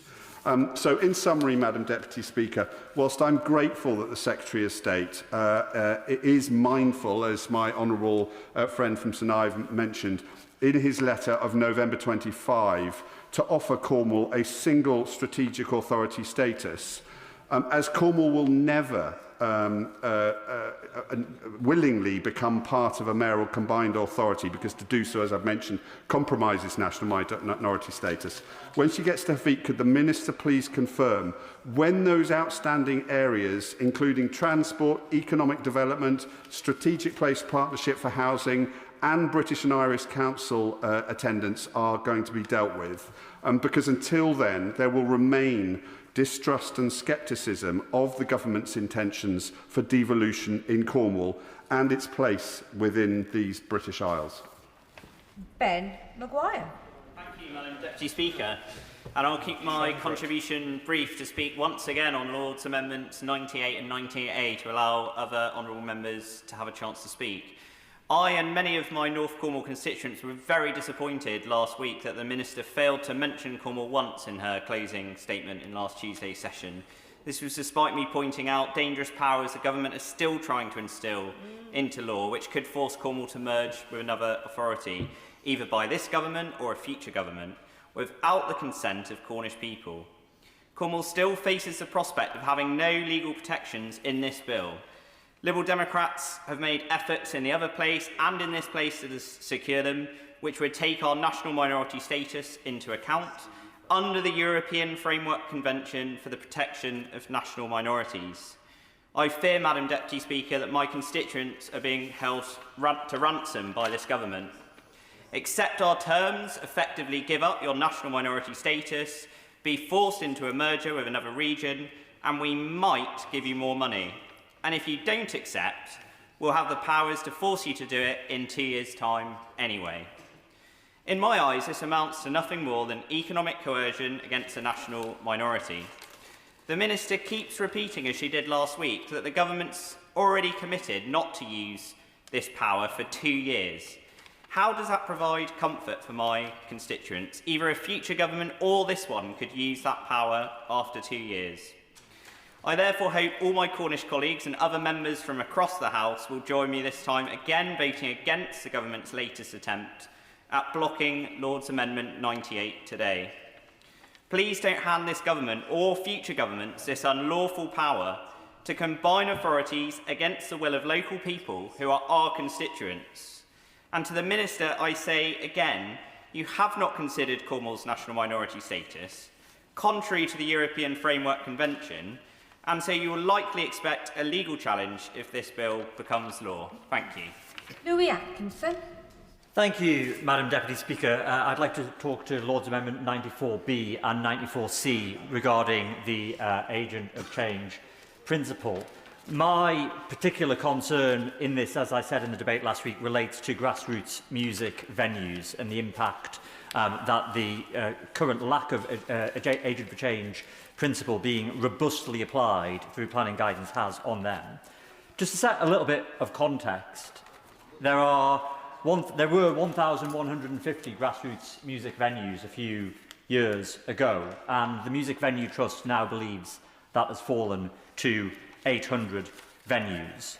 That is really important because grassroots music venues are important not just to local cultural identity, and Sunderland is a music city, as we all know, Madam Deputy Speaker, but those venues are absolutely core to the UK music industry. The UK music industry is worth £5.2 billion a year in this country, and the grassroots music venues are the research and development department of that industry. So while I think it's tempting to think about music venues and assume that there is a lot of money sloshing around because of the success of some of our international acts, that is absolutely not the case for grassroots music venues trying to keep the show on the road, as it were, on our high streets. That's why there have been 350 closed in recent years. You know, of the 366 small venues that Ed Sheeran played in when learning his trade, over 150 are now closed. Of the 34 venues that Oasis played in before being signed, only 11 remain. And if we do not work to ensure that the agent of change principle is properly applied, which Lord's Amendment 94 speaks to, Madam Deputy Speaker, we risk further catastrophic loss of venues today, because the closures are not just due to economic factors, as people have spoken to more widely on the high street, but the Music Venue Trust conservatively estimates that over 125 grassroots music venues closures have been due specifically to planning issues since 2015. And Could my honourable friend give way? I absolutely will. I thank my honourable friend for giving way. It's important to point out that what he has said specifically about the issue to do with licensing. I know small venues in my constituency are vital for our visitor economy, and indeed to be part of that pipeline of developing enormous amounts of talent. It is worthwhile pointing out, Madam Deputy Speaker, that the Eurovision Song Contest representative of the UK comes from Ramsgate, and if it wasn't for the fact that we have strong music representation, music venues such as Ramsgate Music Hall in Ramsgate, Faith in Strangers, Where Else Space and Olbies in Margate, the likes of Look Mum No Computer, our contestant in the Eurovision Song Contest, may have no prospect of being able to develop and deliver. I thank my honourable friend for giving way, and I remember fondly my time in Broadstairs and the vibrant cultural scene that there was, and certainly, if she wouldn't mind me saying, too many grassroots music venues risk facing their own Waterloo at the moment in reference back to the... Yes, of course I will. I thank him for giving way, and I cannot let this moment pass, particularly after the contribution of my honourable friend from Thanet, with raising the son of Redruth, one Mick Fleetwood from Fleetwood Mac, just to highlight the importance of our cultural diversity within Cornwall and within my hometown of Redruth. Would he agree that it's absolutely vital that we celebrate these great musicians? Lewis Atkinson. I absolutely do, and again, the risk is that too many music venues are becoming second-hand news if they're forced to shutter, where the likes of people like Fleetwood Mac have learnt their trade. So I totally agree with the honourable, my honourable friend. The government has made the very welcome commitment recently to set out a new high street strategy, and I absolutely welcome that. And the reality is the high street is, of course, changing due to changing retail habits, online shopping, etc. And cultural venues, such as music venues, are absolutely core to the regeneration and future of the high street, which means that the sort of protections as envisaged in Lord's Amendment 94B and C become even more crucial to them. Of course I will. Does my friend agree with me that actually this issue does create particular issues for councillors on planning committees and local authorities, and having the clarity that this amendment would bring would make it much easier for planning committees to operate and to give music venues and nightclubs the reassurances they need? Lewis Atkinson. I think the honourable friend makes an excellent point, and I think I will come on to say a little bit about the national planning framework at the moment, but I think my honourable friend made a good point in his own contribution about local plans. And I think the part of the issue at the moment is that we have local councils with very different approaches to this. And I do wonder whether there is scope for the government to ensure or certainly encourage local authorities to ensure that grassroots music venues are explicitly referenced and identified in their local plans, so that when such planning applications are put in, that there is explicit recognition of them. It isn't just, Madam Deputy Speaker, the risk of explicit closure that lack of agent of change envisages. It's the ongoing uncertainty. The Night and Day Cafe in Manchester spent 3 days fighting noise abatement proceedings from a nearby development, putting the ongoing stress and risk on that establishment over time. And my honourable friend, the member for Manchester Withington, who isn't in his place today, I know intervened last week in this debate, referencing venues like those. So can I welcome the Minister's acknowledgement from the dispatch box that the current planning framework isn't operating as initially envisaged? I think it was 2018 when the agent of change principle was first put into the national planning framework, following a private member's bill, I believe, from the now Lord Speller, at the time the MP for Worley. The reality is that having that in guidance has not been sufficiently implemented, and the Music Venue Trust again report that there have not been a meaningful reduction in the amount of planning applications that risk threatening music venues in that time. So there is something about enforcement, and I wonder if the Minister could say a little bit about the work that the government are doing to increase the resources and the ability of local authorities to enforce the national planning framework in relation to Agent for Change in the future.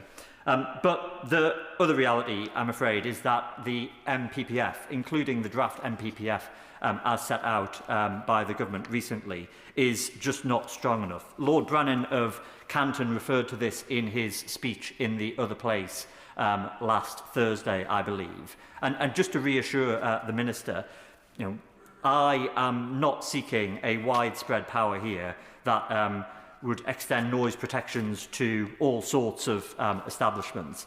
the concern, I think, of myself and others across the House and in the other place relates specifically to cultural venues, in particular grassroots music venues and nightclubs, as my honourable friend, the member for Leeds Central and Headingley, has ably set out.